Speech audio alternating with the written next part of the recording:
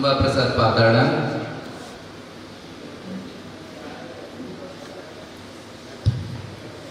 ದೇವಳದ ಅರ್ಚಕರಾದಂತಹ ರಾಘವೇಂದ್ರ ಭಟ್ ತೋಟಂತಿಲ,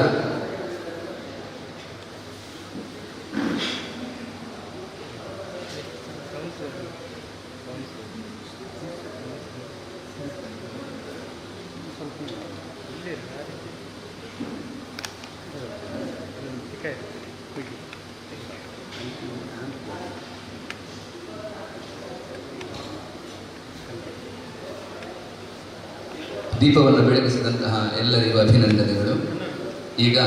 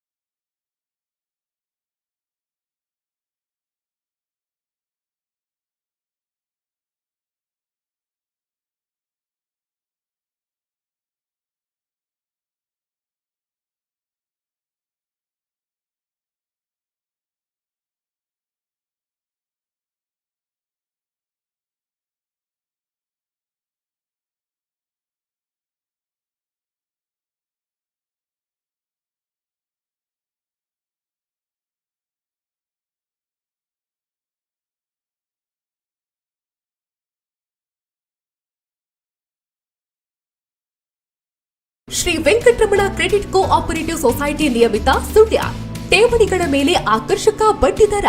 ಹಿರಿಯ ನಾಗರಿಕರಿಗೆ, ನಿವೃತ್ತ ಯೋಧರಿಗೆ, ವಿಕಲಚೇತನರಿಗೆ, ಸಂಘ ಸಂಸ್ಥೆಗಳಿಗೆ 2 ವರ್ಷದ ಮೇಲಿನ ಹೂಡಿಕೆಗಳಿಗೆ 9.75% ಬಡ್ಡಿ ದರ. 2 ವರ್ಷದ ಮೇಲಿನ ಹೂಡಿಕೆಗಳಿಗೆ ಸಾಮಾನ್ಯರಿಗೆ 9.25% ಬಡ್ಡಿ ದರ. ಹಿರಿಯ ನಾಗರಿಕರಿಗೆ, ನಿವೃತ್ತ ಯೋಧರಿಗೆ, ವಿಕಲಚೇತನರಿಗೆ, ಸಂಘ ಸಂಸ್ಥೆಗಳಿಗೆ 1 ವರ್ಷದ ಹೂಡಿಕೆಗಳಿಗೆ 9.5% ಬಡ್ಡಿ ದರ. 1 ವರ್ಷದ ಹೂಡಿಕೆಗಳಿಗೆ ಸಾಮಾನ್ಯರಿಗೆ 9.0% ಬಡ್ಡಿ ದರ. ನಮ್ಮ ಇತರ ಸಾಲ ಸೌಲಭ್ಯ: ವಾಹನ ಸಾಲ, ಚಿನ್ನಾಭರಣ ಅಡವು ಸಾಲ, ಗೃಹ ನಿರ್ಮಾಣ ಸಾಲ, ಜಾಮೀನು ಸಾಲ, ವ್ಯಾಪಾರ ಸಾಲ, ಗೃಹ ನಿರ್ಮಾಣ ಸಾಲ, ಜಮೀನು ಖರೀದಿ ಸಾಲ, ವೇತನ ಸಾಲ, ಮನೆ ದುರಸ್ತಿ, ವಾಣಿಜ್ಯ ಕಟ್ಟಡ ಸಾಲ. ಅವಧಿಗೆ ಸರಿಯಾಗಿ ಪಾವತಿಸಿದರೆ 0.5% ರಿಯಾಯಿತಿ. Shri Venkataramana credit cooperative society ನಿಯಮಿತ ಅಲಂಕಾರು, ಶ್ರೀ ದುರ್ಗಾ ಟವರ್, ಕೆನರಾ ಬ್ಯಾಂಕ್ ಎದುರುಗಡೆ, ಮುಖ್ಯ ರಸ್ತೆ, Alankaru, Kadapa. 9906571156. Shatakshi clinic and clinical laboratory, doctor Kriti Shetty MBBS. 10 ಬೆಡ್ನ ವ್ಯವಸ್ಥೆಯುಳ್ಳ ಸುಸಜ್ಜಿತ ಕ್ಲಿನಿಕ್. ನಮ್ಮಲ್ಲಿ ಎಲ್ಲಾ ರೀತಿಯ ಆರೋಗ್ಯ ತಪಾಸಣೆಯ ಜೊತೆಗೆ ಎಸಿಜಿ ಸೇವೆ ಲಭ್ಯ. ಬೆಳಗ್ಗೆ 8 ಗಂಟೆಯಿಂದ ಮಧ್ಯಾಹ್ನ 1 ಗಂಟೆಯವರೆಗೆ, ಮಧ್ಯಾಹ್ನ 2 ಗಂಟೆಯಿಂದ ರಾತ್ರಿ 12 ಗಂಟೆಯವರೆಗೆ ಹಾಗೂ ಪ್ರತಿ ಆದಿತ್ಯವಾರ ಬೆಳಗ್ಗೆ 8 ಗಂಟೆಯಿಂದ 4 ಗಂಟೆಯವರೆಗೆ ತೆರೆದಿರುತ್ತದೆ. ಆರೋಗ್ಯದ ಕಾಳಜಿಗೆ Shatakshi clinic and clinical laboratory, Mata complex, Alankaru. 7899429912. Crazy colour point shop, Alankaru. ನಮ್ಮಲ್ಲಿ ಏಷ್ಯನ್ ಬ್ರ್ಯಾಂಡ್, ಬಿರ್ಲಾ, ಒಪಾಸ ಬ್ರ್ಯಾಂಡ್ನ ಎಲ್ಲಾ ರೀತಿಯ ಪಾಯಿಂಟ್ಸ್, ವಾಲ್ ಪೇಪರ್ಗಳು ಉತ್ತಮ ಬೆಲೆಯಲ್ಲಿ ದೊರೆಯುತ್ತದೆ. ಮನೆ ಕಟ್ಟಡಗಳಿಗೆ ಬೇಕಾದ ಎಲ್ಲಾ ತರಹದ ಪೈಂಟಿಂಗ್ಸ್ ಗಳನ್ನ ನುರಿತ ಕೆಲಸಗಾರರಿಂದ ಕ್ಲಬ್ನ ಸಮಯದಲ್ಲಿ ಮಾಡಿಕೊಡಲಾಗುವುದು. ಸಂಪರ್ಕಿಸಿ. Crazy colour point shop, Alankaru, Nitin Bajjaru, Matrukrupa complex, Alankaru, Kadapa. Contact 996406191, 876210232. Again, interlocks and whole blocks and earth movers.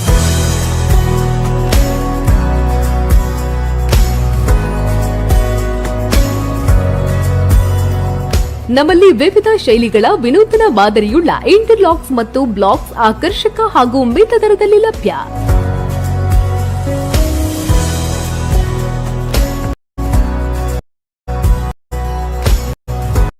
ಮಾಲಕರು Radhakrishna Rai Pararigutthu, Shri Durga towers Alankaru, 9980442256.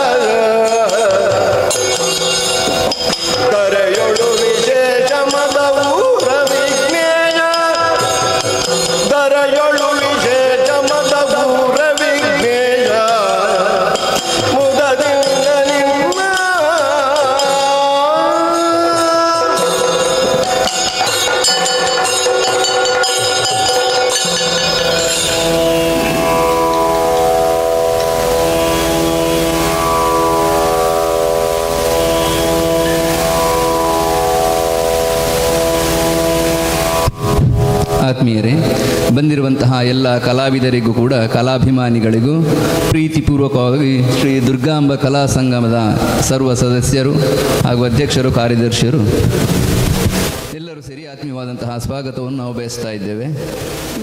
ಇವತ್ತು ಯಕ್ಷಗಾನ ತಾಳಮದ್ದಳೆ ಕೌಶಿಕ ತ್ರಿಶಂಕು ಪ್ರಸಂಗ. ಇದರಲ್ಲಿ ಭಾಗವತರಾಗಿ ಶ್ರೀ ಮಹೇಶ್ ಕನ್ಯಾಡಿ, ಶ್ರೀ ಗೋಪಾಲ ಭಟ್ಟಣೆ ನಮ್ಮ ಸಂಗಮದ ಕಲಾವಿದರು, ಹಾಗೂ ಸುಬ್ರಹ್ಮಣ್ಯರಾವ್ ಮತ್ತು ಕುಸುಮಾಕರ್ ನಮ್ಮ ಸಂಗಮದ ಕಲಾವಿದರು. ಚೆಂಡಮದ್ದಳೆಯಲ್ಲಿ ಪದ್ಮರಾಜ ತಂತ್ರಿ, ಭಾಸ್ಕರ್ ಕೋಳೂರು, ಶಿಖಿನ್ ಶರ್ಮಾ. ಮುಮ್ಮೇಳದಲ್ಲಿ ಪಾತ್ರವರ್ಗದಲ್ಲಿ ಕೌಶಿಕನ ಪಾತ್ರವನ್ನು ಶ್ರೀ ದಿನೇಶ್ ಶೆಟ್ಟಿ ಕಾವಡಕಟ್ಟೆ ಯಕ್ಷಗಾನ ಕಲಾವಿದರು ಪಾವಂಜೆ ಜ್ಞಾನಶ್ರೀ ಸುಬ್ರಹ್ಮಣ್ಯ ಮೇಳದಲ್ಲಿ ಪ್ರಸ್ತುತ ಸೇವೆಯನ್ನು ಮಾಡುತ್ತಾ ಇದ್ದಾರೆ. ವಸಿಷ್ಠನ ಪಾತ್ರವನ್ನು ಗಣರಾಜ ಕುಂಬಳೆಯವರು, ನಮ್ಮವರಾದಂತಹ ಗಣರಾಜ ಕುಂಬಳೆಯವರು ವಸಿಷ್ಠನ ಪಾತ್ರವನ್ನು, ಹಾಗೂ ತ್ರಿಶಂಕುವಿನ ಪಾತ್ರವನ್ನು ಕಟಿಯುಳು ಮೇಳದಲ್ಲಿ ಸೇವೆಯನ್ನು ಮಾಡುತ್ತಿರುವಂತಹ ಗಣೇಶ್ ಶೆಟ್ಟಿ ಕನ್ನಡಿಗಟ್ಟೆ. ವಾಸಿಷ್ಠರು ಅಂಬಾಪ್ರಸಾದ್ ಪಾತಾಳ. ವಿಶ್ವಾಮಿತ್ರನ ಪಾತ್ರದಲ್ಲಿ ಶ್ರೀ ರಾಧಾಕೃಷ್ಣ ಕಲ್ಚಾರ್, ಇವರು ಕೂಡ ಆಟದಲ್ಲೂ ಹಾಗೂ ಕೂಟದಲ್ಲೂ ಪ್ರಸಿದ್ಧಿಯನ್ನು ಪಡೆದವರಾಗಿದ್ದಾರೆ. ಇಲ್ಲಿಗೆ ಅನೇಕ ವರ್ಷಗಳಿಂದ ಬರ್ತಾ ಇದ್ದಾರೆ. ಹಾಗೆ ದೇವೇಂದ್ರನ ಪಾತ್ರವನ್ನು ಗಣರಾಜ್ ಕುಂಬಳೆ, ನಮ್ಮವರೇ ಸಂಗಮದ ಕಲಾವಿದರು ಕೂಡ ಇವರು ದೇವೇಂದ್ರನ ಪಾತ್ರವನ್ನು ನಿರ್ವಹಿಸ್ತಾರೆ. ಹಾಗೆ ಎಲ್ಲರಿಗೂ ಆತ್ಮೀಯವಾದಂತಹ ಸ್ವಾಗತವನ್ನು ಮತ್ತೊಮ್ಮೆ ಬಯಸುತ್ತಾ ಕಾರ್ಯಕ್ರಮವನ್ನು ಪ್ರಾರಂಭಿಸಬೇಕು ಅಂತ ಕೇಳಿಕೊಳ್ಳುತ್ತಾ ಇದ್ದೇವೆ.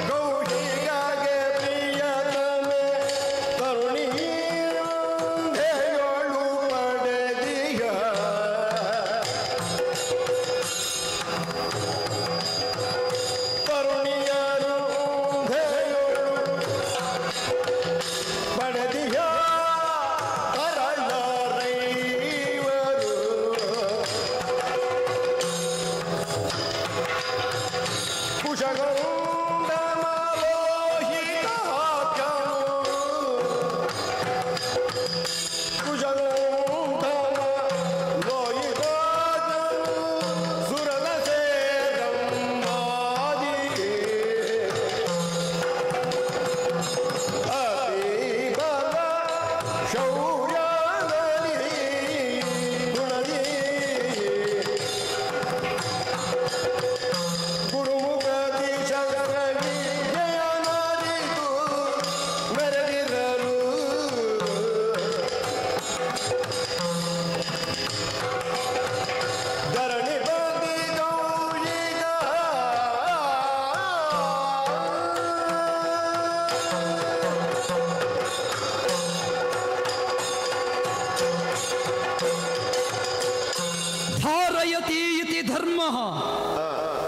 ಯಾವುದು ಧರಿಸಿ ನಿಲ್ಲುತ್ತದೋ ಅದು ಧರ್ಮ.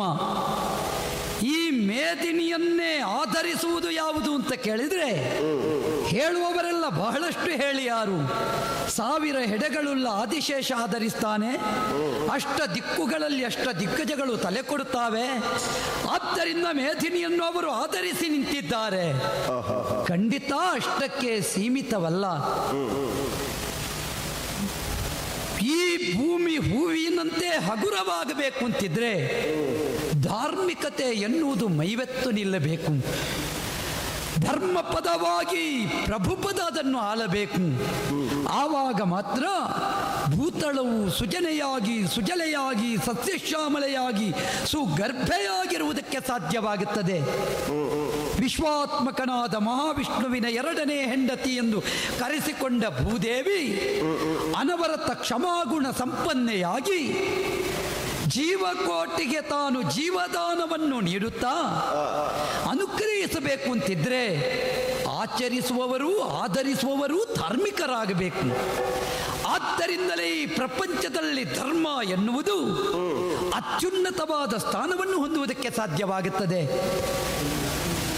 ಕ್ಷಮೆ ಇತ್ಯಾದಿಯಾಗಿ ಧರ್ಮಕ್ಕೆ ಬಹುಮುಖಗಳು 10 ಮುಖಗಳು ಅಂತ ಕೆಲವರೆಲ್ಲ ಕೊಂಡಾಡಿದರು. ಧರ್ಮಸ್ಯ ಮುಖಾನಿ ಭಿನ್ನಾನಿ, ಬೇರೆ ಬೇರೆ ಮುಖಗಳಿವೆ. ಆದ್ದರಿಂದ ಬೇರೆ ಬೇರೆ ಮುಖದಿಂದಲೂ ಧರ್ಮವನ್ನು ಆಚರಿಸಬಹುದು. ಒಂದೊಂದು ವರ್ಗದವರು ಒಂದೊಂದು ವಿಭಾಗದಿಂದ ಧರ್ಮವನ್ನು ರಕ್ಷಿಸುತ್ತಾರೆ. ಧರ್ಮದ ಪ್ರಚಾರಕ್ಕಾಗಿ ಬ್ರಾಹ್ಮಣ್ಯ, ಧರ್ಮದ ರಕ್ಷಣೆಗಾಗಿ ಕ್ಷತ್ರಿಯ, ಧರ್ಮದ ವೃದ್ಧಿಗಾಗಿ ವೈಶ್ಯ, ಧರ್ಮದ ಸೇವೆಗಾಗಿ ಶೂದ್ರ. ಆದ್ದರಿಂದ ಈ 4 ವರ್ಣಗಳಲ್ಲೂ ಮೇಲು ಕೀಳೆಂಬ ಭೇದ ಇಲ್ಲ. ಪಂಚಾಂಗ ಇಲ್ಲದೆ ಗೋಡೆ ನಿಲ್ಲುವುದಿಲ್ಲ, ಗೋಡೆ ಇಲ್ಲದೆ ಮಾಡು ನಿಲ್ಲುವುದಿಲ್ಲ. ಈ ಪ್ರಪಂಚದಲ್ಲಿ ಈ ಚತುರ್ವರ್ಣಗಳು ಒಂದು ಆಲಯ ಇದ್ದ ಹಾಗೆ.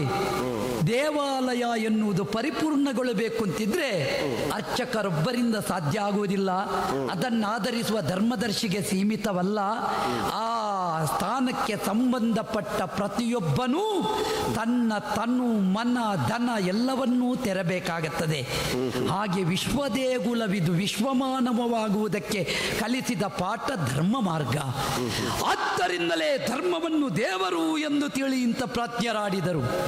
ಸಮಾಜವನ್ನು ಬಂಧುಗಳೆಂದು ತಿಳಿ ಅಂತ ಹೇಳಿದರು. ಆಡುವುದಕ್ಕೆ ಸತ್ಯ, ಆಚರಿಸುವುದಕ್ಕೆ ಧರ್ಮ, ಆರಾಧಿಸುವುದಕ್ಕೆ ದೇವರು. ಇದು ಸನಾತನೀಯ ಪರಂಪರೆಯೊಂದು ಹುಟ್ಟು ಹಾಕಿದಂಥ ನೆಲೆಗಟ್ಟು ನಮಗೆ.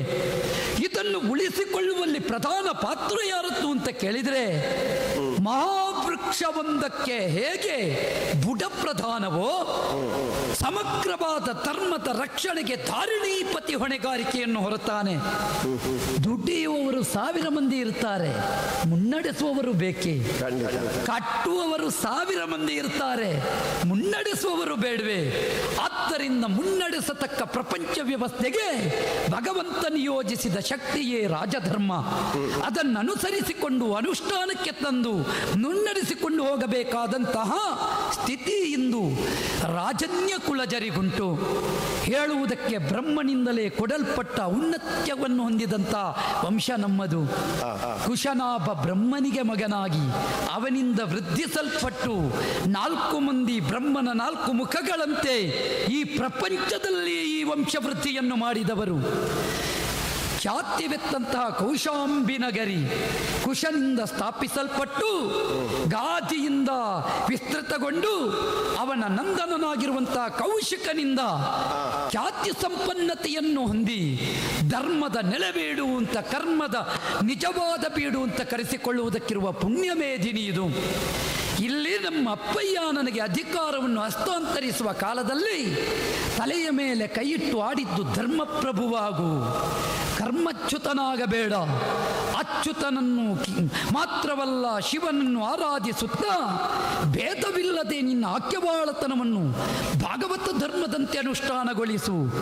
ಹೀಗೆ ಅದಕ್ಕೆ ಶಿರವಟ್ಟಿದವ ನಾನು. ನೆಮ್ಮದಿಯಿಂದ ಆಳ್ವಿಕೆಯನ್ನು ನಡೆಸುತ್ತಾ ಇದ್ದೇನೆ. ರಾಜ, ಕೋಶ, ದುರ್ಗ, ಬಲ, ಅಮಾತ್ಯ, ಗೆಳೆಯ ಹೀಗೆ ಸಪ್ತಾಂಗ ಪರಿವೇಷ್ಟಿತವಾದ ಸಮೃದ್ಧ ಸಾಮ್ರಾಜ್ಯವನ್ನು ಕಟ್ಟಿ ಆಳ್ವಿಕೆಯನ್ನು ನಡೆಸುತ್ತಾ ಇದ್ದೇನೆ.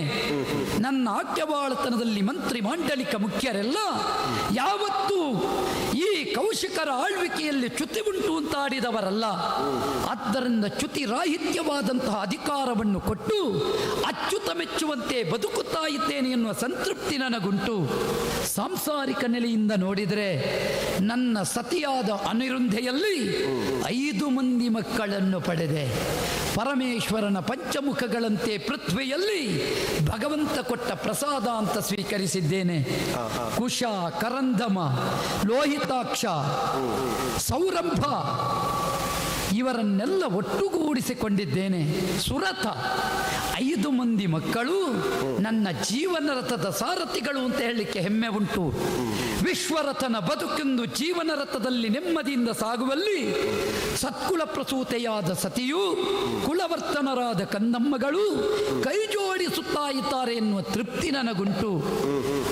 ವಂದಿ ಮಾಗದರ ಉದ್ಘೋಷದೊಂದಿಗೆ ಇವತ್ತು ಓಲಗ ಶಾಲೆಯನ್ನು ಪ್ರವೇಶಿಸಿ ಸಿಂಹಾಸನಾರೂಢನಾದಂತಹ ಸಂದರ್ಭದಲ್ಲಿ ಕಾರ್ಯಕಲಾಕ್ಷೇಪಗಳು ಮುಗಿಯುವ ಹಂತದಲ್ಲಿ ಬಂದು ಹೇಳಿದರಲ್ಲ ವನಪಾಲಕರು, ಕಾಡು ಅತಂತ್ರವಾದಾಗ ಸಂರಕ್ಷಿಸುವುದಕ್ಕೆ ಅರಸರು ಬಾಧ್ಯರು, ನಾಡು ಅತಂತ್ರವಾದಾಗ ಸಂರಕ್ಷಿಸುವುದಕ್ಕೆ ಋಷಿಗಳು ಯೋಗ್ಯರು.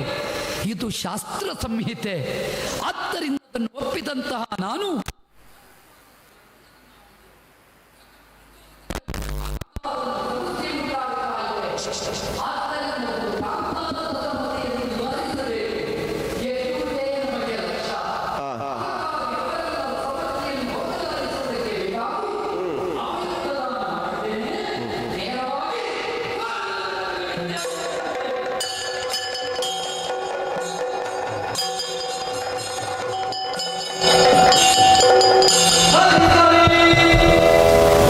ಧರಣಿವದಿ ಬೇಟೆಯ ನಾಡಿಸುವುದೋಷದಿಂದೆರಳ ಮುಂದಗೆ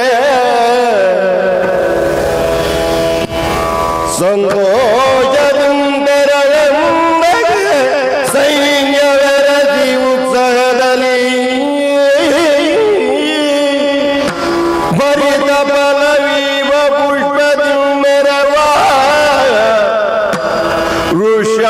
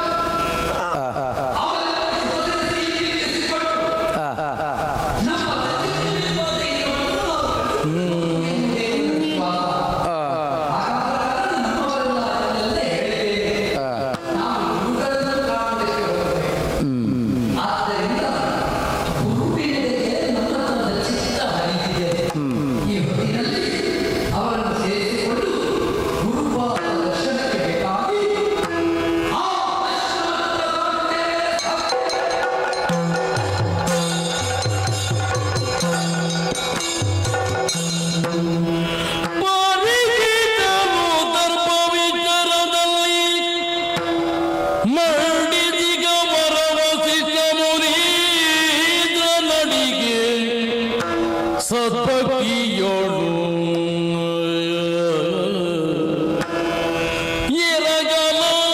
ಎರಗಲಾಸನವಿತ್ತು ನೃಪನ ಕುಳ್ಳಿರಿಸುತ್ತ ಉಪಚರಿಸುತ್ತಿಲ್ದನು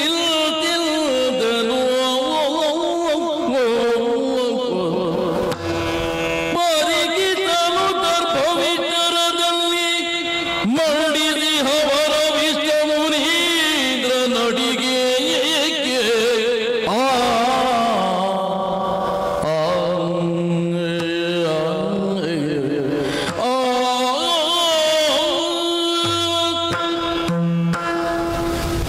ಓಂ ಸ್ವಸ್ತಿ. ಎಲ್ಲರಿಗೂ ಒಳ್ಳೆಯದಾಗಲಿ, ಮಂಗಳವಾಗಲಿ ಅಂತಲೇ ನಮ್ಮ ಸದಾ ಹಾರೈಕೆ. ಸ್ವಸ್ತಿ ಪ್ರಜಾಭ್ಯ ಪರಿಪಾಲಯಂತಾಂ ನ್ಯಾಯೇನ ಮಾರ್ಗೇಣ ಮಹೀಶಾಃ ಗೋ ಬ್ರಾಹ್ಮಣೇಭ್ಯ ಶುಭವಸ್ತು ನಿತ್ಯಂ ಲೋಕಾ ಸಮಸ್ತ ಸುಖಿನೋ ಭವಂತು.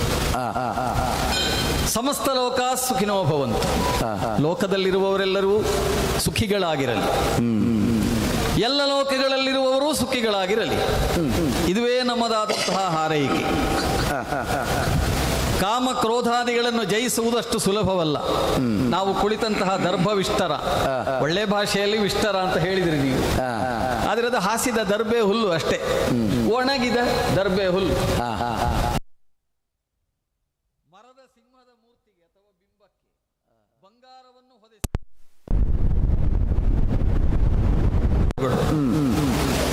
ಒಳಗೆ ಮರ, ಹೊರಗಿನಿಂದ ಬಂಗಾರ. ಇದು ಸಿಂಹವಿಷ್ಟರ. ಆ ಬಂಗಾರವೇ ಅವರನ್ನು ಬಂಗಾರದಂತೆ, ಅಂದರೆ ಶುದ್ಧ ಲೋಹದಂತೆ ಮಾಡಿಸಬೇಕು ಯಥಾರ್ಥವಾಗಿ. ಆದರೆ ಕಾಮಕ್ರೋಧಾದಿಗಳಿಗೆ ಬಲಿಯಾಗದವರು ಇರ್ತಾರೆಯೇ ಪ್ರಪಂಚದಲ್ಲಿ. ಸಹಜವಾಗಿ ಆ ರೀತಿಯಲ್ಲಿ ಕಾಮಕ್ಕೆ ವಶವಾಗಿರುವವರೇ ಹೆಚ್ಚಿನವರು. ಆದರೆ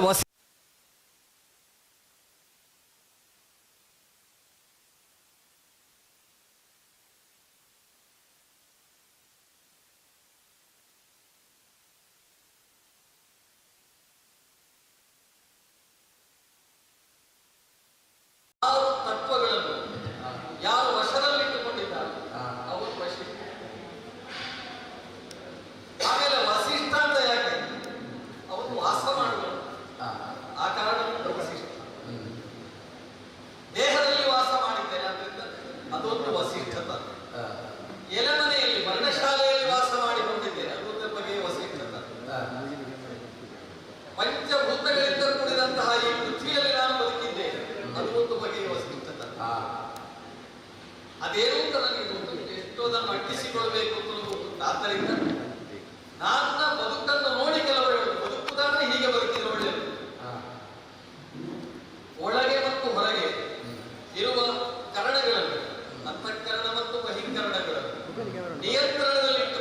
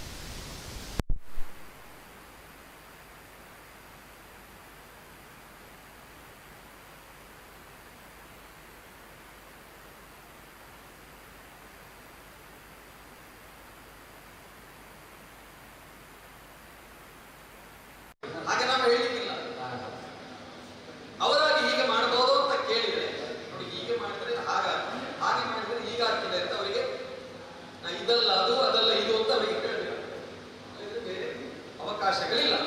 ಆದ್ದರಿಂದ ಈ ರೀತಿಯಲ್ಲಿ ಬದುಕುತ್ತಿರುವಂತಹ ಹೊತ್ತಿನಲ್ಲಿ ಇಂದು ಬೆಳಗ್ಗೆ ಏನೇನೋ ಕೆಲವು ಘಟನೆಗಳನ್ನು ಕಂಡು ಮನಸ್ಸು ಒಂದಿಷ್ಟು ಕಸಿವಿಸಿಗೊಂಡಿತು. ಆಹ್ನಿಕೆಗಳನ್ನೆಲ್ಲ ಮುಗಿಸಿ ಆಶ್ರಮ ತೀರದ ಹೊರಭಾಗದಲ್ಲಿ ನಾನು ಮಂಡಿಸಿದ ಹೊತ್ತಿನಲ್ಲಿ ಎದುರಿದ್ದಂತಹ ಅರಳಿ ಮರದ ಮೇಲೆ ಹದ್ದೊಂದು ಬಂದು ಕೂತದ್ದನ್ನು ನೋಡಿದೆ. ಹದ್ದು ಕುಳಿತದ್ದು ಕುಳಿತ ಗೆಲ್ಲೊಂದು ಮುರಿದು ಕೆಳಗೆ ಬಿತ್ತು. ಹದ್ದು ಮೇಲಕ್ಕೆ ಹಾರಿ ಹೋಯಿತು. ಗೆಲ್ಲಿಗೂ ಹದ್ದಿಲ್ಲ, ಹದ್ದಿಗೂ ಬಹುಶಃ ಹದ್ದಿಲ್ಲ. ಹದ್ದು ಅಂದರೆ ನಿಯಂತ್ರಣ ಇಲ್ಲ. ಆದ್ರೆ ರೆಕ್ಕೆಯನ್ನು ನಂಬಿದ ಹದ್ದು ಅದರಷ್ಟಕ್ಕೆ ಹಾರಿ ಹೋಯಿತು. ಏನಿದು? ಏನೋ ಇರಬೇಕು. ಹದ್ದು ಅಂದ್ರೆ ಏನು? ಹದ್ದು ಮಾಂಸ ಭಕ್ಷಣದ ಒಂದು ಹಕ್ಕಿ. ರಕ್ತ ಮಾಂಸಗಳನ್ನು ಕೂಡಿದಂತಹ ದೇಹವನ್ನು ತಿನ್ನುವ ಆಸೆಯನ್ನು ಹೊಂದಿದಂತಹ ಒಂದು ಹಕ್ಕಿ. ಆ ಹಕ್ಕಿಯೊಂದು ನಮ್ಮ ಆಶ್ರಮದ ಮುಂದೆ ತಿನ್ನುವುದಕ್ಕೇನಾದರೂ ಸಿಗ್ತದೋ ಅಂತ ಹುಡುಕ್ತದೆ ಅಂತ ಆದ್ರೆ ನಮ್ಮ ಆಶ್ರಮ ಅಂಥದ್ದನ್ನು ಒದಗಿಸುವಂಥದ್ದಲ್ಲವಲ್ಲ. ಹಾಗಾದರೆ ನಮ್ಮ ಆಶ್ರಮದ ಮುಂದೆಯೇ ಯಾಕೆ ಬಂದು ಕುಳಿತಿತ್ತು? ಅದು ಕುಳಿತಾಗಲೇ ಒಂದು ಗೆಲ್ಲು ಮುರಿದು ಒಂದು ಗೆಲ್ಲನ್ನು ಕೆಳಗೆ ಹಾಕಿ ಏನನ್ನೋ ಹೇಳಿದಾಗ ಆಯ್ತಲ್ಲ. ನಮ್ಮಲ್ಲಿ ಕಡ್ಡಿ ಮುರಿದು ಹೇಳುವುದು, ಹುಲ್ಲು ಮುರಿದು ಹೇಳುವುದು, ಖಂಡ ತುಂಡವಾಗಿ ಹೇಳುವುದು ಅಂತ ಒಂದು ಪ್ರಯೋಗ ಉಂಟು. ಇದು ಹೀಗೆ ಅಂತ ಅರ್ಥ ಮಾಡಿಕೊಳ್ಳೋರು ಅರ್ಥ ಮಾಡಿಕೊಳ್ಬೇಕು. ಏನೋ ನಡೀಲಿಕ್ಕಿದ ಮುಂದೆ ಅಂತ ಗೊತ್ತಾಯ್ತು. ಭವಿತವ್ಯಂ ಭವತ್ಯೇವ, ಒಪ್ಪದು ತಪ್ಪದು. ಹಾಗಾಗಿ ಅದಕ್ಕಾಗಿ ನಾವು ಚಿಂತಿಸಿ ಪ್ರಯೋಜನವೇನೂ ಇಲ್ಲ. ಕಾಲದ ಗತಿಯೇ ಹಾಗೆ. ನಾವು ಹರಿಯುವ ನದಿಯಲ್ಲಿದ್ದ ಬಂಡೆ ಹಾಗಾಗಬೇಕು. ಬಂಡೆ ಹಾಗಾದ್ರೆ ಬಂಡೆ ಕೊಚ್ಚಿಕೊಂಡು ಹೋಗುವುದಿಲ್ಲ. ಹರಿಯುವ ನದಿಯ ನೀರಿನಲ್ಲಿ ಕೊಚ್ಚಿಕೊಂಡು ಹೋಗುವುದು ಯಾವುದು? ಲಘುವಾದ ಕಸಗಳು ಮಾತ್ರ. ನಾವು ಬಂಡೆ ಆಯಿತು ಅಂತಾದ್ರೆ ನಮಗೆ ಹರಿಯುವ ನೀರು ಎಷ್ಟು ಬಂದ್ರೆ ಹೆಬ್ಬಂಡೆ ಹಾಗೆ ನಿಶ್ಚಲವಾಗಿ ನಿರ್ಮಮಕಾರದಿಂದ ನಿರ್ಮೋಹದಿಂದ ನೋಡಿ. ತೃಣದ ಮೇಲೆ ನಾನು ಕುಳಿತಿದ್ದೆ. ತೃಣವನ್ನು ತಲೆ ಮೇಲೆ ಹೊತ್ತದ್ದಲ್ಲ. ತೃಣವನ್ನು ತಲೆ ಮೇಲೆ ಹೊತ್ತರೆ ತೃಣ ಹಾರ್ತದೆ. ತೃಣದ ಮೇಲೆ ನಾವು ಕೂತ್ರೆ ನೋಡಿ ಅದು ನಮ್ಮ ಆಸನವು ಆಗ್ತದೆ, ನಮ್ಮ ನಿಯಂತ್ರಣದಲ್ಲಿ ಇರ್ತದೆ. ಹೀಗಂತ ಯೋಚನೆ ಮಾಡುತ್ತಿದ್ದಾಗ ಒಟ್ಟುಗಳು ಬಂದು ಹೇಳಿದ್ರು, ನಮ್ಮ ಆಶ್ರಮದ ಹೊರಭಾಗದಲ್ಲಿ ಏನೋ ಗುಲ್ಲು ಅಂತ, ಏನೋ ಸೊಲ್ಲು ಅಂತ. ಮನುಷ್ಯರು ಅನೇಕರು ಬಂದು ಏನೋ ಬೇಟೆಯ ಆಟವನ್ನು ಆಡ್ತಾ ಇದ್ದಾರೆ. ಇರಲಿ, ಅದಕ್ಕೇನು ಈಗ? ಹಾಗಂತ ನಮ್ಮ ಒಟ್ಟುಗಳು ಅಲ್ಲಿಗೆ ಸುಮ್ಮನೆ ಕುಳಿತುಕೊಳ್ಳುವವರಲ್ಲ. ಬಂದವರು ಯಾರು ಎಂಬಿತ್ಯಾದಿ ವಿಚಾರಗಳನ್ನೆಲ್ಲ ವಿಚಾರಿಸಿಕೊಂಡು ಇಲ್ಲಿ ವಸಿಷ್ಠಾಶ್ರಮ ಇದೆ ಎನ್ನುವುದರ ಕುರಿತಾಗಿ ಅವರಿಗೆ ವಿಚಾರಗಳನ್ನು ತಿಳಿಯ ಹೇಳಿ ಅವರನ್ನು ಆಶ್ರಮಕ್ಕೆ ಆಹ್ವಾನಿಸಿದ್ದಾರೆ. ನೋಡಿ, ಇದು ನಮ್ಮ ಸಂಸ್ಕಾರ. ನಮ್ಮ ಮನೆಯ ಪರಿಸರದಲ್ಲಿ, ನಮ್ಮ ಆಶ್ರಮದ ಪರಿಸರದಲ್ಲಿ ಯಾರೇ ಹೋಗ್ತಾ ಬರ್ತಾ ಇದ್ರು ಕೂಡ ಹೊತ್ತು ಗೊತ್ತು ನೋಡಿ ಅವರ ಪರಿಚಯ ಮಾಡಿ ಅವರನ್ನು ನಮ್ಮಲ್ಲಿಗೆ ಆಹ್ವಾನಿಸಿ ಅವರಿಗೆ ಉಪಚಾರವನ್ನು ಕೊಟ್ಟು ಮುಂದಿನವರ ಯಾನಕ್ಕೆ ಬೇಕಾದ ಅನುಕೂಲವನ್ನು ಮಾಡಿಕೊಡಬೇಕಾದದ್ದು ಸಂಸ್ಕಾರ. ಅದು ಗೃಹಸ್ಥ ಧರ್ಮ. ನೋಡಿ, ನಮ್ಮ ಒಟ್ಟುಗಳು ನಮ್ಮಿಂದ ಅಷ್ಟನ್ನು ಕಲ್ತಿದ್ದಾರೆ. ಹಾಗಾಗಿ ಹೋಗಿದ್ದಾರೆ. ಇನ್ಯಾರನ್ನು ಕರ್ಕೊಂಡು ಬರ್ತಾರೆ ಎನ್ನುವ ನಿರೀಕ್ಷೆಯಲ್ಲಿ ಇರ್ತೇನೆ.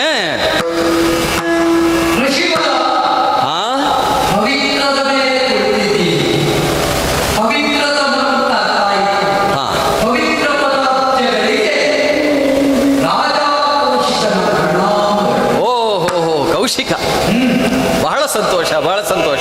ಹೀಗೆ ಬರಬೇಕು, ಹೀಗೆ ಬರಬೇಕು.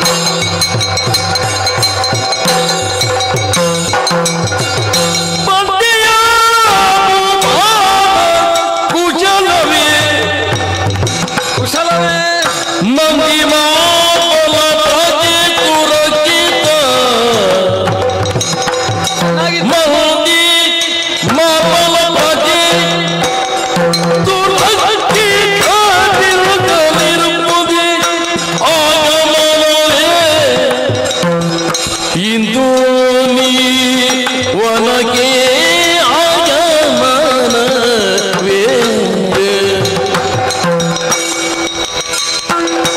ಬಂದೆಯ ಭೂಪಾಲ ಕುಶಲವೇ ಮಂದಿ ಮಾಪಲ ಪ್ರಜೆ ದುರಕ್ಷಿತ ಚಿಂತನೆಗೆ ಆಗಮನವೇ ಒನಗೆ ಬಂದೆಯ ಭೂಪಾಲ ಕುಶಲವೇ ಮಂದಿ ಮಾಪಲ ಪ್ರಜೆ ದುರಕ್ಷಿತ ಚಿಂತನೆಗೆ ಆಗಮನವೇ ಬಂದೆಯ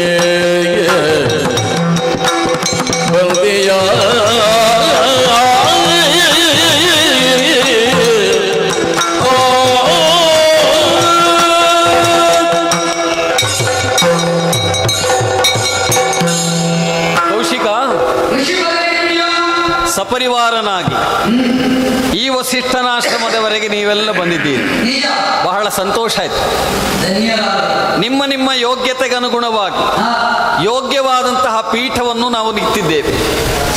ಅಷ್ಟು ಮಾತ್ರ ಅಲ್ಲ, ಆಶ್ರಮದ ವ್ಯವಸ್ಥೆಗೆ ಅನುಗುಣವಾಗಿ, ಇಲ್ಲಿ ಉಪಲಬ್ಧವಾದ ದ್ರವ್ಯಗಳಿಗೆ ಅನುಗುಣವಾಗಿ ತಮಗೆ ಬೇಕಾದಂತಹ ಉಪಚಾರಗಳನ್ನೆಲ್ಲ ನೀಡಿದ್ದೇವೆ.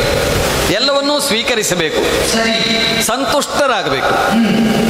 ಉಪರಿ ಅದರ ಆಮೇಲೆ ಕುಶಲ ಸಂಭಾಷಣೆ.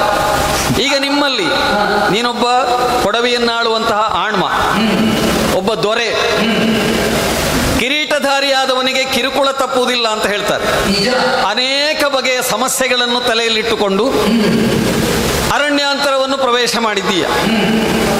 ಸಾಮಾನ್ಯವಾಗಿ ಜನಗಳನ್ನು ಆಳುವುದು ಅಂತಂದ್ರೆ ಸುಲಭ ಸಾಧ್ಯವಾದ ಕಾರ್ಯ ಅಂತ ಯಾರೂ ಒಪ್ಪುವುದಕ್ಕೆ ಸಾಧ್ಯ ಇಲ್ಲ. ಯಾಕೆಂದ್ರೆ ಎಷ್ಟು ಮನುಷ್ಯರಿದ್ದಾರೋ ಅವರಿಗಿಂತ ಹೆಚ್ಚು ಬೇಡಿಕೆಗಳಿರ್ತವೆ, ಅವರಿಗಿಂತ ಹೆಚ್ಚು ಸಮಸ್ಯೆಗಳಿರ್ತವೆ. ವರ್ಣ ಮತ್ತು ಆಶ್ರಮ ಧರ್ಮ ಅಂತ ಉಂಟು. 4 ವರ್ಣಗಳಲ್ಲಿರುವವರು ತಮ್ಮ ತಮ್ಮದಾದಂತಹ ವರ್ಣೋಚಿತವಾದಂತಹ ಕರ್ಮಗಳಲ್ಲಿ ನಿರತರಾದರೆ ಯಾರಿಗೂ ಸಮಸ್ಯೆ ಇಲ್ಲ. ಬ್ರಾಹ್ಮಣರಾದವರು ಷಟ್ಕರ್ಮ ನಿರತರಾಗಿ ಅಧ್ಯಯನ, ಅಧ್ಯಾಪನ, ಯಜನ, ಯಾಜನ, ದಾನ, ಪ್ರತಿಗ್ರಹಗಳನ್ನು ಸರಿಯಾದ ರೀತಿಯಲ್ಲಿ ನಿರ್ವಹಿಸುತ್ತಾ ಇದ್ದರೆ ಏನೂ ಸಮಸ್ಯೆ ಇಲ್ಲ.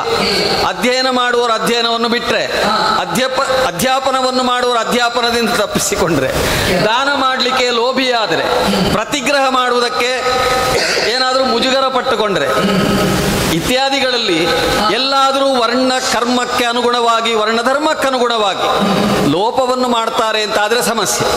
ಆಗ ಕರೆದು ವಿಚಾರಿಸಬೇಕಾಗ್ತದೆ. ಅದಕ್ಕೆ ನಿವೃತ್ತಿ ಅಂತ ಇಲ್ಲ. ಅವ ಬ್ರಾಹ್ಮಣ ಹೌದಾ, ಅವನಿಗೆ ಋಷಿಋಣ ಅಂತ ಉಂಟು. ಅವನು ಸಂಪಾದಿಸಿದ ವಿದ್ಯೆಯನ್ನು ಹಂಚಲೇಬೇಕು. ಮಾಡದಿದ್ರೆ ಕೇಳಬೇಕು ನೀವು. ಆಮೇಲೆ ಕ್ಷತ್ರಿಯರಾದವರಿಗೆ ಏನೋ ಗುಣ, ಕ್ಷತಾತ ತ್ರಾಯತೆ ಇತಿ ಕ್ಷತ್ರಿಯ. ಇನ್ನೊಬ್ಬನ ಮೈಗಾಗುವ ನೋವಿಗೆ ಅವನು ವಿಮೋಚನೆಯನ್ನು ಕೊಡಬೇಕು. ತನ್ನ ಮೈಯನ್ನಾದರೂ ಒಡ್ಡಿ, ತನ್ನ ಮೈಯನ್ನೆತ್ತರನ್ನಾದರೂ ಹರಿಸಿ, ತನ್ನ ಎದೆಗುಂಡಿಗೆಯಲ್ಲಿ ಕೊನೆಯ ಗುಟುಕು ಜೀವ ಆಡುತ್ತಿರುವಲ್ಲಿವರೆಗೆ ಹೋರಾಟ ಮಾಡಬೇಕು. ಅಂಥವನು ನಿಜವಾದ ಕ್ಷತ್ರಿಯ. ಕ್ಷತ್ರಿಯರು ಅದನ್ನು ಮಾಡ್ತಾ ಇದ್ದಾರೆ. ವೈಶ್ಯರಾದವರು ಸುಳ್ಳು ಹೇಳಬಹುದಾದರೆ ಅವರಿಗೆ ಮಾತ್ರ ಅವಕಾಶ ಅಂತೆ. ವ್ಯಾಪಾರ ಮಾಡುವುದರಲ್ಲಿ ಸುಳ್ಳು ಹೇಳಿದರೆ ತುಂಬ ಸುಳ್ಳು ಹೇಳಬಾರ್ದು, ಹೇಳಿದರೂ ಅಡ್ಡಿ ಇಲ್ಲ ಅಂತ. ಯಾಕೆಂದ್ರೆ ವ್ಯಾಪಾರಂ ದ್ರೋಹ ಚಿಂತನ ಮತ್ತು 4 ಜನರ ನಾಲಿಗೆಯಲ್ಲಿ ನಲಿದಾಡುವ ಮಾತು. ಆಗಲಿ, ತುಂಬ ದ್ರೋಹ ಮಾಡಬಾರ್ದು.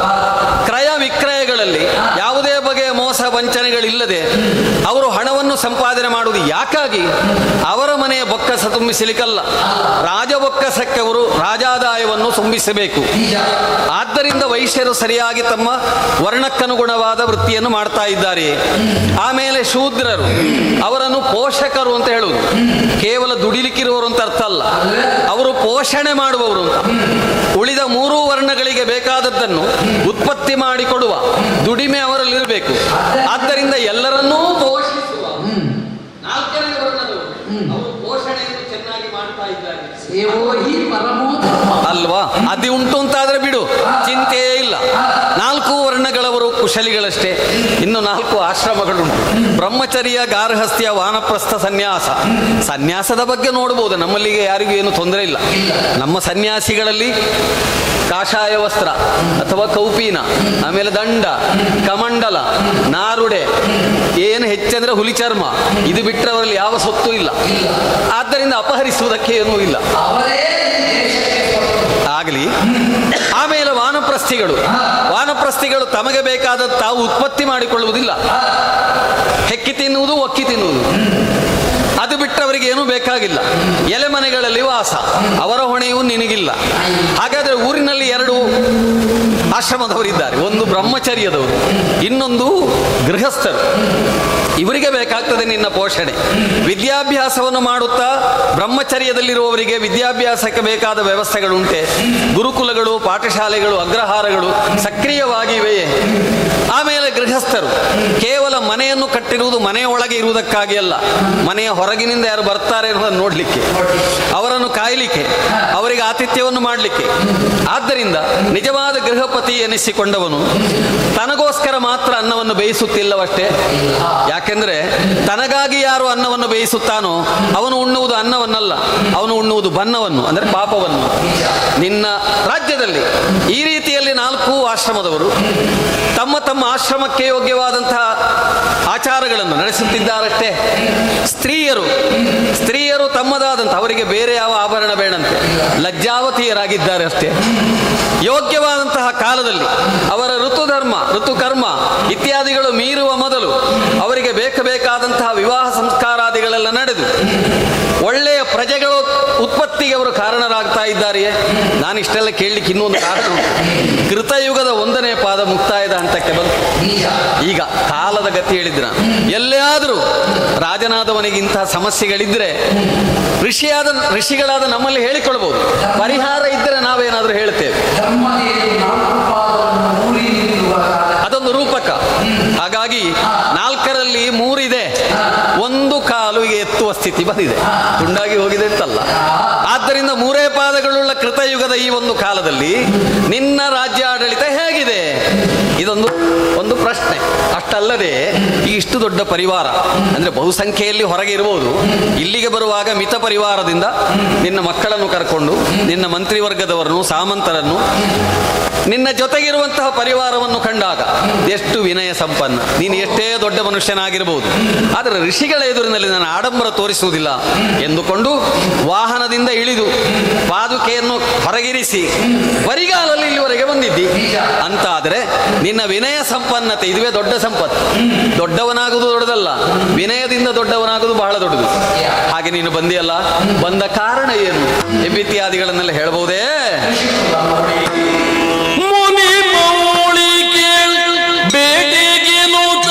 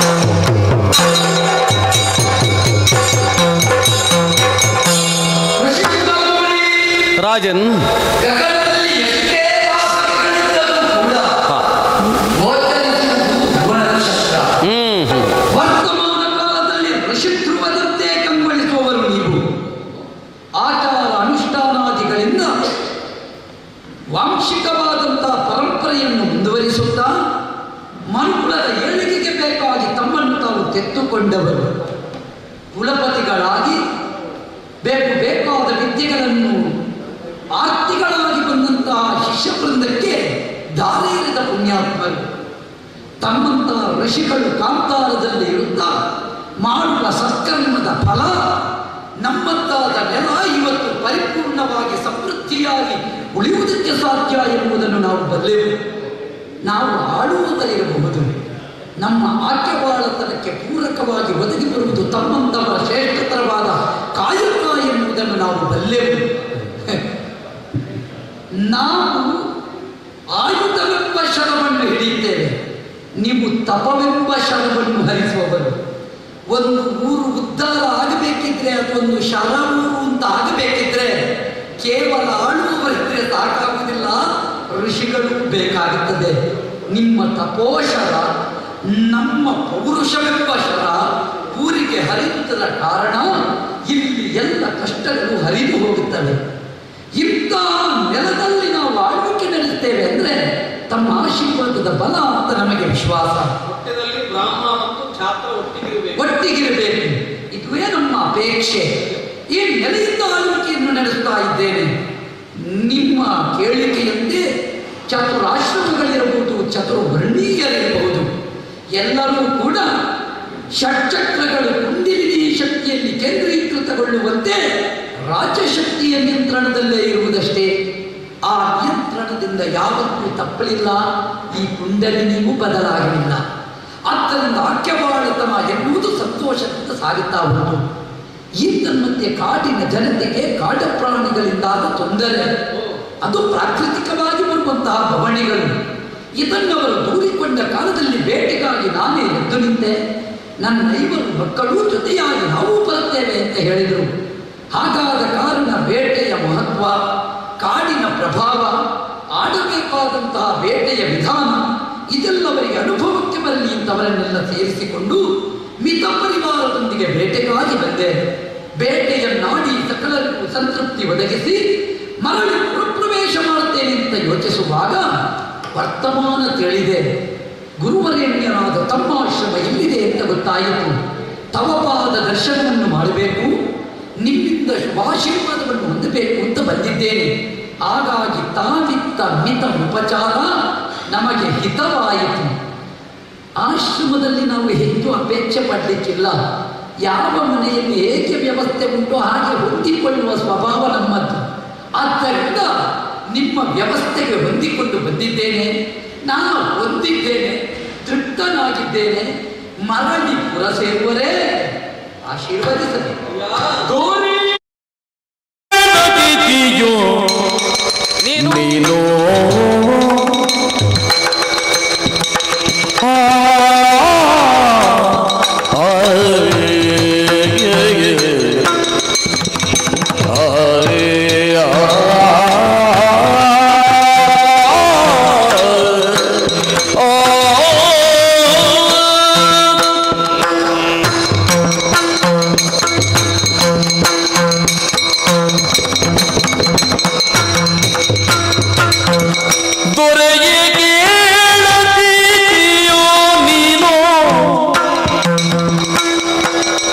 ನಡಿತರಲು ಸಂತಸಗೊಂಡೆ ನಾನು, ನಡಿತರಲು ಸಂತಸಗೊಂಡೆ ನಾನು. ಸರಿಯೇನು ಮಧ್ಯಾಹ್ನ ಭೋಜನ ಗೀಯದೆ, ಸರಿಯೇನು ಮಧ್ಯಾಹ್ನ ಭೋಜನ ಗೀಯದೆ, ತಿರಳುತ್ತಿಹೇ ನಿಲ್ಕೆಂಬ ವಚನವು ಅರಿತು ನೋಡಿ ನಿನ್ನ ಮನದುಳು. ಸರಿಯೇನು ಮಧ್ಯಾಹ್ನ ಭೋಜನಗೆ ಎದೆಯುಳು ಗೆಜೆಂಬ ವಚನವು ದೊರೆಯ ಕೇಳತೀತಿಯು ನೀನು, ನಡಿದರಲು ಸಂತಸಗೊಂಡೆ ನಾನು. ತೋರೆಯೇ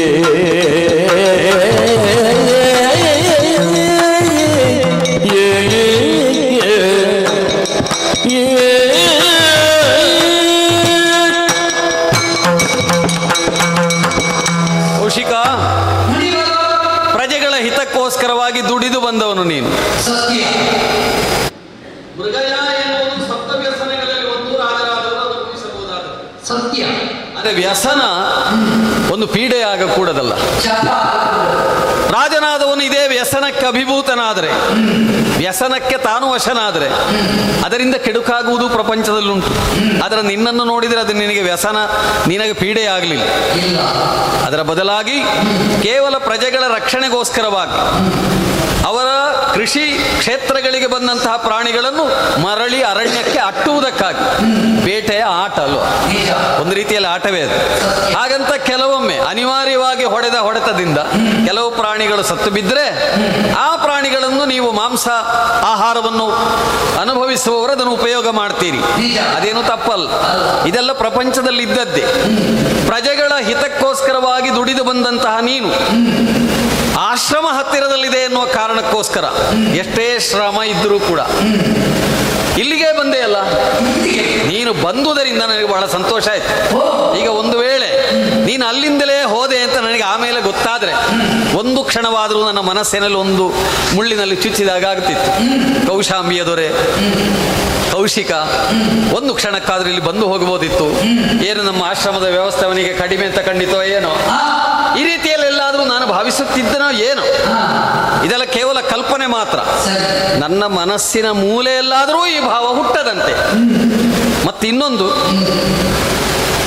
ಎಷ್ಟೇ ಬಂಗಾರದ ಕಿರೀಟ, ವಜ್ರ ಖಚಿತ ಕಿರೀಟವನ್ನು ತೊಟ್ಟಿದ್ದರು, ದಿವ್ಯವಾದಂತಹ ವಸನಗಳನ್ನು ಹುಟ್ಟಿದ್ದರು,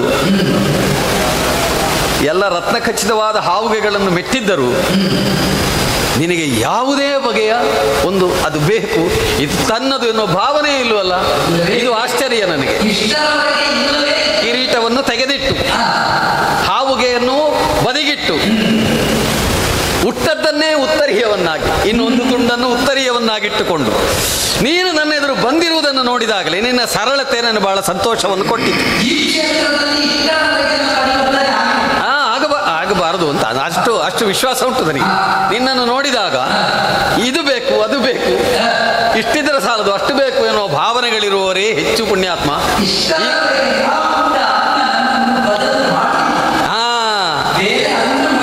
ಅಲ್ಲ, ಅನ್ನದ ಗುಣ ಅದು.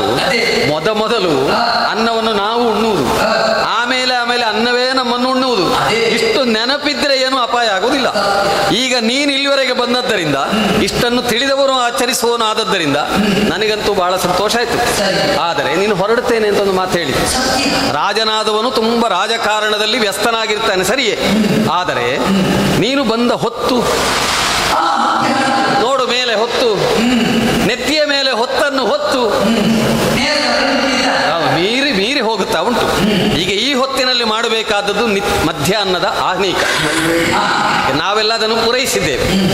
ಈಗ ನೀನು ಆಹ್ನೀಕದ ಅನಂತರದಲ್ಲಿ ಮಾಡಬೇಕಾದ ಒಂದು ಭೋಜನ. ಇಲ್ಲಿವರೆಗೆ ಬಂದ ಮೇಲೆ ಒಂದು ಊಟ ಮಾಡಿ ಹೋಗುದು ಸರಿಯಲ್ಲ ಅಂತ ನನ್ನ ಭಾವನೆ. ಅಲ್ಲ, ನಿನಗೇನು ಅನ್ನಿಸ್ತದೆ ಅಂತ. ಇಲ್ಲಿವರೆಗೆ ಬಂದು ನಮ್ಮಲ್ಲಿ ಒಂದು ಊಟ ಮಾಡದೆ ನೀನು ಹೋದೆ ಅಂತಾದರೆ, ನಮ್ಮಲ್ಲಿ ಒಂದು ಮಾತು ಹೇಳ್ತಾರೆ, ಯಾರಾದರೂ ಮಧ್ಯಾಹ್ನದ ಯಾವುದೇ ಹೊತ್ತಿನಲ್ಲಿ ನಮ್ಮ ಮನೆಗೆ ಬಂದು ಊಟ ಮಾಡದೆ ಅವ ಹಾಗೆ ಹೋಗ್ತಾನೆ ಅಂದ್ರೆ ನಮ್ಮ ಪುಣ್ಯದ ಗಂಟನ್ನು ಕಟ್ಟಿಕೊಂಡು ಹೋಗ್ತಾನೆ ಅಂತ. ನಾವು ಒಳ್ಳೆ ಕೆಲಸ ಹಾಗೆ ಅಲ್ಲ, ತಪ್ಪಲ್ಲ. ಆದರೆ ನನ್ನ ಪುಣ್ಯ ಇಲ್ಲಿ ಯಾವ ಕಾರಣಕ್ಕೂ ಕೂಡಲುತ್ತಿದ್ರೆ ನಿಮ್ಮಲ್ಲಿ ಭೋಜನ ಮಾಡಬೇಕು. ಆದರೆ ನಾವು ಒಬ್ಬನೇ ಬರ್ತಿದ್ರೆ ಸಮಸ್ಯೆ ಇರಲಿಲ್ಲ. ಇವುದೆನ್ನು ಸಂಗಡ ಅಮಿತ ಪರಿವಾರ. ಈ ಪರಿವಾರ ಎಲ್ಲ ನನ್ನ ಜೊತೆಯಲ್ಲಿ ಉಂಟು. ಎಷ್ಟು ಮುಂದೆ ಇರುತ್ತಾ ನಿಮ್ಮಲ್ಲಿ ನಾನಂತೂ ಉಂಡೆ ಅಂತಾದರೆ ಅದು ಎಷ್ಟು ಸರಿಯಾಗುತ್ತದೆ. ಹಾಗಾದ ಕಾರಣ ಹೇಳ್ತಾ ಇದ್ದೇನೆ, ನಿಮ್ಮ ವ್ಯವಸ್ಥೆಯನ್ನು, ನಿಮ್ಮ ವ್ಯಾಪ್ತಿ ಎಷ್ಟು, ಇದನ್ನೆಲ್ಲ ನಾವು ಬಲ್ಲವನಿ. ನೀವು ಕೇಳಿದ್ದರಲ್ಲೇ ಮುಂಡ ಅನುಭವವಾಯಿತು ನನಗೆ. ಮನವೇವ ಮನುಷ್ಯನ ಕಾರಣ ಬಂದಮೋಕ್ಷೆ. ಆದ್ದರಿಂದ ಮನವೇ ನನಗೆ ಅಂಥ ಸಂತೃಪ್ತಿಯನ್ನು ಒದಗಿಸಿತು. ನೀನು ನಿನ್ನನ್ನು ಮಹಾರಾಜ ಅಂತ ನೆನಪಿಸಿಕೊಂಡು ಹಾಗೆ ಹೇಳ್ತಾ, ನನ್ನನ್ನು ಮಹರ್ಷೇ ಅಂತ ನೀನು ಕೊಂಡಾಡಿದ. ಸತ್ಯ. ಈಗ ನಮ್ಮ ಆಶ್ರಮಗಳಲ್ಲಿ ಸಾಮಾನ್ಯವಾಗಿ 1 ವರ್ಷಕ್ಕೆ ಬೇಕಾದಷ್ಟನ್ನು ನಮ್ಮಲ್ಲಿ ಸಂಗ್ರಹ ಮಾಡಿ ನಾವು ಇಟ್ಟುಕೊಳ್ತೇವೆ. 1 ವರ್ಷಕ್ಕೆ, ಅದಕ್ಕಿಂತ ಹೆಚ್ಚು ಸಂಗ್ರಹ ಇಲ್ಲ. ಅಸಂಗ್ರಹ ವೃತ್ತಿ ಒಳ್ಳೆ. ಮತ್ತೆ ಯಾಕೆ ಸಂಗ್ರಹ? ನನಗೆ ತಿನ್ಲಿಕ್ಕಲ್ಲ, ಅದು ಶಿಷ್ಯವೃಂದ ಇಲ್ಲಿಗೆ ಬಂದವರಿಗೆಲ್ಲ ಕೊಡ್ಲಿಕ್ಕೆ ಇರುವುದು. ನೀನು ಇಲ್ಲಿಗೆ ಬಂದವನು, ನನಗೆ ದೊಡ್ಡ ಪರಿವಾರ ಉಂಟು ಅಲ್ಲ, ನಿನ್ನ ಪರಿವಾರ ದೊಡ್ಡದಲ್ಲ ಅಂತ ನಾನು ಹೇಳಿದ್ದೇನೆ? ನೀನು ದೊಡ್ಡವನಲ್ಲ ಅಂತ ನಾನು ಹೇಳಿದ್ದೇನೆ?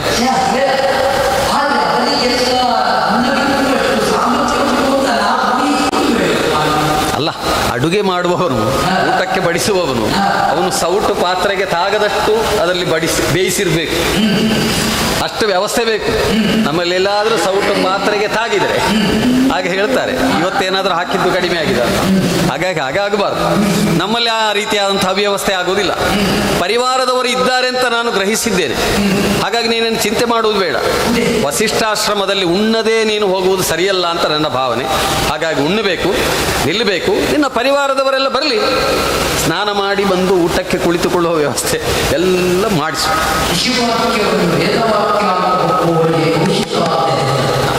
ಈ ಕಾಲಕ್ಕೆ ನಿಮ್ಮ ಮಾತನ್ನು ಉದ್ದೇಶಿಸುತ್ತಿದ್ದ ನೀವೇ ಆಜ್ಞಾಪಿಸುತ್ತೀರಿ ಅಂತಾದರೆ ಹತ್ತಿರದಲ್ಲಿ ಹರಿಯುತ್ತಾ ಇರುವಂತಹ ನದಿಯನ್ನು ಇಂದು ನಮ್ಮವರೆಲ್ಲ ನಿಮ್ಮ ಸಮ್ಮುಖಕ್ಕೆ ಹೋಗಿ ಬರುತ್ತೇವೆ.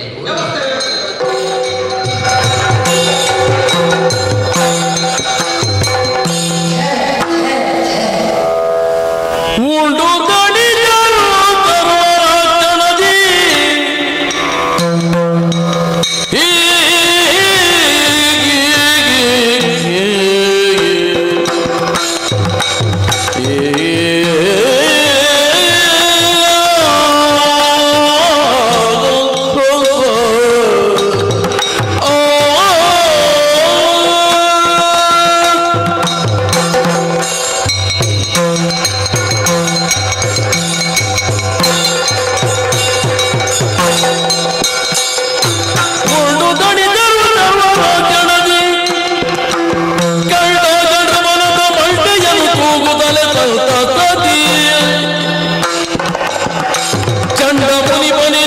ಮಹಿಮೆಯು ಕಂಡ ಪರದುವ ಬೋವುದಿರ್ಬೋದು.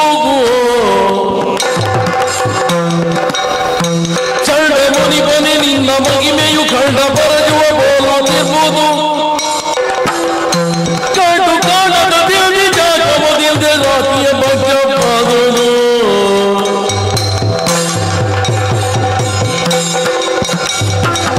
ಉಳ್ಳು ದರಿದರು ತರುವರ ಕಣದಿ ಮಲ್ಡಿಯನು ತೂಗುತ್ತಲೇ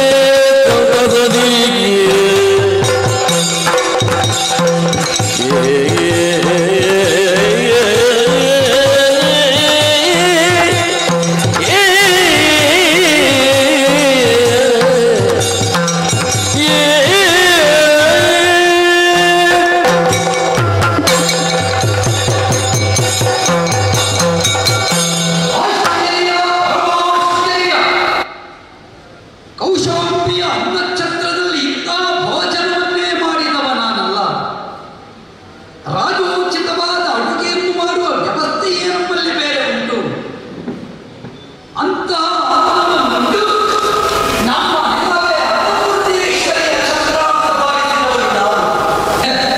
ನನಗೆ ಈಗ ನೋಡಿದ್ರೆ ನಮ್ಮದು ಬಲೆ ಛತ್ರ.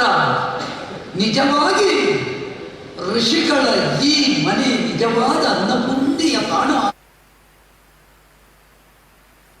ಅನ್ನಬ್ರಹ್ಮನ ಸಾಕ್ಷಾತ್ಕಾರವಾದ ಅನುಭವ ನನಗಾಗುತ್ತಾ ಇದೆ. ಏನು ವಿಚಿತ್ರವಿದು! ಈ ಭೋಜನದ ವ್ಯವಸ್ಥೆ ಇಲ್ಲಿ ಹೇಗಾಯಿತು? ಒಂದೂ ನನ್ನ ಚಿತ್ತಕ್ಕೆ ಹೊಳೆಯುತ್ತಾ ಇಲ್ಲ.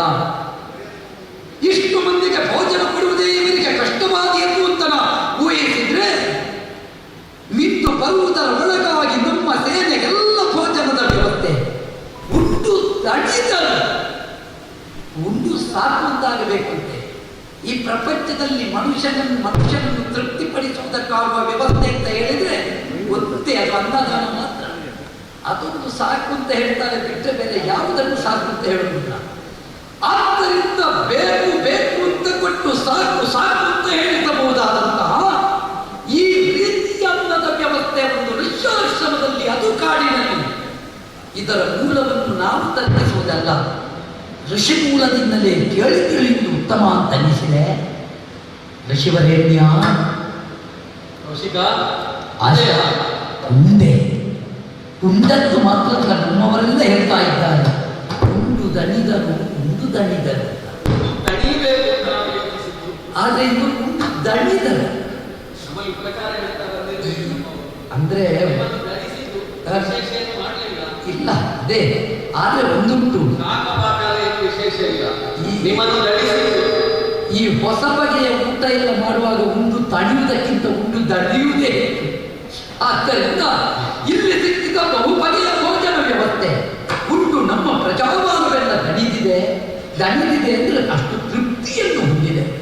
ನಾನು ಸಂತೃಪ್ತನಾದೆ. ಆದರೆ ಒಳಗಿಂದೊಳಗೆ ಒಂದು ಜಿಜ್ಞಾಸೆ ಹುಟ್ಟಿಕೊಂಡಿದೆ. ಪ್ರಶ್ನೆ ನೀವು ಆಗ ಹೇಳಿದಿರಿ 1 ವರ್ಷಕ್ಕೆ ಬೇಕಾದಷ್ಟನ್ನು ಸಂಗ್ರಹಿಸುವುದು ಅಂತ. ನಮಗನ್ನಿಸ್ತದೆ ಇದು 1 ವರ್ಷಕ್ಕಲ್ಲ 1 ಯುಗಕ್ಕೆ ಬೇಕಾದಷ್ಟು ಸಂಗ್ರಹಿಸಿದ ಹಾಗೆ ಕಾಣ್ತದೆ ನಮಗೆ. ನಮ್ಮದು ಇದ್ದವರಿಗೆಲ್ಲ ಅಷ್ಟು ವ್ಯವಸ್ಥೆ ಆಗಿದೆ ಅನ್ನುವುದು. ಹಾಗಾದ ಕಾರಣ ಸನ್ನಿಧಿಯಲ್ಲಿ ನನ್ನ ಕೇಳಿಕೆ, ಇಷ್ಟು ಮಂದಿಗೆ ನೀವು ಭೋಜನದ ವ್ಯವಸ್ಥೆಯನ್ನು, ಯಾಕಂದ್ರೆ ಕೆಲವೊಂದು ಸಲ ನಮ್ಮ ವ್ಯಾಪ್ತಿಗೆ ಒಳಪಟ್ಟ ಆಶ್ರಮಕ್ಕೆ ನಮ್ಮಲ್ಲಿಂದಲೇ ಹೋಗುವುದು ವ್ಯವಸ್ಥೆಗಳು. ಯಾಕಂದ್ರೆ ಒಬ್ಬ ರಾಜಾದಾಯದಲ್ಲಿ 1 ಪಾಲನ್ನು ತಪಸ್ವಿಗಳಿಗೆ ಕೊಡುವುದೇ ನಿರ್ಣಯ. ರಾಜಭವನದಿಂದ ಬಂದದ್ದು ನನಗೆ ಗೊತ್ತಿಲ್ಲ. ಸತ್ಯ, ನಿಮ್ಮ ತಪೋಭಾವ ನಮ್ಮದಾದಂತಹ ಇತರೆ ಭಾಗಗಳು. ಆದ್ದರಿಂದ ನಮ್ಮಲ್ಲಿ ಭಾಗ ಮಾಡಲಿಕ್ಕಿದ್ದಾರೆ. ಆದರೆ ನನಗೆ ಈಗ ಹೊಸ ಭಾಗ ಕಾಣ್ತದೆ. ನಮ್ಮ ಮೂಲದಿಂದ ಅನ್ಯ ಮೂಲದಿಂದ ಪ್ರಾಪ್ತಿಸಬಹುದಾದ ಬಹು ಅಮೂಲ್ಯವಾದದ್ದು ನಿಮ್ಮಲ್ಲಿ ಇರಬೇಕು ಅಂತ ನನ್ನ ಒಳಗೆ ಅಂತ ನನಗೆ ಹೇಳ್ತಾರೆ. ಇಷ್ಟು ವ್ಯವಸ್ಥೆ ಮಾಡಿದ್ದು ಹೇಗೆ? ಅಯ್ಯ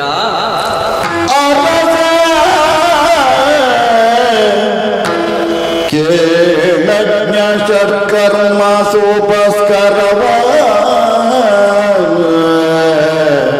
ಅರಸ ಕೇಳಜ್ಞ ಷಟ್ಕರ್ಮ ಸೋಪಸ್ಕರವ ವಿರತಿ ಪರೆ ಸುರವಿಯಂ ಕರುಣಿಸಿಹ ಮರವ ಸುರವಿಯಂ ಕರುಣಿಸಿರ್ಪ ತೊರೆದರೆ ಜನಗತಿ ಕಷ್ಟಬಹುದು, ತೊರೆದರೆ ಜನಗತಿ ಕಷ್ಟಬಹುದು. ನೀ ದಯವಿರಿಸಿ ತೆರಳು ನಿನ್ನಯ ಪುರಕ್ಕೆ ಅರಸ. ಕೇಳಜ್ಞ ಷಟ್ಕರ್ಮ ಸೋಪಸ್ಕರವ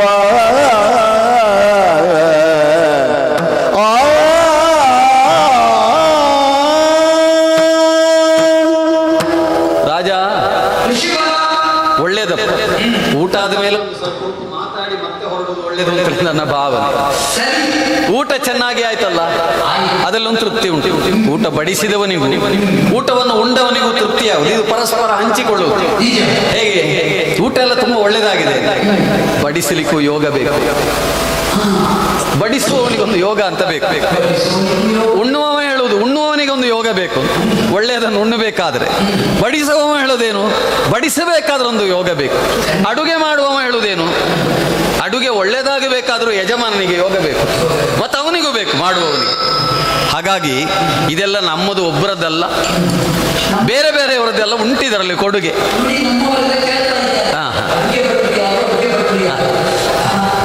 ನಿಮ್ಮ ಭಟರು ನಮ್ಮ ಭಟ್ಟರು ಯಾರು ಅಂತ ಕೇಳ್ತಾ ಇದ್ದಾರೆ ಅಲ್ವಾ? ಸಹಜವೇ, ಅದು ಕೇಳುವುದು ಸಹಜವೇ. ವಿನೂತನವಾದ ರೀತಿಯಲ್ಲಿ ಭೋಜನವೊಂದು ನಡೆಯಿತು ಎಂದಾಗ ಅದರ ಮೂಲ ಏನು ಎನ್ನುವಂತಹ ಜಿಜ್ಞಾಸೆ ಹುಟ್ಟಿದರೆ ತಪ್ಪೇನೂ ಅಲ್ಲ. ಇದು ವಿಶಿಷ್ಟವಾದಂತಹ ಒಂದು ರೀತಿಯ ಆಹಾರ, ಅಮೃತಕ್ಕೆ ಸದೃಶವಾದಂತಹ ಆಹಾರ. ಸಾಮಾನ್ಯವಾಗಿ ನಮ್ಮಲ್ಲೆಲ್ಲ ಊಟ ಮಾಡುವಾಗ ಊಟ ಅಮೃತವಾಗಲಿ ಅಂತ ಒಂದು ಆಚಾರ ಉಂಟು. ಅದಕ್ಕೆ ಅಮೃತದ ಉಪಸ್ತರಣ, ಅಮೃತದಿಂದ ಅಭಿದಾನ ಇದೆಲ್ಲ ಮಾಡ್ತೇವೆ ನಾವು. ನೀರೆಲ್ಲ ಹಾಕಿ ಎಲ್ಲ ಮಾಡ್ತಾರಲ್ಲ. ಒಂದು ರೀತಿಯಲ್ಲಿ ಕೆಳಗೂ ಅಮೃತದ ಹಾಸು, ಮೇಲಿನಿಂದಲೂ ಅಮೃತದ ಹಾಸು, ಇದೆರಡೂ ಸೇರಿ ಒಟ್ಟಿನಲ್ಲಿ ಅಮೃತಮಯವಾಗಬೇಕು ಆಹಾರ ಎನ್ನುವುದು ಉದ್ದೇಶ. ಇದು ಸಂಕಲ್ಪದಿಂದ ಮಂತ್ರದಿಂದ ಸಾಧ್ಯವಾಗುವುದು. ಆದರೆ ಅಮೃತವೇ ಸಿಕ್ಕಿದರೆ ಎಷ್ಟು ಒಳ್ಳೆಯದು ಅಂತ ಆಗ್ತದಲ್ಲ, ಅಂತಹ ತೃಪ್ತಿಯನ್ನು ಈ ಊಟದಿಂದ ನಿಮಗೆ ಪಡೆಯಲಿಕ್ಕೆ ಸಾಧ್ಯವಾಗಬಹುದು. ಯಾಕಂದರೆ ಇದು ಸಾಮಾನ್ಯವಾದಂತಹ ಅಡುಗೆ ಅಲ್ಲ, ಯಾರೋ ಭಟ್ಟರು ಬಂದು ಮಾಡಿದ್ದಲ್ಲ. ಮತ್ತೆ ಭಟರ ಹೊಟ್ಟೆಯನ್ನು ತುಂಬಿಸಲಿಕ್ಕೆ ಭಟ್ಟರು ತುಂಬ ಶ್ರಮ ಪಡಬೇಕು. ಭಟರಲ್ಲು ಅವರು, ಯಾಕಂದ್ರೆ ಅವರಿಗೆ ಮಾಡಬೇಕಾದ ಪಾಕಗಳು ಹಾಗಿರಬೇಕು. ಇದು ಹಾಗಲ್ಲ, ಇದು ದೇವಲೋಕದಿಂದ ಬಂದಂತಹ ಧೇನುವೊಂದರ ಪ್ರಭಾವ. ದೇವಸುರಭಿಯ ವಂಶದಲ್ಲಿ ಬಂದಂತಹ ನಂದಿನಿ ಎನ್ನುವಂತಹ ಒಂದು ಗೋವು ಈ ನಮ್ಮ ಆಶ್ರಮದಲ್ಲಿ ಯಜ್ಞಕ್ಕೋಸ್ಕರವಾಗಿ ನಮಗೆ ಪ್ರಾಪ್ತವಾದದ್ದು. ಇದನ್ನು ಪಡೆದಿರುವುದರಿಂದ ಯಜ್ಞ ಎನ್ನುವುದರಲ್ಲಿ ಅತಿಥಿ ಪೂಜನವೂ ಬರ್ತದೆ. ಬೇರೆ ಬೇರೆ ಬಗೆಯ ಯಜ್ಞಗಳು, ಪಂಚಯಜ್ಞಗಳನ್ನು ನೋಡಿದರೆ ಒಂದು ಅತಿಥಿ ಪೂಜೆ. ಈ ಯಜ್ಞವನ್ನು ಮಾಡುವುದಕ್ಕೋಸ್ಕರವಾಗಿ ಇಂದು ಆಕೆಯನ್ನು ಪ್ರಾರ್ಥಿಸಿದೆ. ನಿತ್ಯಕ್ಕಾದರೆ ನಾವು ಇಷ್ಟೆಲ್ಲ ಪ್ರಾರ್ಥನೆ ಮಾಡಿ ಕೇಳಲಿಕ್ಕಿಲ್ಲ. ನಮ್ಮಲ್ಲಿದ್ದ ಅಲ್ಪ ಸಂಗ್ರಹದಿಂದ ಊಟ ಮಾಡ್ತಾರೆ. ನಮ್ಮಲ್ಲಿ ಸಾಮಾನ್ಯವಾಗಿ ಶಿಷ್ಯರೆಲ್ಲ ಭಿಕ್ಷೆ ಎತ್ತಿಯೇ ತರುವುದು, ಅವರಿಗೆ ಪ್ರತ್ಯೇಕ ಅಡುಗೆ ಅಂತ ಇಲ್ಲ. ಉಳಿದವರಿಗೆ ಆಶ್ರಮವಾಸಿಗಳಿಗೆ ಬೇಕು, ಅದು ಕೂಡ ಮಿತ ಆಹಾರ. ನಮ್ಮಲ್ಲಿರುವ ಕೇವಲ ಕಂದಮೂಲಗಳು ಕೆಲವರಿಗೆ ಸಾಕಾಗ್ತದೆ. ಇಷ್ಟು ದೊಡ್ಡದಾದಂತಹ 6 ರಸಗಳಿಂದ ಕೂಡಿದಂತಹ ವಿವಿಧ ವ್ಯಂಜನಗಳಿಂದ ಕೂಡಿದಂತಹ ಪಂಚಭಕ್ಷ್ಯ ಅಥವಾ ಭಕ್ಷ್ಯ ಭೋಜ್ಯ ಚೋಷ್ಯ ಲೇಹ್ಯ 5 ಬಗೆಯ ಈ ಬಗೆಯ ಆಹಾರವು ನಿತ್ಯಕ್ಕಿಲ್ಲ. ನಮ್ಮಲ್ಲಿ ಕೆಲವೊಮ್ಮೆ ಅತಿಥಿಗಳು ಬಂದಾಗ ಇದೆಲ್ಲ ಜೋರು ಅಂದರೆ ವಿಶೇಷ. ಹೌದು, ಈಗ ನೀವೆಲ್ಲ ಬಂದದ್ದರಿಂದ ವಿಶೇಷ. ಇದೆಲ್ಲ ಮಾಡಲಿಕ್ಕೆ ಸಾಧ್ಯವಾದದ್ದು ಅವಳ ಅನುಗ್ರಹದಿಂದ. ರಾಜ ಬಂದಿದ್ದಾನೆ, ದೊರೆ ಕೌಶಿಕ ಬಂದಿದ್ದಾನೆ, ಅವನ ಪರಿವಾರಕ್ಕೆ ಒಳ್ಳೆಯ ಆಹಾರವನ್ನು ಒದಗಿಸಬೇಕಮ್ಮ ಅಂತ ನಾನು ಅವಳಲ್ಲಿ ಪ್ರಾರ್ಥನೆ ಮಾಡಿದೆ. ಅವಳ ಸಂಕಲ್ಪ ಮಾತ್ರದಿಂದ ನೀನು ಬರುವ ದಾರಿಯಲ್ಲಿ, ನೀವು ಸ್ನಾನ ಮಾಡಿ ಬರುವಾಗ ತೋರಣ ನೋಡಿದ್ದೀರಾ? ತೋರಣ ಎಷ್ಟು ದೂರದಿಂದ ಕಟ್ಟಿದ್ದಾರೆ. ನದಿಯ ಬುಡದಿಂದ ಇಲ್ಲಿವರೆಗೆ ತೋರಣ ಆಗಿದೆ, ನೋಡ್ಲಿಲ್ವಾ? ಯಾರು ತೋರಣ ಮಾಡಿದ್ದು? ಅವಳ ಅನುಗ್ರಹದಿಂದ ಆದದ್ದು. ಚಪ್ಪರ ಆಗಿದೆ ಎಷ್ಟು ದೊಡ್ಡದು. ನೀವು ಸಾವಿರಾರು ಜನ ಇದ್ದೀರಿ ಅಂದರು, ಚಪ್ಪರ ಹಾಕಿದ್ದಾರೆ ನೋಡಿ ಹೇಗೆಲ್ಲ, ಎಷ್ಟು ತೋರಣ ಕಟ್ಟಿದ್ದಾರೆ ನೋಡಿ, ಎಷ್ಟು ದೊಡ್ಡ ದೊಡ್ಡ ಭಾಂಡಗಳು, ಎಷ್ಟು ಎಲೆಗಳು, ಎಲ್ಲ ಕುಳಿತುಕೊಳ್ಳುವುದಕ್ಕೆ ಬೇಕಾದ ಪ್ರತ್ಯೇಕ ಆಸನಗಳು. ಒಟ್ಟಿಗೆ ಒಂದೇ ಆಸನ ಹಾಕಿ 10 ಜನ ಕೂತ್ಕೊಳ್ಳೋದಲ್ಲ, ಒಬ್ಬೊಬ್ಬರಿಗೂ ಪ್ರತ್ಯೇಕ ಆಸನಗಳು. ಇಷ್ಟೆಲ್ಲ ವ್ಯವಸ್ಥೆ ಮಾಡಬೇಕಾದ್ರೆ ಯಾರಿಂದ ಸಾಧ್ಯ ಆಯಿತು? ನಮ್ಮಿಂದಲ್ಲಪ್ಪ, ನಾನು ಮಾಡಿದ್ದಲ್ಲ, ಅವಳ ಪ್ರಭಾವ. ಹಾಗೆ ಅವಳನ್ನು ಪ್ರಾರ್ಥಿಸಿದ್ದರಿಂದ ಇದೆಲ್ಲ ಮಾಡಲಿಕ್ಕೆ ಸಾಧ್ಯ ಆಯಿತು. ನಮ್ಮಲ್ಲಿ ಯಜ್ಞ ಮಾಡಬೇಕಾದರೆ ಯಜ್ಞಕ್ಕೆ ಬೇಕಾದಂತಹ ದ್ರವ್ಯಗಳು, ತುಂಬ ದ್ರವ್ಯಗಳು ಬೇಕಾಗ್ತದೆ. ಸಾಮಾನ್ಯ ನಿತ್ಯದಲ್ಲಿ ಮಾಡುವಂತಹ ಯಜ್ಞಕ್ಕಲ್ಲ, ವಿಶೇಷವಾದಂತಹ ಕೆಲವು ಯಜ್ಞಗಳನ್ನು ಲೋಕಹಿತಕ್ಕೋಸ್ಕರವಾಗಿ ನಾವು ಮಾಡುವಾಗ ಅವುಗಳಿಗೆ ಬೇಕಾದಂತಹ ದ್ರವ್ಯಗಳನ್ನೆಲ್ಲ ನಮಗೆ ಆಕೆ ಸಂಕಲ್ಪ ಮಾತ್ರದಿಂದ ಒದಗಿಸಿಕೊಡುವವಳು. ಆದ್ದರಿಂದ ಬ್ರಹ್ಮನಿಂದ ಪ್ರಸಾದಿತವಾದ ದೇವತೆಗಳ ಮೂಲಕವಾಗಿ ನನಗೆ ಬಂದ ಆ ಹಸು ಇದೆಲ್ಲವನ್ನು ಮಾಡಿದೆ. ನಮ್ಮ ಹಸುವನ್ನು ಉಳಿಸಿದೆ, ನಿಮ್ಮ ಹಸುವನ್ನು ಉಳಿಸಿದೆ.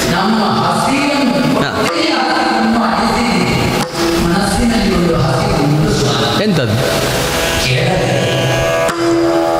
ಸ್ವಾಮಿ ನಿಮ್ಮಯ ಬಳಿಯಲೋರುದೀಗ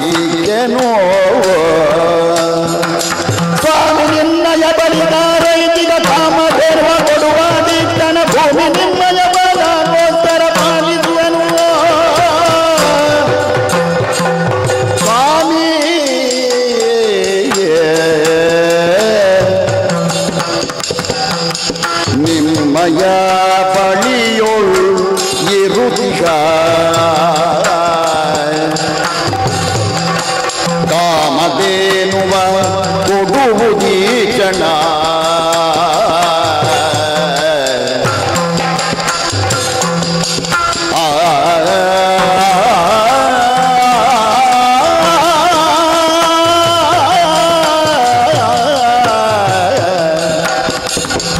ಸ್ವಾಮಿ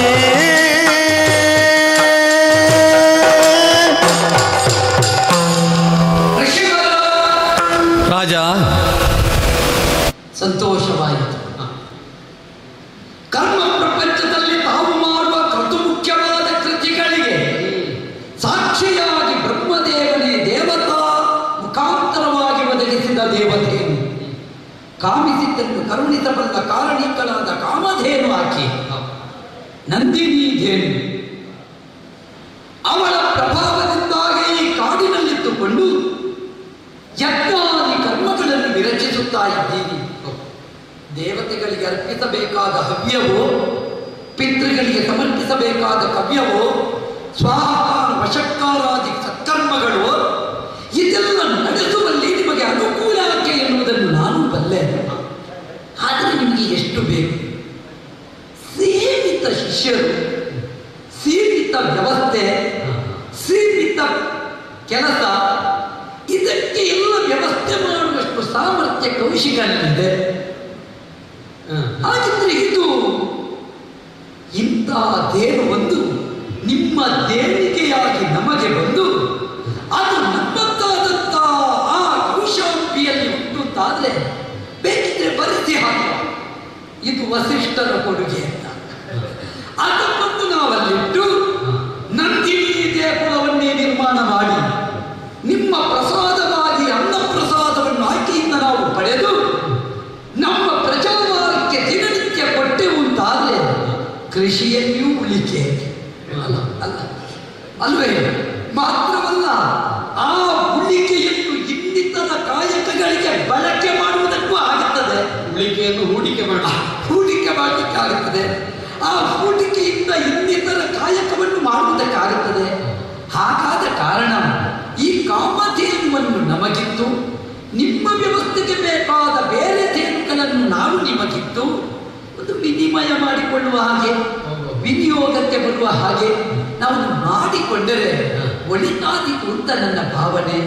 ಹಾಗಾಗಿ ದೇವದತ್ತವಾದ ಧೇನುವನ್ನು ರಾಜ ಪ್ರತ್ಯಕ್ಷ ದೇವತಾ ಎಂಬ ನೆಲೆಯಲ್ಲಿ ಭೂಮಿಯ ನಿಜವಾದ ಆಳುವ ದೇವನಾದ ನನಗೆ ಕೊಟ್ಟರೆ ನಿಮ್ಮ ಋಷಿಕಲ್ಪವೂ ಒಳಿತಾಗುತ್ತದೆ. ಅಗ್ರಹಿಸುವಿನ ಕೇಳುವುದಲ್ಲ ಸರಿಗೆ.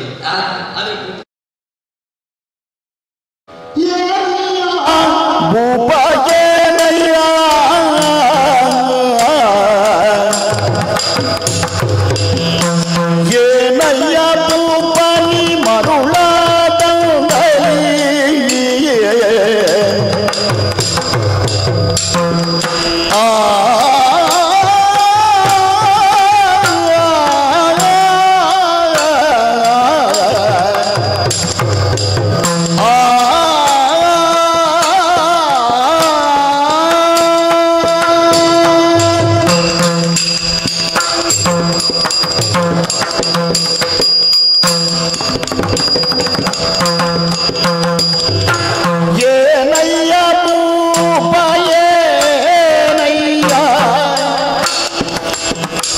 ಏನಯ್ಯ ಭೂಪನಿ ಮರುಳಾರಂಗಲಿ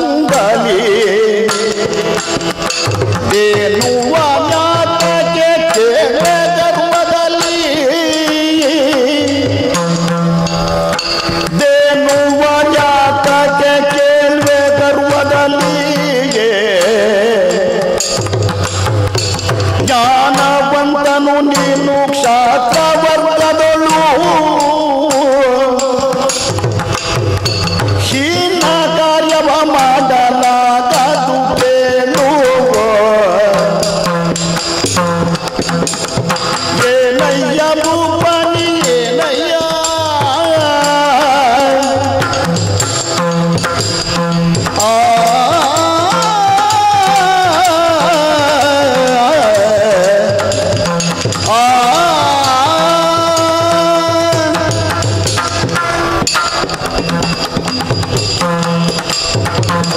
ಅಯ್ಯ,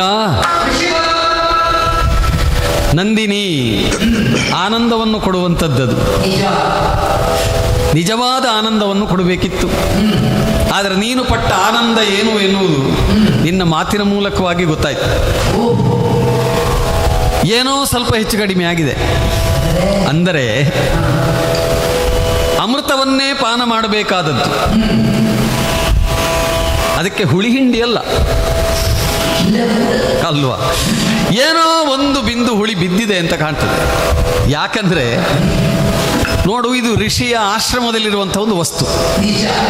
ಋಷಿಯ ಆಶ್ರಮಕ್ಕೆ ನೀವು ಕೊಡಬಹುದೇ ಹೊರತು ಋಷಿಯ ಆಶ್ರಮದಿಂದ ನೀವು ಕೊಂಡು ಹೋಗುದಂತ ಒಂದು ಕ್ರಮ ಉಂಟಾ? ಅಲ್ಲ, ಇಲ್ಲ ಇಲ್ಲ ಇಲ್ಲ ಅಂದ್ರೆ ಇಲ್ಲವೇ. ರಾಜರಿಗೆ ಕೊಡುವುದಕ್ಕೆ ಅವಕಾಶ ಉಂಟು. ಕೊಡುವುದಕ್ಕೆ ಅಂದರೆ ಕೊಡುವುದು ಕರ್ತವ್ಯವೂ ಕೂಡ. ಋಷಿಗಳಿಗೂ ಕೂಡ ಕೊಡುವುದಕ್ಕೆ ಕರ್ತವ್ಯ ಉಂಟು. ಯಾವುದನ್ನು? ತಪಸ್ಸಿನ ಫಲವನ್ನು, ಅವರು ಆರ್ಜಿಸಿದಂಥ ಈ ವಸ್ತುಗಳನ್ನಲ್ಲ. ನೀನು ಒಂದು ರೀತಿಯಲ್ಲಿ ಯೋಚನೆ ಮಾಡುತ್ತಾ ನೀನು ಹೇಳಿದ ಹಾಗೆ ಬರೆಸಿ ಹಾಕುತ್ತಿ ಅಂತ ಹೇಳಿದ್ದು ಭೋಜನ ಶಾಲೆಯಲ್ಲಿ ಅಲ್ವ? ಇದು ವಸಿಷ್ಠರ ದೇಣಿಗೆ. ನೀನು ಹೀಗಿದ್ದ ದೇಣಿಗೆಗಳಲ್ಲಿಯೇ ನಿನ್ನ ಭೋಜನ ಶಾಲೆ ಕಟ್ಟಿದ್ದು ಅಂತ ಯಾರಾದ್ರೂ ಕೇಳಿ ಯಾರು ಪುಣ್ಯಾತ್ಮ? ಕೌಶಿಕನಿಗೆ ಇದೇನು ಹೀಗೆ ಅಂತ ಅಲ್ಲಲ್ಲ. ನಾನೊಂದು ಅಲ್ಲಲ್ಲ, ಹಾಗಲ್ಲ, ಅದು ದೊಡ್ಡದಾಗುವುದಲ್ಲ ಅಲ್ಲ. ನಾನು ದೊಡ್ಡವನಾಗುವುದು ಇರಲಿ, ಅದರ ಜೊತೆ ನೀನು ಸಣ್ಣವನಾಗಬಾರದು ಅಂತ ಹೇಳುದು ನಾನು. ಎಲ್ಲಿಯಾದರೂ ಕೌಶಿಕನನ್ನು ಯಾರಾದರೂ ಇವರಿಗೇನು ಮಾಡೋದು ಹೀಗೆ ಮಾಡ್ತಾರೆ, ವಸಿಷ್ಠರ ಮನೆಯಿಂದ ತರಬಹುದ ಧನವನ್ನು ಅಂತ ಯಾರಾದರೂ ಕೇಳಿದ್ರೆ ಮನೆಗೆ ನಾಳೆ ಏನಾಯ್ತು, ಕೊಟ್ಟ ವಸಿಷ್ಠನಿಗೊಂದು ಪಾಲು ಬರ್ತದೆ. ಬೇಡ, ಅವರ ಮನೋಧನದಲ್ಲಿ ಒಟ್ಟಿಗೆ ಸೇರಿದ್ರು ಬದಲಿಸುವ ದೇವ ಪ್ರಸಾದ ಅಂತ ಬರೆಸುವ. ಪ್ರಸಾದ ಕೊಡ್ಲಿಕ್ಕೆ ದೇವರೇ ಕೊಡಬೇಕು, ದೇವರೇ ಕೊಡಬೇಕು, ಕೊಡಬಹುದಾದನ್ನು ಕೊಡಬೇಕು. ಪ್ರಸಾದ ಅಂತ ಕೊಡುವುದು ಯಾವುದನ್ನು ನಾವು ದೇವರಿಗೆ ಅರ್ಪಿಸಿದೆವು ಅದನ್ನು ಮರಳಿ ಪಡೆಯುವುದಕ್ಕೆ ದೇವರ ಪ್ರಸನ್ನ ಕಾಲದಲ್ಲಿ ಪಡೆದದ್ದರಿಂದ ಪ್ರಸಾದ ಅಂತ ಹೇಳುವುದು. ಸರಿ, ಬೇಡಿ ಪಡಿ. ಇದ ಹಾಗಲ್ಲ. ಈಗ ನೀವು ಕೇಳುವುದೇನು, ಇದು ಅರಮನೆಯಲ್ಲಿ ಇರಬೇಕಾದ್ರೆ ನಮಗೆ ಕೊಟ್ಟಿತ್ತು ಅಂತ ನಮಗೆ ತುಂಬಾ ಪ್ರಯೋಜನ ಉಂಟು. ನಿಮ್ಮದು ಇದು ಸಣ್ಣ ವ್ಯವಸ್ಥೆ. ಈಗ ನಮ್ಮದು ಸಣ್ಣ ವ್ಯವಸ್ಥೆ, ನಿನ್ನದು ದೊಡ್ಡ ವ್ಯವಸ್ಥೆ ಅಂತ ಯೋಚನೆ ಮಾಡುವುದುಂಟಲ್ಲ, ಇದು ಒಂದು ರೀತಿಯಲ್ಲಿ ನೋಡಿದರೆ ಯಾರಾದರೂ ಮೂರನೆಯವರು ಕೇಳಿದರೆ ಅದು ಮರಳುತನ ಅಂತ ಹೇಳಿ ಯಾರು. ಯಾಕೆ ಗೊತ್ತುಂಟ? ಈ ಲೋಕದಲ್ಲಿ ಋಷಿಗಳು ಮಾಡುವಂತಹ ಕರ್ಮ ರಾಜರು ಮಾಡುವಂತಹ ಕರ್ಮಕ್ಕಿಂತ ಸಣ್ಣದು ಅಂತ ನಿನಗೆ ಹೇಳಿದ್ಯಾರು? ಹೇಳಿ. ಹಾಗಾಗಿ ಋಷಿಗಳ ತಪಶ್ಚರ್ಯೆಯ ಫಲ, ಆ ತಪಶ್ಚರ್ಯೆಯ ಫಲವನ್ನು ಯಾವುದೇ ಭೌತಿಕವಾದಂತಹ ಮಾನದಂಡಗಳಿಂದ ಅಳೆಯುವುದಕ್ಕಾಗುವುದಿಲ್ಲ. ಹಾಗಾಗಿ ದೊಡ್ಡದು ಸಣ್ಣದು ಎನ್ನುವುದನ್ನು ತಾರತಮ್ಯ ಭಾವದಿಂದ ಹೇಳಬೇಕಾದ್ರೆ ನಾವು ತುಂಬ ಎಚ್ಚರಿಕೆ ವಹಿಸಬೇಕಾಗ್ತದೆ. ಪ್ರಮಾಣದಲ್ಲಿ ಸಣ್ಣದು ಎನ್ನುವ ಕಾರಣಕ್ಕೆ ಯೋಗ್ಯತೆಯಲ್ಲಿ ಸಣ್ಣದಾಗಲಿಕ್ಕಿಲ್ಲ ಅಥವಾ ಬೆಲೆಯಿಂದ ಸಣ್ಣದಾಗುವುದಿಲ್ಲ. ವಜ್ರದ ಹರಳು, ಗಾಜಿನ ಹರಳು. ಈಗ ವಜ್ರದ ಹರಳು ಅತ್ಯಂತ ಸಣ್ಣದಾದರೂ ಅದಕ್ಕೆ ಬೆಲೆ ಹೆಚ್ಚೇ. ಗಾಜಿನಿಂದ ಮಾಡಿದಂತಹ ದರ್ಪಣ ಇದ್ದರೆ ಆ ದರ್ಪಣ ಬಹಳ ದೊಡ್ಡದೇ, ಗಾಜಿನ ತುಂಡು, ಆದರೆ ಅದಕ್ಕಿರುವ ಬೆಲೆ ಕಡಿಮೆ. ಹಾಗಾಗಿ ಏನುಂಟು, ಏನು ಬೇಕು ಅಂದ್ರೆ ಆವರಣ ಬೇಕು, ಆವರಣ ಬೇಕು. ಅದು ಬೇಡ ಅಂತ ಹೇಳಿದ್ದಲ್ಲ, ಬೇಕಾದರೂ ಬೆಲೆ ಇರುವುದು ಆವರಣಕ್ಕಲ್ಲ ಅಂತ. ಬೆಲೆ ಇರುವುದು ವಜ್ರಕ್ಕೆ. ಹೌದು, ಎಲ್ಲಿಗೆ ಬೇಕು? ಈಗ ಆವರಣ ಯಾವುದರಿಂದ ಮಾಡಬೇಕು ಅಂತಲೂ ಇಲ್ವಾ? ಎಲ್ಲದರಿಂದ ಮಾಡ್ಲಿಕ್ಕೆ ಆಗುವುದಿಲ್ಲ. ಬಂಗಾರದಿಂದಲೇ ಮಾಡಿದರೆ ಚಂದ ಕಾಣುವುದು, ಅದಕ್ಕೆ ಕುಂದಣ ಅಂತ ಹೇಳುವುದು. ನಾನು ವಜ್ರ ಅಲ್ಲ, ನಿನಗೀಗ ಬೇಕಾಗಿರುವುದು ನಂದಿನಿ. ನಂದಿನಿ ಎನ್ನುವಂತಹ ವಜ್ರವನ್ನು ಈ ಬ್ರಾಹ್ಮಣನಾದ ಅಂದರೆ ನನಗೆ ಸಿಕ್ಕಿದ್ದಿದ್ದು ದೇವತೆಗಳಿಂದ ಪ್ರಸಾದ ರೂಪದಲ್ಲಿ ಸಿಕ್ಕಿದ್ದು. ಇಲ್ಲಿ ಬಂಗಾರವಾಗುವುದು ವಸಿಷ್ಠನೇ. ನೀನು ಕೊಂಡು ಹೋದರೆ ಇನ್ನೊಂದು ಯಾವುದೋ ಒಂದು ಆವರಣ ಮಾಡಿದಾಗ ಆಗ್ತದೆ. ಯಾವ ಆವರಣದಲ್ಲಿ ಈ ವಸ್ತು ಇರಬೇಕೋ ಅದೇ ಆವರಣದಲ್ಲಿ ಇರಬೇಕೇ ಹೊರತು ಆವರಣವನ್ನು ಬದಲಾಯಿಸಿದರೆ ಅದಕ್ಕೆ ಬೆಲೆ ಬರುವುದಿಲ್ಲ. ಈಗ ತುಳಸಿ ಗಿಡವನ್ನು ನಾವು ವೃಂದಾವನದಲ್ಲಿ ಅಂದರೆ ಒಂದು ಕಟ್ಟೆ ಮಾಡಿ ಅದನ್ನು ನೆಟ್ಟರೆ ಮಾತ್ರ ಅದು ಪೂಜೆಗೆ ಅರ್ಹವಾಗುವುದು. ಸ್ಮಶಾನದಲ್ಲಿ ಎಲ್ಲಿಯೋ ಅದರ ಬೀಜ ಬಿದ್ದು ತುಳಸಿ ಗಿಡ ಹುಟ್ಟಿತು, ಪೂಜ್ಯವಾಗ್ತದ? ಆಗ್ತದ? ನಿನಗೆ ಗೊತ್ತುಂಟದು. ಹಾಗಾದರೆ ಯಾವ ವಸ್ತು ಎಲ್ಲಿರಬೇಕೋ ಅಲ್ಲಿದ್ದಾಗ ಮಾತ್ರ ಅದು ಪೂಜ್ಯ ಸೇವೆಯಾಗಿರ್ತದೆ.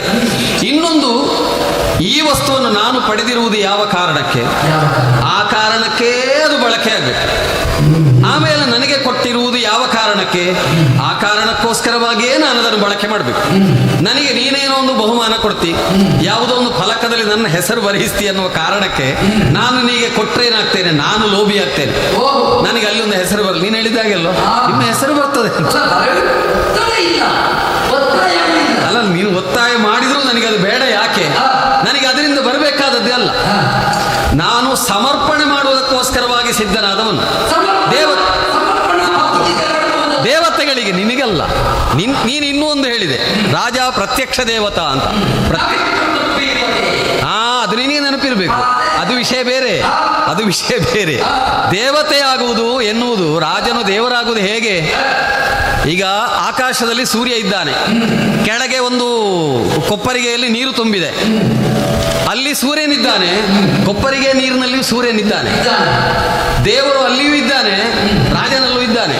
ರಾಜನು ಕಣ್ಣಿಗೆ ಕಾಣುವ ದೇವರು ಹೇಗೆ? ಕೊಪ್ಪರಿಗೆಯಲ್ಲಿ ನೀರಿನಲ್ಲಿದ್ದ ಸೂರ್ಯನ ಹಾಗೆ.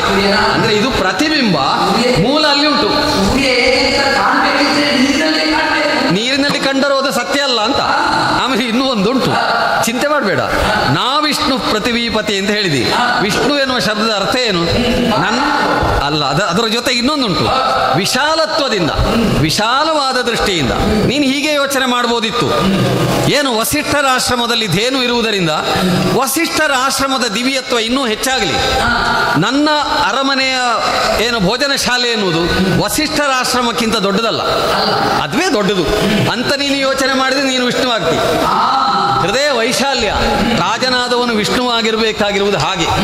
ಲೋಕದಲ್ಲಿ ಯಾರು ದೊಡ್ಡವರಿದ್ದಾರೆ, ಆ ದೊಡ್ಡವರ ದೊಡ್ಡತನವನ್ನು ಗೌರವಿಸುವುದರಲ್ಲಿ ದೊಡ್ಡವನಾಗಬೇಕು. ಏನು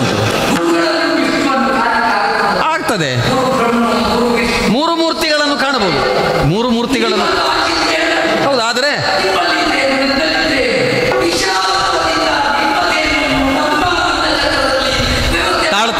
ತಾಳು ನೀನು ಮೂರು ಮೂರ್ತಿಗಳನ್ನು ಗುರುಗಳಲ್ಲಿ ಕಾಣುತ್ತೆ ಅಂತಾರೆ. ಗುರುವು ಶಿಷ್ಯನು ಒಂದೇ ಅಂತ ನೀನು ಹೇಳಿದಾಗ ಆಗ್ತದೆ. ಹಾಗೆ ಹೇಳಿದರೆ ಯಾಕೆ? ಗುರುವನ್ನು ಪೂರ್ಣ ಅಂತ ಹೇಳಿ ಶಿಷ್ಯನನ್ನು ಶಿಷ್ಯ ಅಂತ ಹೇಳುವುದು ಯಾಕೆ? ಶೇಷಭಾವ ಆದದ್ದರಿಂದಲೇ ನೀನು ಗುರುವಾಗುವುದಕ್ಕೆ ಸಾಧ್ಯ ಇಲ್ಲ. ಗುರುವೇ. ಈಗ ನನ್ನಲ್ಲಿ ಗುರುತ್ವವನ್ನು ನೀನು ಆರೋಪಿಸಿದೆಯಾದರೆ, ಒಪ್ಪಿದೆಯಾದರೆ, ಆಮೇಲೆ ನೀನು ಶಿಷ್ಯ ಭಾವದಿಂದಲೇ ಮಾತಾಡಬೇಕು ಹೊರತು ನಾನೂ ಗುರುವೇ ನೀನು ಗುರುವೇ ಅಂತ ಹೇಳಲಿಕ್ಕೆ ಆಗುವುದಿಲ್ಲ. ಹಾಗಾಗಿ ಅಲ್ಲಿದ್ದರೂ ಒಂದೇ, ಇಲ್ಲಿದ್ದರೂ ಒಂದೇ ಅಲ್ಲ. ಇಲ್ಲಿದ್ದರೆ ಲೋಕಕ್ಕೆ ಪ್ರಯೋಜನ, ನಿನ್ನ ಮಾತಿನ ಪ್ರಕಾರವೇ ಅರಮನೆಯಲ್ಲಿದ್ದರೆ ನಿನ್ನ ಆಳ್ವಿಕೆಯ ವಿಸ್ತೀರ್ಣದಲ್ಲಿ ಉಪಯೋಗ. ಹಾಗಾಗಿ ಯಾವುದರಿಂದ ಹೆಚ್ಚು ಒಳ್ಳೆಯದು ಅಂತ ಆಲೋಚನೆ ಮಾಡು. ಎತ್ತರದಲ್ಲಿರುವಂತಹ ಸರೋವರ 16 ನದಿಗಳಿಗೆ ಜೀವ ಕೊಡ್ತದೆ, ಅದು ಜೀವ ನದಿಗಳಾಗಿ ಹರಿಯುತ್ತವೆ. ಅದರಿಂದ ಲೋಕಕ್ಕೆ ಒಳ್ಳೆಯದಾಗ್ತದೆ. ಯಾವುದೋ ಒಂದು ಮನೆಯಲ್ಲಿ ಕೆರೆ ಕಟ್ಟಿಕೊಂಡು ನಾನಿರ್ತೇನೆ, ನೀರು ತುಂಬಿಸ್ತೇನೆ ಅಂತ ಹೇಳಿದಾಗ ಅಲ್ಲ ಅದು. ಅನ್ನ ಉಣ್ಣುವಲ್ಲಿವರೆಗೆ ಅನೇಕರಿಗೆ ಅನ್ನದ ಹಸಿವು, ಅನ್ನ ಉಂಡ ಮೇಲೆ ಚಿನ್ನದ ಹಸಿವು ಅಂತ ಹೇಳ್ತಾರೆ. ನಿನಗೆ ಚಿನ್ನದ ಹಸಿವು ಬಂದ ಹಾಗೆ ಉಂಟು. ಇದು ಸರಿಯಲ್ಲ ಪುಣ್ಯಾತ್ಮ. ನೀನಿದನ್ನು ಕೇಳುವುದೂ ಸರಿಯಲ್ಲ, ನಾನಿದನ್ನು ಕೊಡುವುದೂ ಸರಿಯಲ್ಲ. ಆದ್ದರಿಂದ ಆಲೋಚನೆ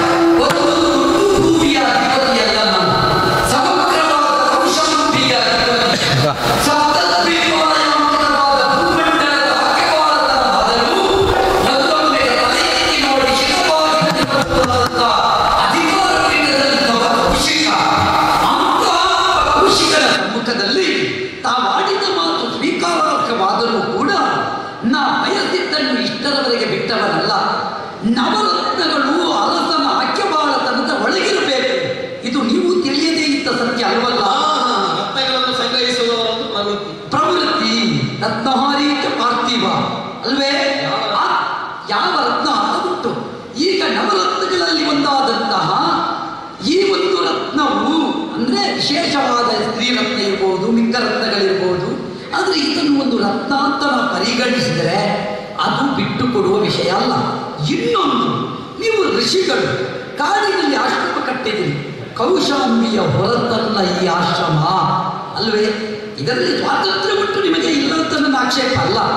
ಆಶ್ರಮ ಸ್ವಾತಂತ್ರ್ಯ ಇದ್ದರೂ ಕೂಡ ಕೌಶಾಂಬಿಯ ವ್ಯಾಪ್ತಿಯ ಒಳಗಿರುವ ಕಾರಣಕ್ಕಾಗಿ ನಿಮ್ಮಲ್ಲಿ ನಾನು ಯಾಚಿಸಿದ್ದು ಇಷ್ಟರವರೆಗೆ ಅಧಿಪತಿಯಾಗಿ ನೀವು ಪುರಹಿತವನ್ನು ಬಯಸುವವರಾಗಿ, ನಮ್ಮ ಹಿತವನ್ನು ಅಪೇಕ್ಷಿಸುವವರಾಗಿ ನೀವು ಕೊಟ್ಟಿರಿ ಅಂತಾದರೆ ನನ್ನ ಸ್ವಂತಕ್ಕೆ ಕೇಳಿದ್ದಲ್ಲ.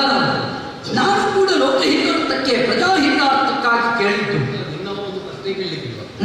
ನಾನು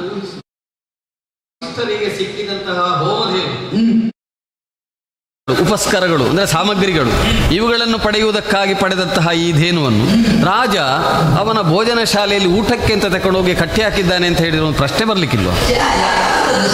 ಮತ್ತೆ ಮಗನಿಗೆ ಬೇಕಾದಲ್ಲಿ ನಾನು ವ್ಯವಸ್ಥೆ ಮಾಡಿದ್ದೇನೆ ಅಂತ ಹೇಳಿದ್ದೇನಲ್ಲ. ನಿಮಗೆ ಗಳನ್ನು ಕೊಡಿಸುವ ನಿಮ್ಮ ನಿತ್ಯ ಕರ್ಮಕ್ಕೆ ತೊಡಕು ಮಾಡಿ ನಾ ಕೊಂಡೋಗುವುದಲ್ಲ. ನಮ್ಮ ಹಿತಕ್ಕಾಗಿ, ಸಮಾಜ ಹಿತಕ್ಕಾಗಿ, ಸ್ವಹಿತಕ್ಕಾಗಿ ಅಲ್ಲ, ಪರಹಿತಕ್ಕಾಗಿ ಕೊಂಡು ಹೋಗುತ್ತಾ ಇದ್ದೇನೆ. ಆದ್ದರಿಂದ ನೀವು ಅದನ್ನು ಕೊಡುವುದು ಒಳಿತು ಅಂತ ನನ್ನ ಕೇಳಲಿಕ್ಕೆ ಆಗುವುದಿಲ್ಲ.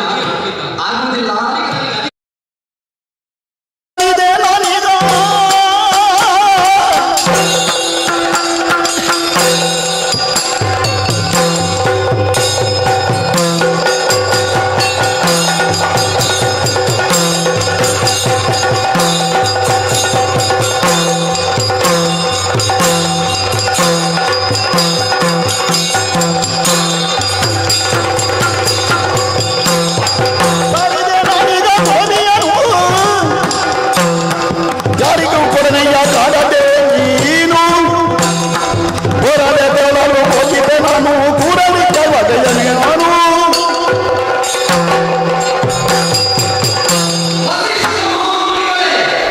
ರಾಜ, ನಾನು ಒಬ್ಬ ಸಾಮಾನ್ಯನಲ್ಲ. ಒಂದು ಊರಿನ ತುಂಡರಸ ಅಂತ ನೀವು ಭಾವಿಸುವ ಅಗತ್ಯವೂ ಇಲ್ಲ. ಸಮ್ರಾಟನಾಗಿರುವಂತಹ ನಾನು ಪಡೆಯಬಲ್ಲಂತಹ ಅರ್ಹತೆಯನ್ನೇ ಹೊಂದಿದವ. ಒಬ್ಬ ಮಹಾ ಋಷಿಗೂ ಒಬ್ಬ ಚಕ್ರವರ್ತಿ ಸ್ಥಾನದಲ್ಲಿರುವ ಅರಸನಿಗೂ ಸಾಮ್ಯತೆ ಉಂಟು ಅಂತ ಶಾಸ್ತ್ರ ಸಾರುತ್ತದೆ. ಆದ್ದರಿಂದ ನಿಮಗಿರುವಷ್ಟು ಸಾಮ್ಯತೆಯನ್ನು ಅಂಗೀಕರಿಸಬಹುದಾದಷ್ಟು ಯೋಗ್ಯತೆಯನ್ನು ಗಾಂಧಿನಿಂದನಾಗಿ ಕೌಶಿಕನು ಹೊಂದಿದವನಿದ್ದಾನೆ. ಆಕ್ಯವಾಡತನದ ನೆಲೆಯಿಂದ ನಾ ಯಾಚಿಸಿದ್ದನ್ನು ನೀವು ಕೊಡದೇ ಹೋದಿರಿದ್ದಾದರೆ ಅದನ್ನು ಅಪಹರಿಸಬಹುದು ಅಂತ ಕ್ಷಾತ್ರ ಧರ್ಮ ನಮಗೆ ಎಚ್ಚರಿಸುತ್ತದೆ. ಆ ನಿಟ್ಟಿನಿಂದ ನಿಮಗೆ ಹೇಳ್ತಾ ಇದ್ದೇನೆ, ನೀವು ವಿಹಿತದಿಂದಲೇ ಕೊಟ್ಟಿದ್ದಾದರೆ ನಿಮಗೂ ಹಿತ, ನಿಮ್ಮ ಆಶ್ರಮಕ್ಕೂ ಹಿತ, ಲೋಕಕ್ಕೂ ಹಿತ. ಅದು ಬಿಟ್ಟು ದೇವೇಂದ್ರ ಕೊಟ್ಟದ್ದು ದೇವೇಂದ್ರ ಏನು? ದೇವೇಂದ್ರ ಬಂದು ನನ್ನಲ್ಲಿ ಹೋರಾಟ ಮಾಡಿದನು. ಉತ್ತರಿಸಬಹುದಾದಂತಹ ಪರಾಕ್ರಮಿಗೆ ಕೌಶಿಕ ಅಂತ ಹೇಳಿದರು.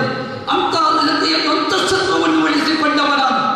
ಬ್ರಹ್ಮ ಪರಂಪರೆಯಿಂದಲೇ ನಮ್ಮತ್ತಾದಂಥ ಆತ್ಮವೃತ್ತಿ, ಶಾರೀರಿಕ ವೃತ್ತಿ, ಮಾತ್ರವಲ್ಲ ಬಲವೃತ್ತಿ ಇದನ್ನು ಮಾಡಿಕೊಂಡವ ನಾನು. ಈ ಕಾಲಕ್ಕಾಗುವಾಗ ನೀವು ಕೊಡುವುದಿಲ್ಲ ಅಂತ ಹೇಳಿದ್ರೆ ನಾ ಬಿಟ್ಟು ಹೋಗುವುದಕ್ಕೆ ಸಾಧ್ಯವೇ ಇಲ್ಲ. ನೀವು ಕೊಡದೇ ಇದ್ರೆ ಬಲಾತ್ಕಾರದಿಂದಲಾದರೂ ಎಳಕೊಂಡು ಹೋಗಬೇಕಾಗಿತ್ತು. ಎಚ್ಚರ ಎಚ್ಚರ. ಮಾನವರನ್ನು ನಿನಗಾಗಿ ಕೊಡುವುದಕ್ಕಾಗಲಿಲ್ಲ. ಮತ್ತೆ ಅದು ನಿನಗೆ ಸಾಧ್ಯವಾದರೆ ಆದರೆ ದೇವೇಂದ್ರನು ಇಂತಹ ನಂದಿನಿಯನ್ನು ಯುದ್ಧ ಮಾಡಿ ಗೆಲ್ಲುವಾಗ ಅವನು ಸೋತೆ ಎನ್ನುವ ಕಾರಣಕ್ಕೆ ಕೊಡುವ ವಸ್ತು ಅಲ್ಲ, ಅಂದರೆ ಕಾಣಿಕೆ ಅಲ್ಲ. ಇದು ಕೊಟ್ಟದ್ದು ಋಷಿಗಳಿಗೆ ಯೋಗ್ಯವಾಗುವುದಕ್ಕೆ ಬೇಕಾಗಿ. ಹಾಗಾಗಿ ನಾನೇನು ಮಾಡಲಿಕ್ಕಾಗುವುದಿಲ್ಲ. ಮತ್ತೆ ನಂದಿನಿಯೇ ಇದ್ದಾಳೆ, ಅವಳಿಗೆ ಬೇಕಾದಾಗ ಅವಳು ನೋಡಿಕೊಡು. ಹಾಗಿದ್ರೆ ನೀವು ಕೊಡುವುದಿಲ್ಲ. ನಾನು ಕೊಡುವುದಕ್ಕಾಗುವುದು. ಕೊಡುವ ಹಕ್ಕು ನಿಮಗಿಲ್ಲ, ಪಡೆಯುವ ಹಕ್ಕು ನನ್ನದು. ನೋಡು, ಪ್ರಯತ್ನ ಮಾಡು. ಪಡೆಯಬಲ್ಲೆ ಎನ್ನುವ ವಿಶ್ವಾಸ ಉಂಟು. ಯಾರಿಲ್ಲ? ಎಲ್ಲರೂ ಸೇರಿ ಆ ನಂದಿನಿಯನ್ನು ಗೆದ್ದು ನಮ್ಮ ಕಾಲದ ಕುಶಲಿಗೆ ಕೊಂಡೊಯ್ಯೋಣ.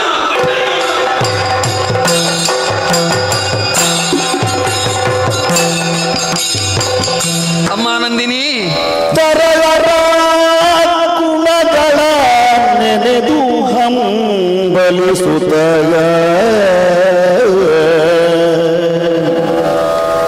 ತರಳರ ಗುಣಗಳ ನೆನೆದು ಹಂಬಲಿಸುತ್ತ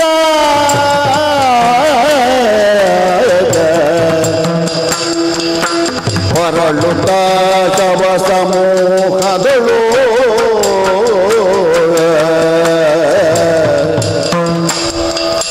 ಹೊರಳುತ್ತ ಶವ ಸಮೂಹದಳು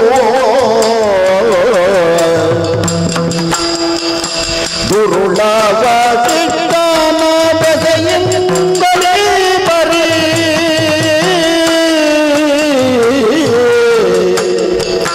ದುರುಳವ ಸಿಟ್ಟನ ಬೆಸೆಯಿಂದಲೇ ಬರೀ ಹೊರಗೆ ಬಂದಿದೆ ನಾನೆಂದನು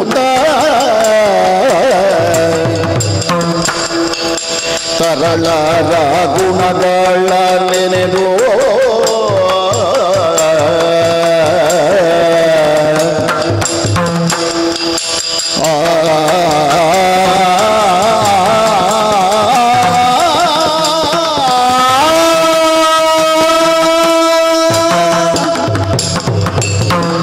ನಂದಿನಿ ತನ್ನನ್ನು ತಾನು ರಕ್ಷಿಸಿಕೊಳ್ಳುವಷ್ಟು ಸಮರ್ಥಳೆ ಇದ್ದಾಳೆ ಎನ್ನುವುದು ಗೊತ್ತಾಯಿತು. ಮೊದಲಿಗೆ ಇವನ ಜೊತೆಗೆ ನಾನು ಹೋಗುವುದಕ್ಕೆ ನನ್ನನ್ನು ಕಳಿಸಿಕೊಡಬೇಡಿ ಅಂತ ನಮ್ಮಲ್ಲಿ ಕಣ್ಣೀರಿಟ್ಟು ಬೇಡಿಕೊಂಡಳು. ಆದರೆ ರಾಜನನ್ನು ಕ್ಷಾತ್ರದಿಂದ ತಡೆಯುವುದಕ್ಕೆ ನಾವು ಹೋಗಬಾರದು. ಬ್ರಾಹ್ಮ ಕ್ಷಾತ್ರಗಳ ಸಂಘರ್ಷ ಒಳ್ಳೆಯದಲ್ಲ ಅಂತಲೇ ನಾನು ತೀರ್ಮಾನಿಸಿದವನು. ಕ್ಷಮೆಯ ಗುಣದಿಂದಲೇ ನಾನು ನಡೆದುಕೊಂಡೆ. ತನ್ನನ್ನು ತಾನು ರಕ್ಷಿಸಿಕೊಳ್ಳಬಹುದಾದಂತಹ ಸಾಮರ್ಥ್ಯ ಇದ್ದಂತಹ ನಂದಿನಿ ರಾಜನ ಯೋಧರು ಸರಪಳಿಯನ್ನಿಕ್ಕಿ ಆಕೆಯನ್ನು ಬಲಾತ್ಕಾರವಾಗಿ ಕರೆದೊಯ್ಯುವ ಹೊತ್ತಿನಲ್ಲಿ ನೆಗೆದು ಮೈಯನ್ನು ಕೊಡಹಿ ಮೈಯಿಂದ ಉದುರಿ ಬಿದ್ದಂತಹ ರೋಮರಾಜಿಗಳಿಂದ ಅಸಂಖ್ಯಾತ ಮ್ಲೇಚ್ಛರೆಲ್ಲ ಹುಟ್ಟಿ ರಾಜನ ಸೈನ್ಯವನ್ನು ನುಂಗಿ ಹಾಕಿದರು. ಎಂತೆಂತಹ ವಿಕಾರ ರೂಪಗಳೆಲ್ಲ ಹುಟ್ಟಿ ಬಂದವು. ರಾಜನ ಸೈನ್ಯವನ್ನು ಕ್ಷಣಾರ್ಧದಲ್ಲಿಯೇ ನಾಶ ಮಾಡಿತು. ಬೇಟೆಗೆ ಬರುವಾಗ ತನ್ನ ಮಕ್ಕಳನ್ನೂ ಕರ್ಕೊಂಡು ಬಂದಿದ್ದ ಅಂತ ಕಾಣ್ತದೆ. ಆರ್ತನಾದವನ್ನು ಮಾಡುತ್ತಿರುವ ಅವನ ಸೇವಕರು ಹೇಳ್ತಾರೆ, ಅಯ್ಯೋ ನಮಗಿನ್ನು ಮುಂದೆ ಯಾರು ಗತಿ, ಈ ರಾಜನ ತರುವಾಯ ರಾಜನ ಮಕ್ಕಳೆಲ್ಲರೂ ಹೋದ್ರು ಅಂತಾದರೆ ನಮ್ಮನ್ನು ಕಾಯುವವರು ಯಾರು? ನಮಗೊಂದು ಬಗೆಯ ಅನಾಥತ್ವ ಬಂದು ಹೋಯ್ತಲ್ಲ ಅಂತ ಎಲ್ಲರೂ ಕಣ್ಣೀರಿಡ್ತಾ ಇದ್ದಾರೆ. ಆಗಬಾರದಿತ್ತು. ಮರದ ಮುಂದೆ ಕೂತ ಹದ್ದಿಗೆ ಬೇಕಾದದ್ದು ಸಿಕ್ಕಿದ ಹಾಗಾಯ್ತು. ಕಂಡ ನಿಮಿತ್ತ ಸತ್ಯವೋ ಅಂತ ಅನ್ನಿಸುವ ಹಾಗಾಯ್ತು. ಆಶ್ರಮ ಪ್ರಾಂತದಲ್ಲಿ ಹಾಲಿನ ಹೊಳೆ ಹರಿಬೇಕಾದದ್ದು, ತುಪ್ಪದ ಹೊಳೆ ಹರಿಬೇಕಾದದ್ದು, ಹೋಮದ್ರವ್ಯಗಳ ರಾಶಿ ಬೀಳಬೇಕಾದದ್ದು. ಆದರೆ ಇವತ್ತಿಲ್ಲಿ ಹರಿದದ್ದು ನೆತ್ತರ ಹೊಳೆ, ಬಿದ್ದದ್ದು ರಾಶಿ ರಾಶಿ ಹೆಣಗಳು. ಆಗಬಾರದಿತ್ತು. ಎಲ್ಲರನ್ನೂ ಜಯಿಸಿದ ಮೇಲೆ ಆಕೆ ಬಂದು ನನ್ನ ಹತ್ತಿರ ನಿಂತಿದ್ದಾಳೆ. ರಾಜನೋ ದೂರದಲ್ಲಿ ಕಣ್ಣೀರು ಹಾಕಿ ಕುಳಿತಿದ್ದಾನೆ. ಏನು ಮಾಡ್ತಾನೆ ನೋಡುವ.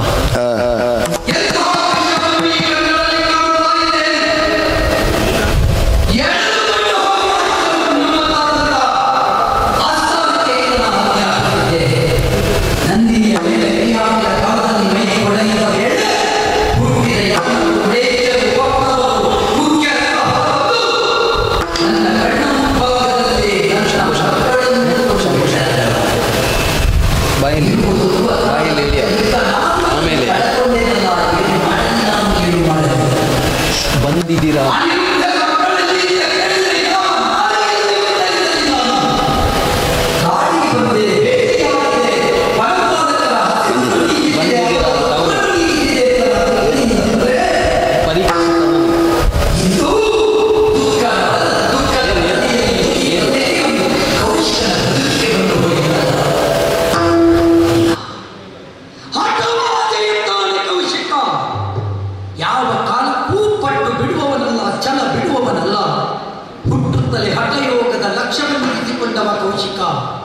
ಸುಮ್ಮನಿರುವುದಕ್ಕೆ ಸಾಧ್ಯವೇ? ವಸಿಷ್ಠನಿಂದ ಈ ತೆರನಾದ ದುಸ್ಥಿತಿಯನ್ನು ನಮ್ಮ ಪಾಲಿಗೆ ಬಂತು ಅಂತಾದರೆ ವಸಿಷ್ಠನಿಗೆ ತಕ್ಕ ಉತ್ತರವನ್ನು ಕೊಟ್ಟೇ ತೀರಬೇಕು. ಅದಕ್ಕೆ ಬೇಕಾಗಿ ಮರಳಿ ಪುರ ಸೇರಲಾರೆ. ನಮ್ಮ ಆತ್ಮಶಕ್ತಿಯನ್ನು ವೃತ್ತಿಪಡಿಸಿ ಲೋಕಾಧ್ಯಕ್ಷನಾದ ಸದಾಶಿವನನ್ನು ಒಲಿಸಿಕೊಂಡು ಅವನಿಂದಲೇ ಬೇಕಾದ ದಿವ್ಯಾಸ್ತ್ರಗಳ ಸಂಚಯನ ಮಾಡಿಕೊಂಡು ಈ ವಸಿಷ್ಠಾಶ್ರಮವನ್ನು ನಾಶ ಮಾಡಬೇಕು. ಅದಕ್ಕೆ ಬೇಕಾಗಿ ಹೊರಟು ಬಂದಿದ್ದೇನೆ. ಗಣಕರವಾದ ಪುಷ್ಕರ ತೀರ್ಥದಲ್ಲಿ ನಿಂತಿದ್ದೇನೆ. ತಪಸ್ಸಿಗಾಗಿ ಕುಳಿತಿದ್ದೇನೆ. ಹಠಯೋಗದಿಂದಲೇ ಸದಾಶಿವನನ್ನು ತಪಸ್ವೀಕರಿಸುತ್ತೇನೆ. ಶಂಭೋ ಶಂಕರ ಪಾಹಿ ಸದಾಶಿವ ಸದಾಶಿವ. ಶಂಭೋ ಶಂಕರ ಪಾಹಿ ಗೌರೀಶ.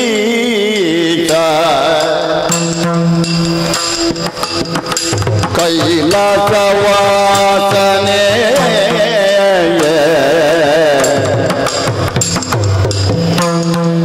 ಶಂಕರ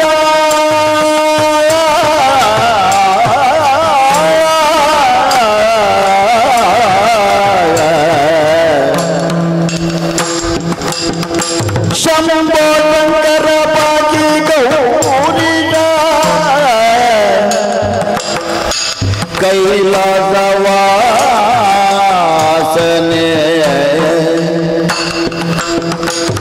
ಕಂಬು ಕಂದರ ಪಾತಿ ಭೂತೆಯ ಅಂಬುಜಾಗರ ಮುಖ್ಯ ವಂದನೆ ಶಂಭು ಮರ್ತಿನ ಗರ್ವಾಲಂಬರ ಶಂಭೋ ಶಂಕರ ಬಾಕಿ ಗೌರಿ ಕಂದರ ಪಾಕಿ ಭೂತೆಯ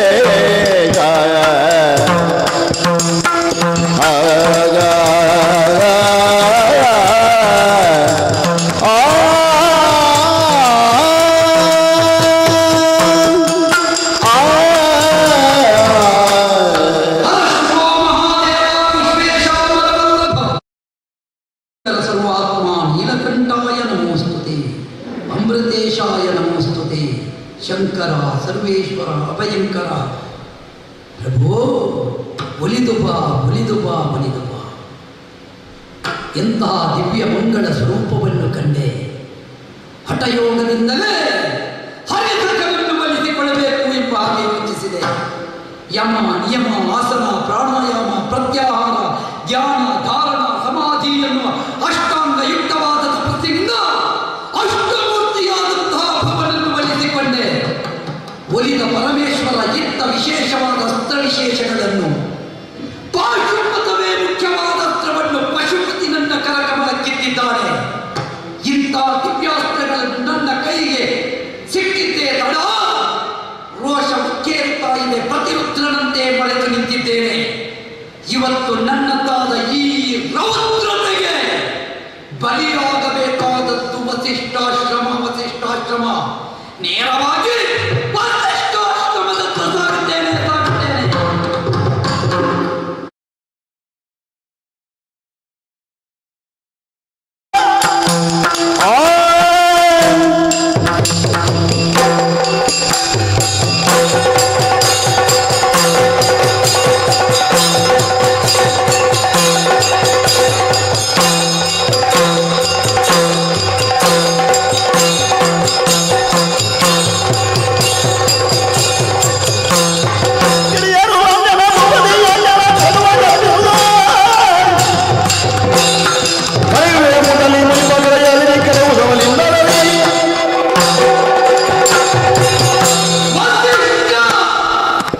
ಕೌಶಿಕನೇ, ಕಣ್ಣೀರಿಳಿಸಿದವನಿಗೆ ಕೌಶಿಕನ ಚರಿತ್ರೆ ಮುಗಿಯಿತು ಅಂತ ಭಾವಿಸಬೇಡ.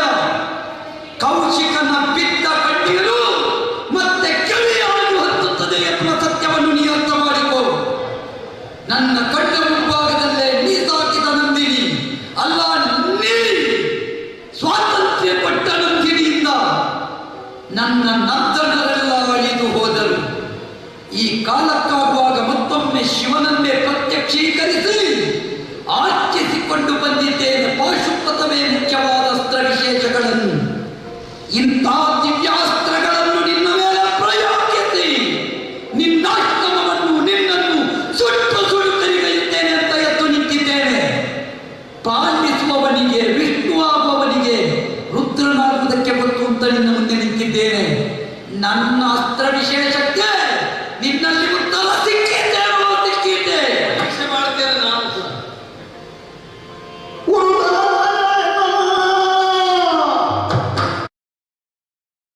ತರದೂತ ಬಾಬರದಿಂದ ಮೂರ್ಖನೇ ಹರಿತ ಬಂದಾವನೆ ಬಳಿದಿಗ ಬ್ರಹ್ಮಾಂಡದಂದಲೇ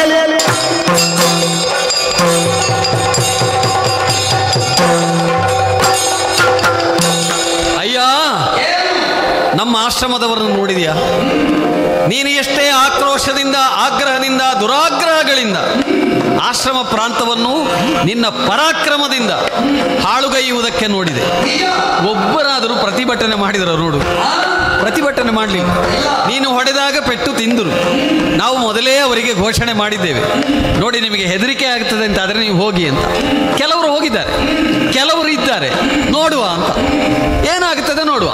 ನಮ್ಮ ಗುರುಗಳಿದ್ದರೆ ನಮಗೆ ಹೆದರಿಕೆ ಏನು ಅಂತ. ಅಷ್ಟು ಜನ ಇಲ್ಲಿಯೇ ಇದ್ದಾರೆ.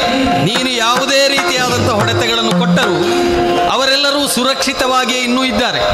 ಅನೇಕ ಬಗೆಯ ಅಸ್ತ್ರಗಳನ್ನೆಲ್ಲ ನೀನು ಪ್ರಯೋಗ ಮಾಡಿದೆ. ನೋಡು, ನಮ್ಮಲ್ಲಿರುವುದು ಇದು ಒಂದೇ,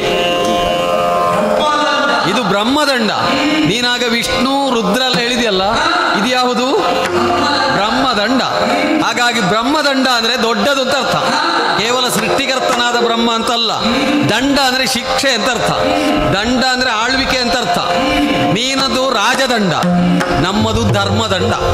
ನಿನಗೆ ಕಿರೀಟ ಇಡುವಾಗ ಮೊದಲು ನಿನ್ನ ತಲೆಗೆ 3 ಸಲ ನಿನ್ನ ಪುರೋಹಿತರು ಕುಟ್ಟುತ್ತಾರೆ ಅಲ್ವಾ? ದಂಡದಿಂದ ಕುಟ್ಲಿಲ್ವಾ? ಧರ್ಮದಂಡೋಸಿ ಧರ್ಮದಂಡೋಸಿ ಧರ್ಮದಂಡೋಸಿ ಅಂತ, ಹೌದಾ? ನೀನೇನು ಹೇಳಿದ್ದು? ಅದಂಡ್ಯೋಸ್ಮಿ ಅದಂಡ್ಯೋಸ್ಮಿ ಅದಂಡ್ಯೋಸ್ಮಿ. ನಾನು ದಂಡನೆಗೆ ಒಳಗಾಗುವನಲ್ಲ. ನಿನಗೆ ಪುರೋಹಿತರು 3 ಸಲ ಕುಟ್ಟಿ ಹಾಕಿದ್ದಾರೆ, ಅಂದ್ರೆ ಕುಟ್ಟಿ ಹೇಳಿದ್ದಾರೆ ನೀನು ಧರ್ಮ. ಹೌದೌದು, ಕುಟ್ಟಿ ಯಾವುದರಿಂದ ಕುಟ್ಟುವುದಂತ ತೋರಿಸಿಕೊಡ್ತಾ ಇದ್ದಾರೆ. ಇದು ಬ್ರಹ್ಮದಂಡ. ಹಾಗಾಗಿ ನೀನೇನು ಮಾಡಿದರೂ ಕೂಡ ಬ್ರಹ್ಮಾರ್ಪಣಂ ಆಗ್ತದೆ. ನೀನು ಏನನ್ನು ಪ್ರಯೋಗ ಮಾಡಿದರೂ ಇದು ಬ್ರಹ್ಮಾರ್ಪಣವಾಗ್ತದೆ. ಬ್ರಹ್ಮಾರ್ಪಣಂ ಬ್ರಹ್ಮವೀತ್, ಎಲ್ಲವೂ ಬ್ರಹ್ಮಾಗ್ನವು ಬ್ರಹ್ಮಣಾಹುತಂ, ಎಲ್ಲವೂ ಇದರೊಳಗೆ ಹೋಗಿ ಸೇರ್ತದೆ. ನೀನು ಏನು ಬೇಕಾದರೂ ಪ್ರಯೋಗ ಮಾಡಬಹುದು. ಪ್ರಯೋಗ ಮಾಡುವುದಕ್ಕೆ ನೀನು ಸ್ವತಂತ್ರ, ಇದು ಸರ್ವ ಸ್ವತಂತ್ರ. ಹೇಗೆ ನೋಡೋಣ? ನನ್ನ ಪ್ರಯೋಗವನ್ನು ಮಾಡಿದ್ದೇನೆ. ಪ್ರಯೋಗಿಸಿದ ಸಮಸ್ತ ಅಸ್ತ್ರ ವಿಶೇಷಗಳನ್ನು ನಿನ್ನ ಬ್ರಹ್ಮದಂಡ ನುಂಗಿದೆ. ಇಷ್ಟಕ್ಕೆ ಮುಗಿಯಿತೆ ಜನಮಯನ್ನ ವಿರೋಧಿ ವಸಿಷ್ಠರೇ.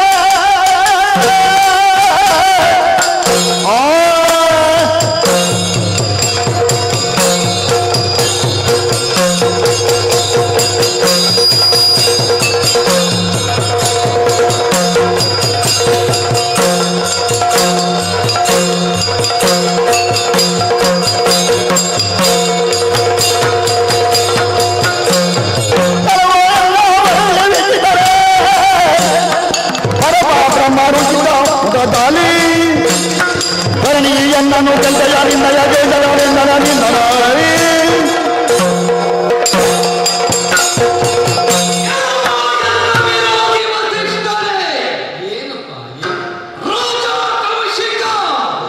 ಯಾವ ಕಾಲಕ್ಕೂ ಛಲ ಬಿಡುವವನಲ್ಲ, ಹಠ ಬಿಡುವವನಲ್ಲ. ಬ್ರಹ್ಮತೇಜವೇ ಬಲ ಅಂತ ನೀ ತೋರಿಸಿದೆ. ದಿಕ್ಬಲಂ ಕ್ಷಾತ್ರಬಲಂ ಬ್ರಹ್ಮತೇಜ ಬಲಂ ಬಲಂ ಅಂತ ಸಾಧಿಸಿದೆ. ಏನು ನೀವೇ ಅಷ್ಟನ್ನು ಸಂಪಾದಿಸುವ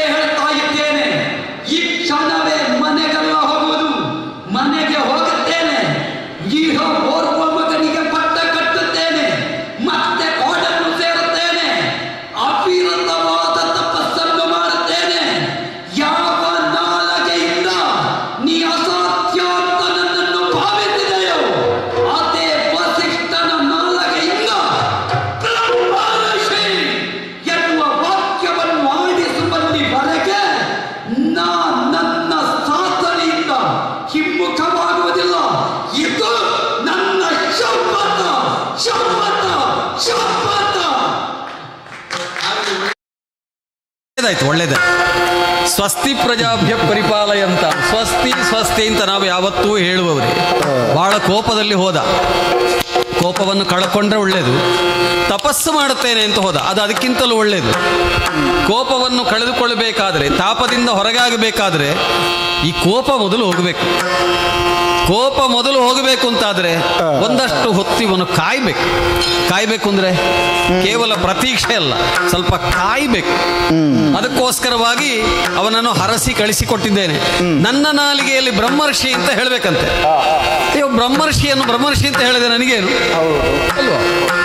ಹಂಸವನ್ನು ಹಂಸ ಅಂತಲೇ ಹೇಳ್ತೇನೆ ಹೊರತು ಬಕಬಕ್ಷಿ ಅಂತ ಹೇಳ್ತೇನೋ? ಬಿಳಿ ಅಂತ ಕಂಡ ಕೂಡಲೇ ಎಲ್ಲವೂ ಬಕಬಕ್ಷಿ ಆಗುದಿಲ್ಲ. ಕಪ್ಪಾದದ್ದೆಲ್ಲವೂ ಕಾಗೆಯೇ ಆಗಬೇಕು ಅಂತ ಇಲ್ಲ. ಒಳ್ಳೆಯ ಸುಸ್ವರದಿಂದ ಹಾಡುವ ಕೋಗಿಲೆ ಕಪ್ಪಿದ್ರು ಅದನ್ನು ಕೋಗಿಲೆ ಅಂತಲೇ ಹೇಳುವವರು ನಾವು. ಹಾಗಾಗಿ ಇವನು ನಾಳೆಯ ದಿವಸ ಬ್ರಹ್ಮರ್ಷಿಯಾಗಿ ಬರ್ತಾನೆ ಅಂತಾದ್ರೆ ಬಹಳ ಸಂತೋಷ. ಅವ ಹೋಗುತ್ತೇನೆ ಅಂತ ಹೇಳಿದ, ನಾನು ಹೋಗಿ ಬಾ ಅಂತ ಹೇಳಿದೆ. ಅವನಿಗೆ ಆಶೀರ್ವಾದ ಮಾಡಿ ಕಳಿಸಿದೆ. ನೋಡುವ ನಿರೀಕ್ಷೆಯಲ್ಲಿ ಇರ್ತೇನೆ. ಒಳ್ಳೆ ಲೋಕದಲ್ಲಿ ಒಳ್ಳೆ ಹಾದಿ ಹಿಡಿದು ಈಗ ಅವ ಹೇಳಿದ ದಿಕ್ ಬಲಂ ಕ್ಷತ್ರಿಯ ಬಲಂ. ನಾನು ಹೇಳಿದ್ದಲ್ಲ, ಅದು ಅವನೇ ಹೇಳಿಕೊಂಡದ್ದು. ಕ್ಷತ್ರಿಯ ಬಲಕ್ಕೆ ಧಿಕ್ಕಾರ ಅಂತ. ಬ್ರಹ್ಮತೇಜೋ ಬಲಂ ಬಲಂ, ಅದು ಅವನಿಗೆ ಉಂಟಾದಂತಹ ಜ್ಞಾನೋದಯ. ಆ ಜ್ಞಾನೋದಯವನ್ನು ಇನ್ನು ಪಲ್ಲವಿಸಬೇಕು, ಬೆಳೆಸಬೇಕಾದ್ರೆ ತಪಸ್ಸು ಮಾಡಬೇಕು. ಹಾಗಾಗಿ ಅವನೇರುವ ಬ್ರಹ್ಮರ್ಷಿ ಎತ್ತರವನ್ನು ನಾನೂ ಕಾಣುವುದಕ್ಕೆ ಪ್ರತೀಕ್ಷೆಯಲ್ಲಿರ್ತೇನೆ. ಅವನಿಗೆ ಒಳ್ಳೆಯದಾಗ.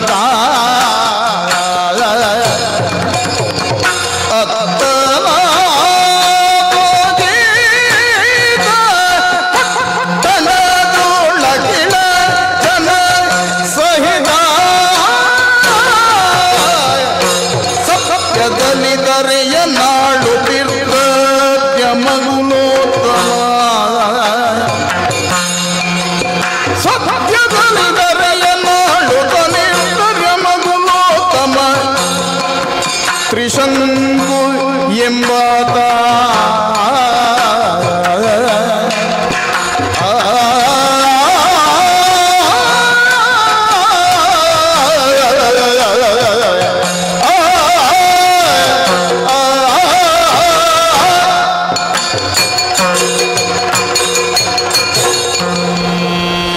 ಕೋಸಲ ದೇಶದ ರಾಜಧಾನಿ ಅಯೋಧ್ಯೆ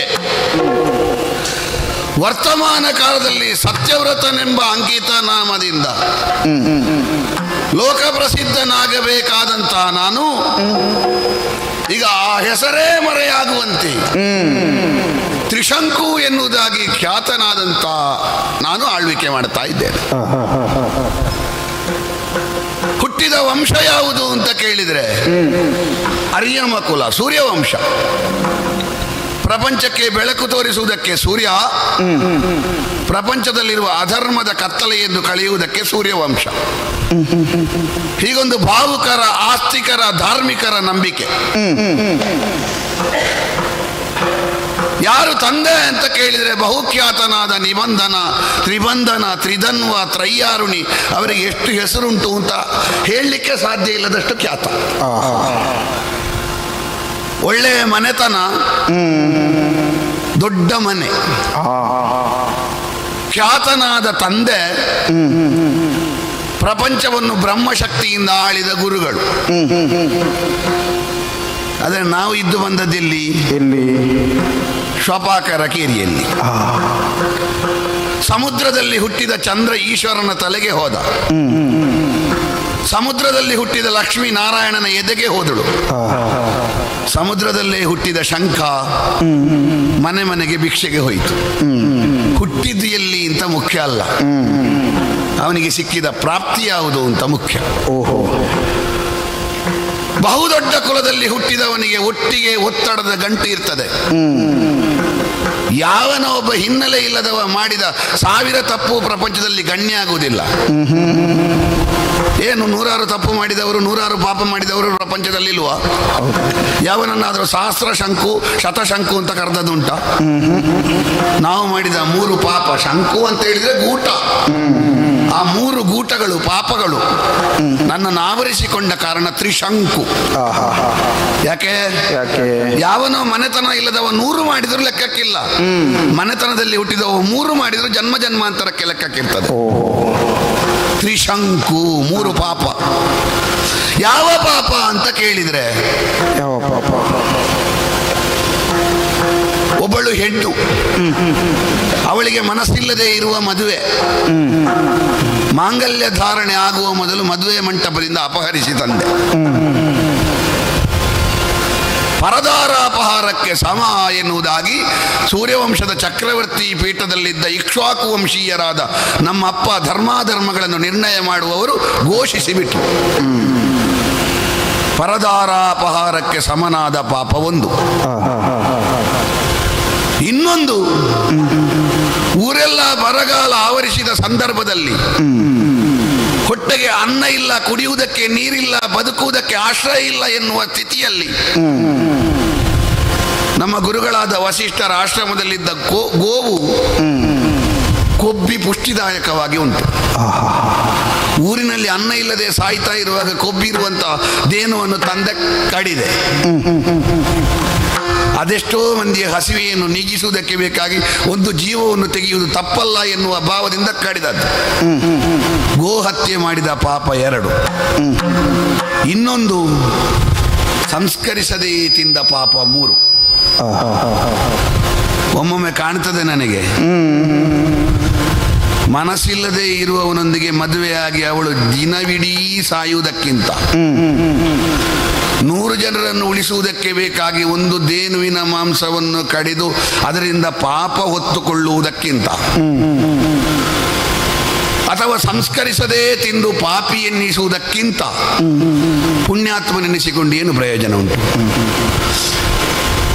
ಒಬ್ಬಳು ಹೆಣ್ಣಿನ ಮನಸ್ಸನ್ನು ತಿಳಿದು ಮದುವೆ ಮಾಡುವುದಕ್ಕೆ ಬೇಕಾಗಿ ಮದುವೆ ಮಂಟಪದಿಂದ ಕರೆತಂದ್ರೆ, ಹಲವಾರು ಮಂದಿಯ ಜೀವ ಉಳಿಸುವುದಕ್ಕೆ ಒಂದು ಗೋ ಹತ್ಯೆ ಮಾಡಿದ್ರೆ, ಹಸಿವೆಯ ಸಂದರ್ಭದಲ್ಲಿ ಅದನ್ನು ಬೇಯಿಸಲಿಲ್ಲ, ಸಂಸ್ಕರಿಸಲಿಲ್ಲ ಅಂತ ನೋಡ್ಲಿಲ್ಲ ಅಂತ ಅನ್ನೋದು ಪಾಪ ಆದ್ರೆ, ಒಂದೇನು 1,00,000 ಪಾಪ ಮಾಡಿ ಏನು? ಈ ಭಾವದಿಂದಲೇ ಹೊರಟದ್ದು ನಾನು. ಮಾನವೀಯತೆಗಿಂತ ದೊಡ್ಡ ಧರ್ಮವೇ ಮತ್ತೊಂದಿಲ್ಲ. ಇದು ನಮ್ಮ ಸರಿಯಾದಂತಹ ನಿಲುಮೆ. ಹೇಳಲಿಕ್ಕೆ ಸತ್ಯಂ ವದ ಧರ್ಮಂ ಚರ. ಶಾಸ್ತ್ರವನ್ನು ಹೇಳಿದವರು ಹೇಳಿದರು, ಯಾವುದು ಸತ್ಯ? ಇದ್ದದನ್ನು ಇದ್ದ ಹಾಗೆ ಹೇಳುವುದು ಸತ್ಯವೇ? ಸರ್ವಭೂತಗಳಿಗೆ ಹಿತ ಮಾಡುವುದು ಸತ್ಯ. ಯಾವುದು ಧರ್ಮ? ನಾವು ಧರಿಸುವುದು, ನಮ್ಮನ್ನು ಧರಿಸುವುದು ಧರ್ಮ. ಬದುಕಲಿಕ್ಕೆ ಸಾಧ್ಯ ಇಲ್ಲ ಎಂದಾದರೆ ಆ ಸತ್ಯವನ್ನು ಹೇಳಿ ಪ್ರಯೋಜನ ಏನು? ಬದುಕುವುದಕ್ಕೆ ತೊಡಕಾಗ್ತದೆ ಎಂದಾದರೆ ಆ ಧರ್ಮವನ್ನು ಆಧರಿಸಿ ಪ್ರಯೋಜನ ಏನು? ಯಾರಿಗೂ ಸುಖ ಕೊಡದ ಧರ್ಮವನ್ನು ಆಧರಿಸಿ ಏನು ಫಲ ಉಂಟು? ಹಾಗಾಗಿಯೇ ನಾವು ಮಾಡಿದ ಪಾಪ ಇಲ್ಲಿಯವರೆಗೂ ಕಲೆಯಾಗಿ ಅಂಟಿಕೊಂಡಿದೆ. ಪರದಾರ ಅಪಹಾರದ ದೋಷಕ್ಕೆ ಬೇಕಾಗಿ ನಾವು ರಾಜ್ಯಭ್ರಷ್ಟರಾಗಿ ಹೋದೆವು. ಅಪ್ಪನ ನಿರ್ಣಯ. ಅಪ್ಪನಾದವ ತನ್ನ ಯೌವನವನ್ನು ಮಗನಲ್ಲಿ ಕಾಣಬೇಕಂತೆ. ನಮ್ಮ ದುರಂತ ನೋಡಿ, ನನ್ನನ್ನು 12 ವರ್ಷ ರಾಜ್ಯಭ್ರಷ್ಟ ಅಂತ ಹೇಳಿ ಅಪ್ಪ ಮತ್ತೊಂದು ಮಗನನ್ನು ಪಡೆಯುವುದಕ್ಕೆ ತಪಸ್ಸಿಗೆ ಹೋದರು. ಈ ಮಗ ಸರಿಯಾಗಿ ಬರಲಿ ಅಂತಲೂ ಕಾಯಲಿಲ್ಲ ಅವರು. ಹೋದದ್ರಿಂದ ಒಳ್ಳೇದಾಯ್ತೋ? ಊರಿಗೆ ಬರಗಾಲ ಬಂತು. ಅನಾಯಕನಾಗಿರುವ ದೇಶ, ಸ್ತ್ರೀನಾಯಕರಿರುವ ದೇಶ, ಬಾಲನಾಯಕರಿರುವ ದೇಶ, ಬಹುನಾಯಕರಿರುವ ದೇಶ. ಅಲ್ಲಿಗೆ ಬೇರೆ ಮಾಟ ಮಾಡಬೇಕು ಅಂತ ಇಲ್ಲ. ನಾಯಕತ್ವವೇ ಇರದಂತಹ ದೇಶವಾದ ಕಾರಣ ಚಕ್ರವರ್ತಿ ಪೀಠಕ್ಕೆ ಬಡಿದಂತಹ ಬಿಸಿ ಪ್ರಪಂಚಕ್ಕೆ ಬಡಿಯಿತು. ಎಲ್ಲ ಕಡೆ ಬರಗಾಲ ಆವರಿಸಿತು. ನಾನೇ ಬೇಕು ಅಂತಲ್ಲ, ನಾನಿಲ್ಲದಿದ್ರೆ ಬರಗಾಲ ಹೆಚ್ಚಾಗ್ತದೆ ಎನ್ನುವ ಕಾರಣಕ್ಕಾಗಿ ಮತ್ತೆ ಗುರುಗಳು ಕರೆಸಿಕೊಂಡು ಪೀಠವನ್ನು ಕೊಟ್ಟರು. ಪೀಠದಲ್ಲಿ ಕುಳಿತುಕೊಂಡೆ. ನಾವು ಯಾವಾಗಲೂ ಎಡವದೇ ನಡೀತಾ ಇದ್ರೆ ಅವ ಗಟ್ಟಿ ನಡೀತಾನೆ ಅಂತ ಹೇಳಲಿಕ್ಕಾಗೋದಿಲ್ಲ. ಆಗಾಗ ಎಡವಿದವು ಒಂದೊಂದು ಹೆಜ್ಜೆ ಇಡುವಾಗಲೂ 4 ಸಲ ಯೋಚನೆ ಮಾಡ್ತಾನೆ. ನಮಗೆ ತ್ರಿಶಂಕು ಎನ್ನುವುದು ಲೋಕದವರಿಗೆ ಅದು ಕೆಟ್ಟದ್ದು ಅಂತ ಕಂಡ್ರು ನಮಗೆ ಆಗಾಗ ಎಚ್ಚರಿಕೆ. ಅದು ಈ ಪ್ರಪಂಚದಲ್ಲಿ ಎಡವುವ ಪ್ರಪಂಚದಲ್ಲಿ ಇದ್ದಷ್ಟು ಮತ್ತಷ್ಟು ಎಡವುತ್ತೇವೆ. ಹಾಗಾಗಿ ಎಡವದೇ ಇರುವ ಒಂದು ಜಾಗ ಬೇಕು ಎನ್ನುವುದಾಗಿ ನನ್ನೊಳಗೆ ಒಂದು ಪ್ರಚೋದನೆ ಆಯಿತು. ಹಾಗಾಗಿಯೇ ನಿರ್ಣಯ ಮಾಡಿದೆ ನಾನು, ಯಾವುದು ಎಡವದೇ ಇರುವ ಜಾಗ ಅದೇ ಮೇಲಿರುವುದು. ಸತ್ವದಿಂದ ಧರೆಯನ್ನಾಳಿ ತುಂಬಾ ಜನ ಆಗಿ ಹೋಗಿದ್ದಾರೆ. ಧರೆಯನ್ನಾಳುವಂತಹ ಚಕ್ರವರ್ತಿಯೊಬ್ಬ ಸಹಜವಾಗಿ ಯಜ್ಞಯಾಗಾದಿಗಳನ್ನು ಮಾಡಬೇಕು, ಗುರುಮುಖೇನವೇ ಮಾಡಿದೆ. ಮಾಡಿ ಇದ್ದು ಎಷ್ಟಾಯಿತು ಅಂತ ಲೆಕ್ಕ ತೆಗೆದ್ರೆ ಆಯ್ತಲ್ಲ 100.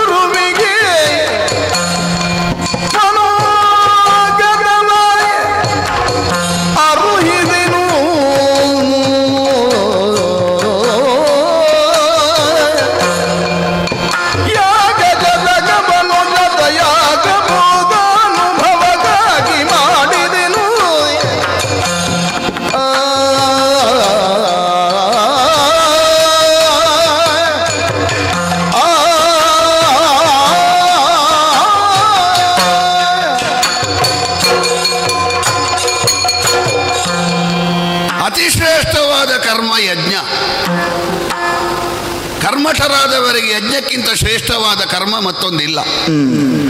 ಇದು ನಮ್ಮ ನಂಬಿಕೆ. ಈ ನಂಬಿಕೆಯನ್ನು ಹಿಡಿದುಕೊಂಡು ನಡೆದಂತಹ ನಾವು ಲೋಕಕ್ಕೆ ಆದರ್ಶವಾಗಿರಬೇಕಾದಂತಹ ದೊಡ್ಡ ಸ್ಥಾನದಲ್ಲಿ ಕುಳಿತುಕೊಂಡವರು. ಹಾಗಾಗಿಯೇ ಪೀಠದಲ್ಲಿ ಕುಳಿತುಕೊಂಡ ಕಾರಣ ತ್ರಿಕರ್ಮಿಗಳಾದಂತಹ ನಾವು ಯಜ್ಞಯಾಗಾದಿಗಳನ್ನು ಮಾಡಬೇಕಾದದ್ದು ನಮ್ಮ ಪುಣ್ಯವರ್ಧನೆಗೂ ಒಳ್ಳೆಯದು, ಉಳಿದ ನಮಗಿಂತ ಕೆಳಗಿನವರ ಪಾಠರೂಪವಾಗಿ ಕಾಣಿಸುವುದಕ್ಕೂ ಒಳ್ಳೆಯದು. ಹಾಗಾಗಿ ಬೋಧಕವಾಗಿಯೂ ಪುಣ್ಯ ಸಂಚಯನಕ್ಕೆ ಬೇಕಾಗಿಯೂ ಯಾಗ ಮಾಡುತ್ತಾ ಮುಂದುವರಿದೆ. ನಿರಂತರವಾಗಿ ಮಾಡಿದ ಯಾಗದ ಪರಿಣಾಮ ನೋಡಿ. ಈಗ ಲೆಕ್ಕ ಇಡ್ಲಿಕ್ಕೆ ಪ್ರಾರಂಭಿಸಿದ್ದು ನಾನು. ಆಗುತ್ತಾ 100 ಯಾಗ ಆಯಿತು ನೋಡಿ. ಗುರುಗಳಾದ ವಸಿಷ್ಠರ ಮೂಲಕವೇ ಆದದ್ದು. 100 ಯಾಗ ಆಗುವಾಗ ಒಮ್ಮೆಲೆ ನೆನಪಾದದ್ದು ನನಗೆ. ಶತಯಾಗ ಅಂತ ಹೇಳಿದ್ರೆ ಒಂದು ಹಂತ ಅಲ್ವ ಅದು. ಶತಯಾಗ ಮಾಡಿದವರು ಏನಾಗಬಹುದು ಅಂತ ಯೋಚಿಸಿದ್ರೆ ಇಂದ್ರ ಪದವಿಯನ್ನೇ ಇರಬಹುದು. ನಮಗೆ ಅದು ಬೇಕು ಅಂತಲ್ಲ, ಮತ್ತೊಬ್ಬರದ್ದು ಕಸಿದುಕೊಂಡು ಏನು ಮಾಡುವುದು, ನಮ್ಮದೇ ನಮಗೆ ಉಳಿಯುವುದಿಲ್ಲ. ಮತ್ತೊಬ್ಬನಿಂದ ಕಸಿದುಕೊಂಡು ಬೇಕು ಅಂತಲ್ಲ, ಹಾಗೆ ನಮಗೆ ಬೇಕು ಎನ್ನುವ ಅಪೇಕ್ಷೆ ಉಂಟು. ಈ ಪ್ರಪಂಚದಲ್ಲಿ ಹುಟ್ಟಿದವನಿಗೆ ಯಾವನಿಗೆ ಸಾಕು ಎನ್ನುವ ಭಾವ ಬರ್ತದ? ಸಾಕು ಎನ್ನುವ ಭಾವ ಇದ್ರೆ ಅವ 18 ವರ್ಷದವಾದರೂ ಮುದುಕನಿ. ಬೇಕು ಎನ್ನುವ ಭಾವ ಉಂಟು, ಅವ 85ರವನಾದರೂ ಅವ ಯುವಕನಿ. ಬೇಕು ಎನ್ನುವ ಭಾವ ಇಲ್ಲದಿದ್ರೆ ಬದುಕೇನು ಪ್ರಯೋಜನ? ಮಹತ್ವಾಕಾಂಕ್ಷೆ ಇರಬೇಕು, ಇನ್ನೊಂದನ್ನು ಸಾಧಿಸಬೇಕು, ಮುಂದೆ ಮುಂದುವರಿಯಬೇಕು ಎನ್ನುವಂತ ಹಂಬಲ ಇರಬೇಕು. ಅದಿಲ್ಲದೆ ಇದ್ರೆ ಬದುಕೇನು ಪ್ರಯೋಜನ? ಹಂಬಲ ಕೇವಲ ಲೌಕಿಕವಾಗಿ ಭೌಮವಾಗಿ ಸೀಮಿತವಾಗಕೂಡದು ಎನ್ನುವುದಾಗಿ ನನ್ನ ಕಲ್ಪನೆ. ಇಲ್ಲಿ ಏನಿದ್ರು ದ್ವಂದ್ವ ಮಿಶ್ರಿತವಾದ ಪ್ರಪಂಚ. ಯಾವ ಸುಖ ಇರಲಿ ಅದರ ಬದಿಯಲ್ಲಿ ಒಂದು ಕೆಟ್ಟದ್ದುಂಟು.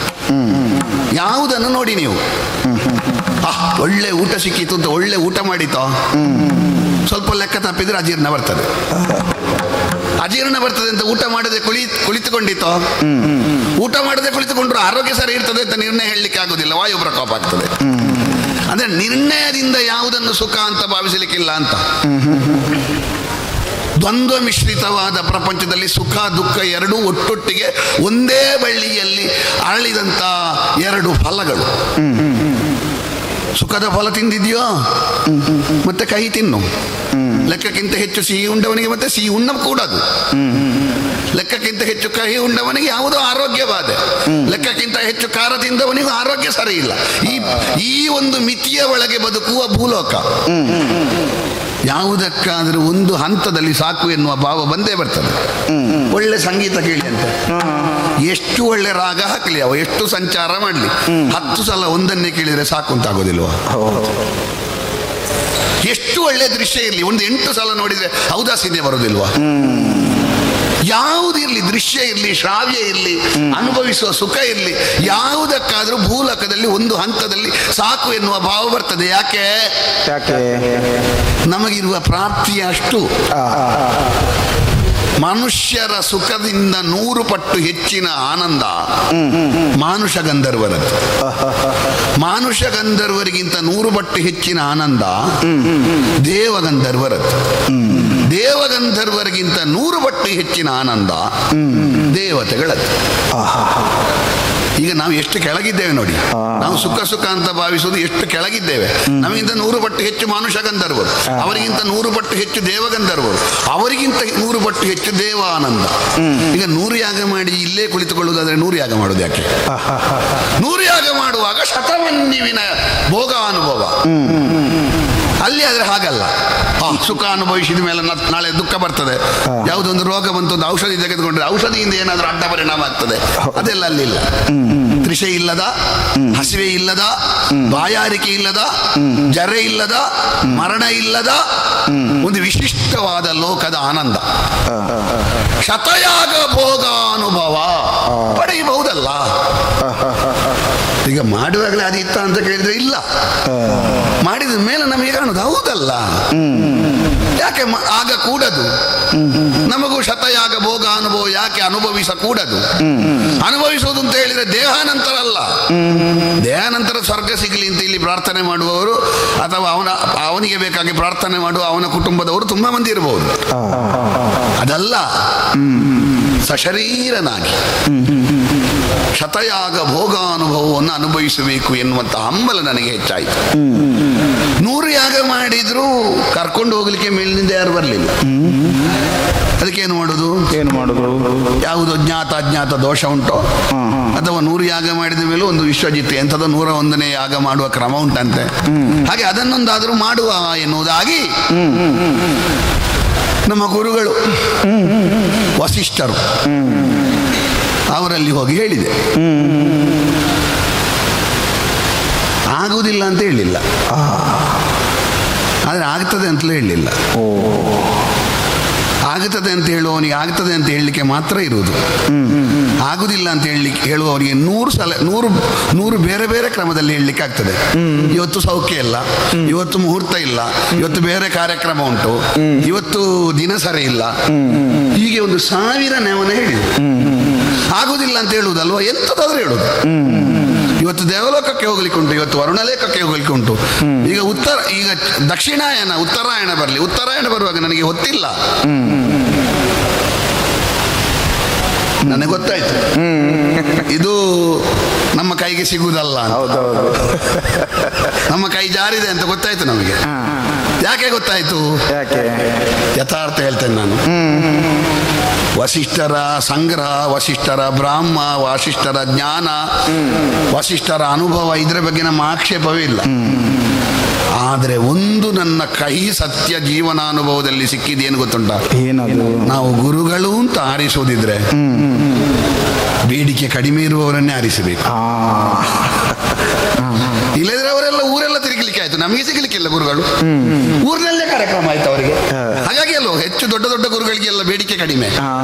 ಬೇಡಿಕೆ ಕಡಿಮೆ ಇದ್ದವರೇ ದೊಡ್ಡ ಗುರುಗಳಾಗೋದು. ಯಾಕೆ? ಅವರು ಸಿಗುತ್ತಾರೆ. ನಮ್ಮ ಗುರುಗಳು ಈ ಕಡೆಯಿಂದ ಗುರುಗಳಾಗಿಯೂ ಖ್ಯಾತರು, ಆ ಕಡೆಯಿಂದ ಋಷಿಯಾಗಿಯೂ ಖ್ಯಾತರು. ಹಾಗಾಗಿ ಅವರಿಗೆ ಊರಿನ ಹೊರಗಿನ ಕಾರ್ಯಕ್ರಮವೇ ಮುಗಿಲಿಕ್ಕಿಲ್ಲ. ಅದರೊಟ್ಟಿಗೆ ನಮ್ಮಲ್ಲಿ ಮೊದಲೇ ಅಷ್ಟಕ್ಕಷ್ಟೇ ಎದುರು ತೋರಿಸುವುದಿಲ್ಲ ಅವರು. ಒಳಗಿಂದ ಹುಳ್ಳಗೆ ಇರುವುದವರಿಗೆ. ಏನು ಮಾಡುವ? 1000 ಸಲ ಪ್ರತಿಕೂಲ ಹೇಳಿದ ಮೇಲೆ ನಾವು ಆಗಾಗ ಹೋಗಿ ಅವರ ಕಾಲಬುಡದಲ್ಲಿ ಬೀಳುವುದು. ಗುರುಗಳೇ, ನಾನು ಶಿಷ್ಯನೇ. ಅದು ನಮ್ಮ ಜಾತಿ ಬಿಡುವುದಿಲ್ಲ ಅಂತ, ಕ್ಷಾತ್ರ ಸ್ವಭಾವ. ಒಂದು ಎಷ್ಟು ಸಲ ಒಬ್ಬನ ಕಾಲಿಗೆ ಬೀಳುವುದು. ಹೌದಪ್ಪ. ಮತ್ತೆ ಲೆಕ್ಕಕ್ಕಿಂತ ಹೆಚ್ಚು ನೀವೇ ಆಗಬೇಕು ಅಂತ ಹೇಳಿದ್ರೆ ಅವರಿಗೆ ಒಂದು ತಲೆಯಲ್ಲಿ ಬರ್ತದೆ. ನಾವಿಲ್ಲದಿದ್ರೆ ಆಗುದಿಲ್ಲ ಅಂತ ಕಾಣ್ತದೆ ಅವರಿಗೆ. ಹಾಗಾಗಿ ಒಂದು ನಿರ್ಣಯ ಮಾಡಿದ್ದೆ ನಾನು. ಗುರುಗಳಾದ್ರೇನು, ಗುರುಪುತ್ರರಾದ್ರೇನು. ಗುರುಗಳ ಬದಲಿಗೆ ಗುರುಗಳಷ್ಟೇ ವೇದಾದಿಗಳನ್ನು ಓದಿದವರು, ವಿಧಿಯನ್ನು ತಿಳಿದವರು, ಅಶ್ವಮೇಧಾದಿ ಯಾಗಗಳನ್ನು ಮಾಡುವಂತ ಸಮರ್ಥರು. ಇವರಿಗೆ ಯಾವಾಗಲೂ ಕಾರ್ಯಕ್ರಮ ಉಂಟಲ್ವ? ಪಾಪ ಅವರಿಗೆ ಕಾರ್ಯಕ್ರಮವಿಲ್ಲದೆ ಮನೆಯಲ್ಲಿದ್ದಾರೆ ಗುರುಪುತ್ರರು. ಯಾಕೆ? ವಸಿಷ್ಠರು ಇರುವಲ್ಲಿವರೆಗೆ ವಾಸಿಷ್ಠರಿಗೆ ಬೇಡಿಕೆ ಇಲ್ಲ. ಯಾಕೆ ಬೇಡಿಕೆ ಇಲ್ಲ? ವಸಿಷ್ಠರಿದ್ದಾರಲ್ಲ. ಕೆಲವರೆಲ್ಲ ಅನುಕರಣೆ ಮಾಡುವವರು ಮೊದಲು ತಿಳ್ಕೊಳ್ಬೇಕಾದ್ದು. ಯಾರದ್ದಾದ್ರೂ ಅನುಕರಣೆ ಮಾಡಿದ್ರೆ ಉಂಟಲ್ವಾ, ಯಾರ ಅನುಕರಣೆ ಮಾಡ್ತಾನೆ ಅವ ಮೂಲ ವ್ಯಕ್ತಿಯೇ ಬೇಕಾದ್ರೆ ಅವನನ್ನೇ ಕರೀತಾರೆ. ಅವನದ್ದು ಯಾರಿಗಾದ್ರೂ ಸರಿಯಾಗುದಿಲ್ಲ ಅಂತಾದ್ರೆ ಅವನನ್ನು ಬಿಡ್ತಾರೆ, ಅವನ ಅನುಕರಣೆ ಮಾಡುವವನನ್ನು ಬಿಡ್ತಾರೆ. ಹೌದೌದು. ವಾಸಿಷ್ಠರು ಅಂದ್ರೆ ವಸಿಷ್ಠರ ಪ್ರತಿಚ್ಛಾಯೆ. ನೋಡುವ, ನಮಗೊಂದು ಅನಿವಾರ್ಯ ಉಂಟು. ಅವರ ಒಂದು ತೇಜಸ್ಸು, ವಿದ್ವತ್ತು ಎಲ್ಲ ಪ್ರಕಟವಾಗಲಿಕ್ಕೆ ಸಾಧ್ಯವೂ ಆಯಿತು. ಹಾಗಾಗಿ ಆದಷ್ಟು ಬೇಗ ದಕ್ಷಿಣದ ದೆಸೆಯಲ್ಲಿರುವ ವಾಸಿಷ್ಠರ ಆಶ್ರಮದತ್ತ ನಡೀತೇನೆ.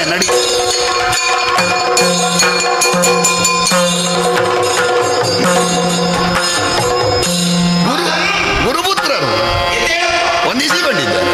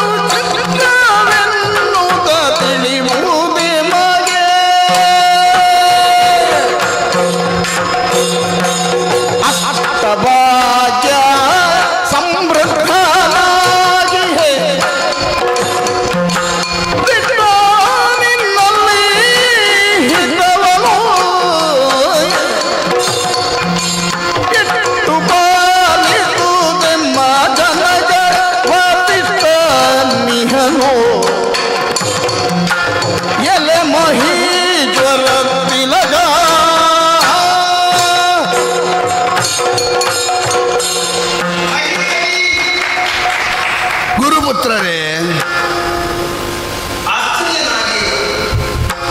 ಯಾಕೋ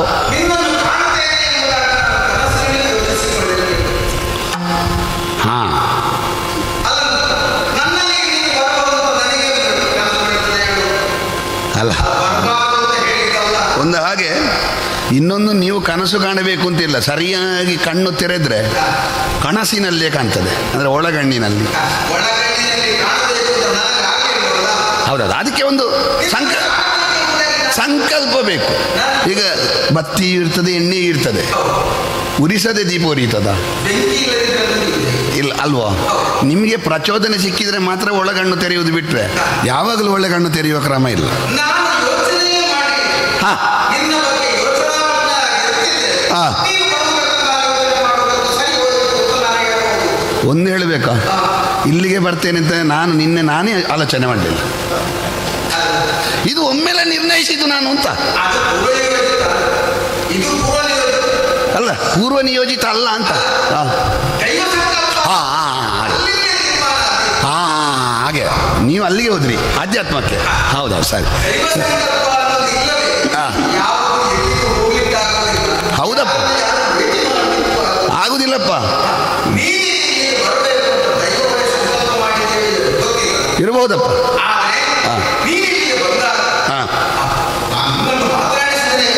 ಒಂದು ಉಪಚಾರ ಮಾಡುವುದು ಅಂತ ಒಂದು ಕ್ರಮ ಉಂಟಲ್ಲ, ಬೇಕು ಅಂತ ಹೇಳಿ ನಮಗೆ ಆ ನಿರೀಕ್ಷೆ ಇಲ್ಲ. ಅಲ್ಲ, ನೀನು ನಿರೀಕ್ಷೆ ಮಾಡದೇ ಇದ್ರು ನಮ್ಮ ನಿರೀಕ್ಷೆ ಸುಳ್ಳಾಗಬಾರದು. ಬಂದವರಿಗೆ ಒಂದು ಮನೆಯಲ್ಲಿ ಉಪಚಾರ ಮಾಡುವುದು ನಮ್ಮ ಆಶ್ರಮ ಧರ್ಮಕ್ಕೆ ಅನುಸಾರವಾಗಿ. ಈಗ ನಿನಗೆ ಕೊಡುವಂಥದ್ದು ದರ್ಭಾಸನ, ಇಲ್ಲಿ ಕೊಡುವುದಕ್ಕೆ ಬೇರೆ ಏನಿಲ್ಲ. ನಿಮಗೆ ಅರಮನೆಯಲ್ಲಾದ್ರೆ ಸಿಂಹಾಸನ, ಇಲ್ಲಿ ದರ್ಭಾಸನ. ಅಲ್ಲ, ಕೊಡುವುದು ಎಂತದಂತ ಮುಖ್ಯ ಅಲ್ಲ, ಕೊಡುವವರ ಮನಸ್ಸು ಎಂತದಂತ ಮುಖ್ಯ. ಒಂದು ನಾಣ್ಣುಡಿಯಲ್ಲಿ ಮಾತು ಉಂಟು, ಹೇಗೆ ಇಕ್ಕುವವರು ನಮ್ಮವರಾದ್ರೆ ಎಕ್ಕದ ಎಲೆಯಲ್ಲಿ ಊಟ ಮಾಡಬಹುದು. ಹಾಗಿದ್ರೆ ನಾವು ನಮ್ಮವ ಎನ್ನುವ ಭಾವ ಬೇಕಾಗ್ತದೆ. ನೀನು ನಮ್ಮಮ್ಮ ಎಂಬ ಭಾವ ನನಗುಂಟು, ಯಾಕಂದ್ರೆ ನನ್ನ ಅಪ್ಪನ ಶಿಷ್ಯ ಆಗ್ಬೋದು. ಹೌದು. ಹಾಗಿರುವಾಗ ಅಂತಹ ಗುರುಗಳಲ್ಲಿ ಇದ್ದಂತಹ ನೀನು ಇಂದು ಇಲ್ಲಿ ನಮ್ಮ ಬಳಿಗೆ ಬರಬೇಕು ಅಂತಿದ್ರೆ ಕಾರಣ ಏನು ಅಂತ ಒಂದು ಪ್ರಶ್ನೆ ಕೊಡ್ತದೆ. ಆವಾಗಲೇ ನಿಮ್ಮ ಮುಖ ನೋಡಿದ್ದು ನಾನು. ಅರಳಿದ ಹೂವನ್ನು ಬಂಡೆಯ ಬಂಡೆಯ ಮೇಲೆ ಎಸೆದ್ರೆ ಅದು ಹೇಗಾಗ್ತದೆ ಹೇಳಬೇಕಾಗ್ತದೆ, ಅದು ಮುದುಡಿ ಹೋಗುವುದಿಲ್ಲ, ಸುಟ್ಟು ಹೋಗಬಹುದು. ನಿನ್ನ ಮುಖವು ಹಾಗಾಗಿದೆ, ಕಪ್ಪಿಟ್ಟು ಹೋಗಿದೆ. ಏನು ನಿನ್ನ ಮುಖ ಅಂದ್ರೆ ಕೆಳಗೆ ನೆಲವನ್ನು ನೋಡ್ತಾ ಇದ್ದೀನಿ, ಸರಿಯಾಗಿ ನನ್ನ ಮುಖ ನೋಡ್ತಾ ಇಲ್ಲ. ಏನೋ ಒಂದು ಯೋಚನಾ ಮಗ್ನಾಗಿದ್ದೆ. ಆದ್ರೆ ಮುಖದ ಭಾವ ಏನು ಅಂತ ಅರಿಯಬೇಕು ಅಂತಿದ್ರೆ ಬಾಯಿ ತೆರೆದು ಆಡಬೇಕಾಗ್ತದೆ. ಹಾಗಾಗಿ ನಿನಗೆ ಏನಾಗಬೇಕು, ನನ್ನಲ್ಲಿಗೆ ಬರುವ ಉದ್ದೇಶ ಏನು? ಅಲ್ಲ, ಗುರುಗಳಿರುವಾಗ ಅಲ್ಲಿ ಮಾತ್ರ ಅವರಲ್ಲಿ ಹೇಳೋದು ಬಿಟ್ಟು ಗುರುಪುತ್ರಗಳಂತ ನಮ್ಮಲ್ಲಿ ಮಾತಾಡೋದಕ್ಕೆ ನೀನು ಬಂದಿದ್ದರೆ ಅಲ್ಲಿ ಪರಿಹಾರ ಆಗತ್ತಲೇ ಇಲ್ಲಿ ಕೇಳುವುದಕ್ಕೆ ಬಂದದ್ದ, ಅಲ್ಲ ಇಲ್ಲಿ ಆದಿತ್ತಂತಲೇ ಬಂದದ್ದ, ಏನು ಅಲ್ಲಿ ಅರ್ಥ ಆಗುದಿಲ್ಲ. ಅಲ್ಲ, ಅಲ್ಲಿ ಪರಿಹಾರ ಆಗದಿರುವಂತದ್ದು ಎಂತ ದುಡ್ಡಪ್ಪ, ನಮ್ಮಪ್ಪ ಎಲ್ಲವನ್ನೂ ಪರಿಹಾರ ಮಾಡೋದಕ್ಕೆ ಇರುವವರು. ಹಾಗಿರುವಾಗ ಅವರಲ್ಲಿ ಏನಿದ್ರು ಹೇಳಿಕೊಳ್ಬೋದಿತ್ತು. ಅದು ಬಿಟ್ಟು ನನ್ನಲ್ಲಿ ಬಂದಿದ್ದಾದ್ರೆ ಏನೋ ಹೇಳುವುದಕ್ಕುಂಟು ನಮ್ಮಲ್ಲಿ ಆಗಿದೆ. ನನಗೆ ಹಾಗೆ ತೋರ್ತಾ ಇದೆ. ಗುರುಪುತ್ರ ಸತ್ಯವ್ರತ ಏನಿದ್ರು ನಿಸ್ಸಂಕೋಚದಿಂದ ನನ್ನಲ್ಲಿ ಆಡಿಕೊಳ್ಳಬಹುದು. ನೀವು ಅಷ್ಟೇ ಹೇಳಿದ್ರಲ್ಲ. ಈಗ ಒಬ್ಬ ಹುಟ್ಟಿದ ವ್ಯಕ್ತಿಗೆ ಹೌದು, ಅವರನ್ನು ಬೆಳೆಸಲಿಕ್ಕೆ ಕಾರಣವಾಗುವುದು ಬೇರೆ ಬೇರೆ ಶಕ್ತಿಗಳು. ಒಂದು ತಾಯಿ, ಒಂದು ತಂದೆ, ಈಗ ಇಬ್ಬರು ಇಲ್ಲ. ಮೂರನೆಯದು ರಾಜ. ರಾಜ ಅಂತ ಹೇಳಲಿಕ್ಕೆ ನಾನೇ ರಾಜ, ನಾನು ಮತ್ತೊಬ್ಬ ಕೈ ಹಿಡಿದು. ನಾಲ್ಕನೆಯದು ಯಾರು ಅಂತ ಕೇಳಿದ್ರೆ ಗುರುಗಳಿದ್ದಾರಲ್ಲ. ಇಲ್ಲಲ್ಲ, ಯಾಕಿಲ್ಲ? ಇಲ್ಲಲ್ಲ ಅಂತ ಹೇಳಿದ್ರೆ ಇದ್ದಾರೆ, ಇದ್ರು ಇಲ್ಲದ ಹಾಗಿದ್ದಾರೆ. ಹೌದು, ನಮ್ಮ ಕೈಗೆ ಸಿಗುವುದಿಲ್ಲಲ್ಲ. ಹಾಗಾಗಿ ಲಾಲಿಸಲಿಕ್ಕೆ ಯಾವ ಕೈ ಉಂಟು ಅಂತ ನೋಡಿದರೆ ಗುರುಗಳಷ್ಟೇ ಯೋಗ್ಯತೆ ಇರುವ ಗುರುಬಾಲಕರು ನೀಡುತ್ತಿರಲ್ಲ.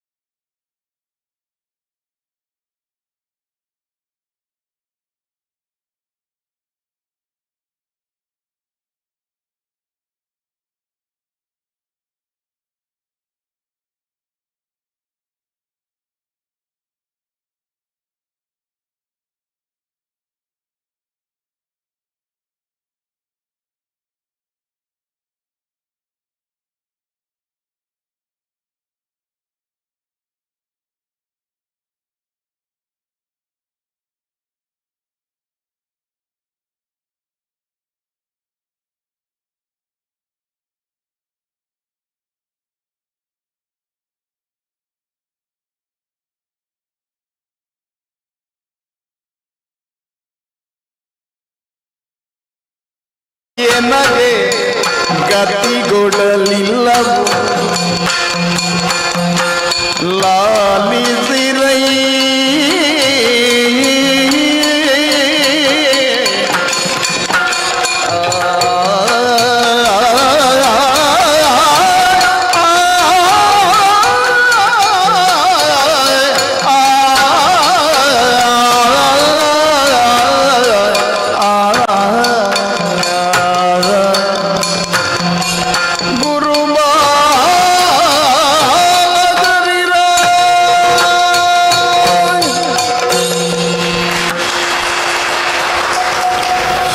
ಗುರುಬಾಲಕರೇ, ಕೇವಲ ಗುರುವಿನ ಬಾಲಕರು ಎನ್ನುವ ಕಾರಣಕ್ಕೆ ಮಾತ್ರ ಹೀಗೆ ಹೇಳಿದ್ದಲ್ಲ ನಾನು. ನೀವು ಬಾಲಕರಾಗಿರುವಾಗಲೇ ಬಹಳ ಬಾರದವರು ಅಂತ, ಅಂದರೆ ತೂಕ ಇದ್ದವರು ಅಂತ. ವಸಿಷ್ಠ ಪುತ್ರರು. ಪ್ರಾಯದಲ್ಲಿ ನಿಮ್ಮ ಯೋಗ್ಯತೆ ನಿರ್ಣಯ ಆಗುವುದಲ್ಲ, ನಿಮ್ಮ ಬ್ರಹ್ಮವರ್ಚಸ್ಸು, ನಿಮ್ಮಲ್ಲಿರುವ ಜ್ಞಾನ, ನಿಮ್ಮ ಪ್ರಾಯವನ್ನು ಮೀರಿದ ಗೌರವವನ್ನು ನಿಮಗೆ ತಂದು ಕೊಟ್ಟಿದೆ. ಅನಾಥತ್ವ ಎನ್ನುವುದು ಬೇರೆ ಬೇರೆ ಸ್ಥಿತಿಯಲ್ಲಿ ಬರ್ತದೆ. ಊಟ ಮಾಡಲಿಕ್ಕಿಲ್ಲ, ಆಶ್ರಯಕ್ಕೊಂದು ಆಲಯ ಇಲ್ಲ, ಈ ಒಂದು ಕಾರಣಕ್ಕೆ ಮಾತ್ರ ಅನಾಥತ್ವ ಬರುವುದಲ್ಲ. ಅರಮನೆಯಲ್ಲಿದ್ದು ಮಿಷ್ಟಾನ್ನ ಉಣ್ಣುವವ, ಬೇಕಾದಷ್ಟು ಆಳು ಕಾಳುಗಳ ಸೇವೆ ಮಾಡಿಸಿಕೊಳ್ಳುವವನಿಗೂ ಅನಾಥತ್ವ ಬರ್ತದೆ. ಯಾವಾಗ ತನಗೊಂದು ಅಂತರಂಗದ ದುಃಖ ಬಂದರೆ ಹೇಳಲಿಕ್ಕೆ ಒಂದು ಜೀವ ಇಲ್ಲದೇ ಇದ್ದರೆ ಎಷ್ಟು ವೈಭವದಲ್ಲಿದ್ದರೂ ಅವ ಅನಾಥನೇ. ಕಾರಣ ಉಂಟು. ಈಗ ನನಗಾದರೂ ಈಗ ನನ್ನ ಒಂದು ಒಳಗಿನ ಅಳಲನ್ನು ಹೇಳಿಕೊಳ್ಳಿಕ್ಕೆ ಯಾರಿದ್ದಾರೆ?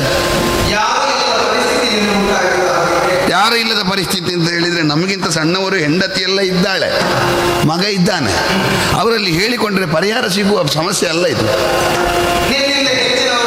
ಹೆಚ್ಚಿನವರು ಅಂತ ಹೇಳಿದರೆ ಯಾರು? ಗುರುಗಳು. ಅವರು ಹೇಳಲಿಕ್ಕೆ ಅವರು ಇಲ್ಲಿಗೆ ಎಷ್ಟು ಸಲ ಬರ್ತಾರೆ ವರ್ಷಕ್ಕೆ ಅವರು? ಈಗ ನಿಮ್ಮಲ್ಲಿಗೆ ಎಷ್ಟು ಸಲ ಬರ್ತಾರೆ?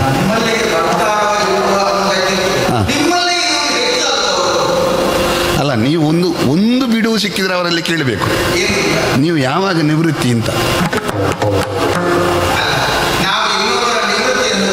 ಇನ್ನೂ ಬರುತ್ತಲ್ಲ, ನಿಮ್ಮ ಅಪ್ಪಯ್ಯನಲ್ಲಿ ನೀವೇ ಒಂದು ಅಂತರಂಗದಲ್ಲಿ ಕುಳಿತುಕೊಂಡು ಕೇಳಿದರೆ, ಯಾಕೆ ನಿವೃತ್ತಿ ಅಂತ ಹೇಳಿದರೆ ಅವರು ಪ್ರವೃತ್ತರಾಗಬಾರ್ದು ಅಂತಲ್ಲ. ಈ ಸೂರ್ಯವಂಶದ ಗುರುಪೀಠಕ್ಕೆ ಏನಾದರೂ ನಿವೃತ್ತಿ ಕೊಡ್ಲಿಕ್ಕಿದ್ದೀರೋ? ಯಾಕಂದ್ರೆ ಹೊರಗೆ ತಿರುಗುವುದು ಅವರು.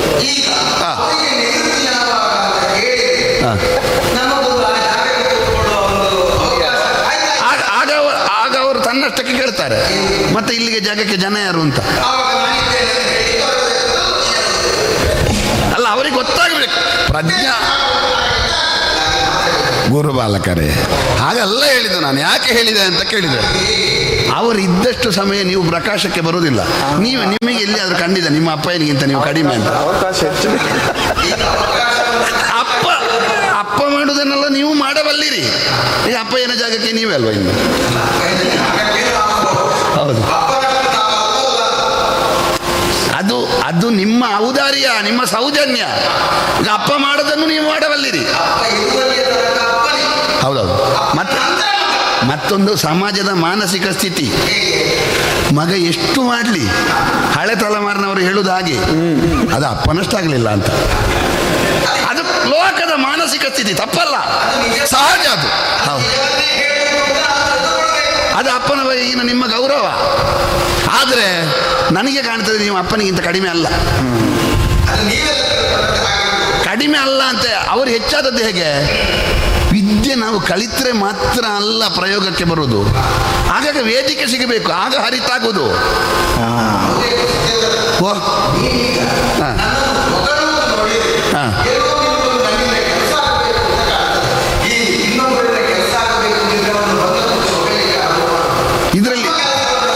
ಇದರಲ್ಲಿ ಒಂದಕ್ಷರವಾದರೂ ನಾನು ಹೊಗಳಿದ್ದುಂಟ?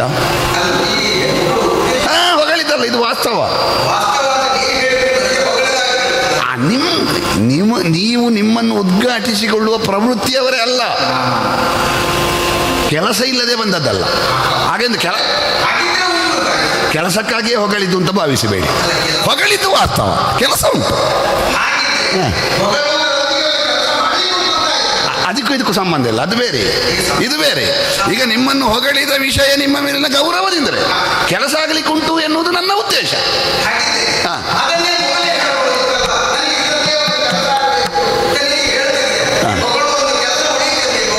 ಎಲ್ಲ ಲೋಕದಲ್ಲಿ ಒಂದು ಕ್ರಮ ಉಂಟು, ಔಪಚಾರಿಕತೆ ಅಂತ ಒಂದುಂಟು. ಒಟ್ಟಿಗೆ ಕುಳಿತುಕೊಂಡು ಸಭೆಯಲ್ಲಿ ಒಟ್ಟಿಗೆ ಕುಳಿತುಕೊಂಡವರು ಒಬ್ಬ ಮೊದಲನೇ ಪಂಕ್ತಿಯಲ್ಲಿ ಊಟಕ್ಕೆ ಕುಳಿತುಕೊಳ್ತಾನೆ, ಮತ್ತೊಬ್ಬ ಅಲ್ಲಿ ಜಾಗ ಸಿಗದೆ ಎರಡನೇ ಪಂಕ್ತಿಗೆ ಕಾದು ಕುಳಿತಿರ್ತಾನೆ. ಅವನದು ಊಟ ಆದ ಕೂಡಲೇ ಕೈ ತೊಳಿಲಿಕ್ಕೆ ಹೋಗುವುದು ಕೇಳಲಿಕ್ಕುಂಟು, ಊಟ ಆಯ್ತಾ, ಕಣ್ಣು ಕಾಣೋದಿಲ್ವ ಅಂತ ಕೇಳಲಿಕ್ಕುಂಟ? ಇಲ್ಲಲ್ಲ, ಅದು ಔಪಚಾರಿಕ. ಈಗ ಕೆಲಸ ಮೊದಲೇ ಹೇಳ್ಬೋದಿತ್ತು, ಆದರೂ ಒಂದು ಔಪಚಾರಿಕವಾಗಿ ಆದರೂ ನಿಮ್ಮ ಬಗ್ಗೆ ಒಂದು ಎರಡು ಮಾತು ಹೇಳಬೇಡುವ, ಹಾಗಾಗಿ ಹೇಳಿದ್ದಷ್ಟೇ, ಔಪಚಾರಿಕತೆ. ಹೌದು, ಕತೆ ಅಂತಲ್ಲ, ಇದು ಜೀವನ. ಹೌದು ಹೌದು, ಜೀವನದ. ಹೌದು ಸ್ವಾಮಿ,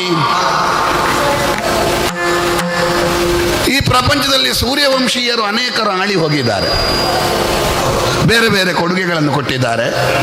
ಸೂರ್ಯವಂಶೀಯರು ಕೊಟ್ಟ ಕೊಡುಗೆಯೇ ಬಹುಶಃ ಪ್ರಪಂಚದಲ್ಲಿ ಹೆಚ್ಚಿನದ್ದಿರುವುದು.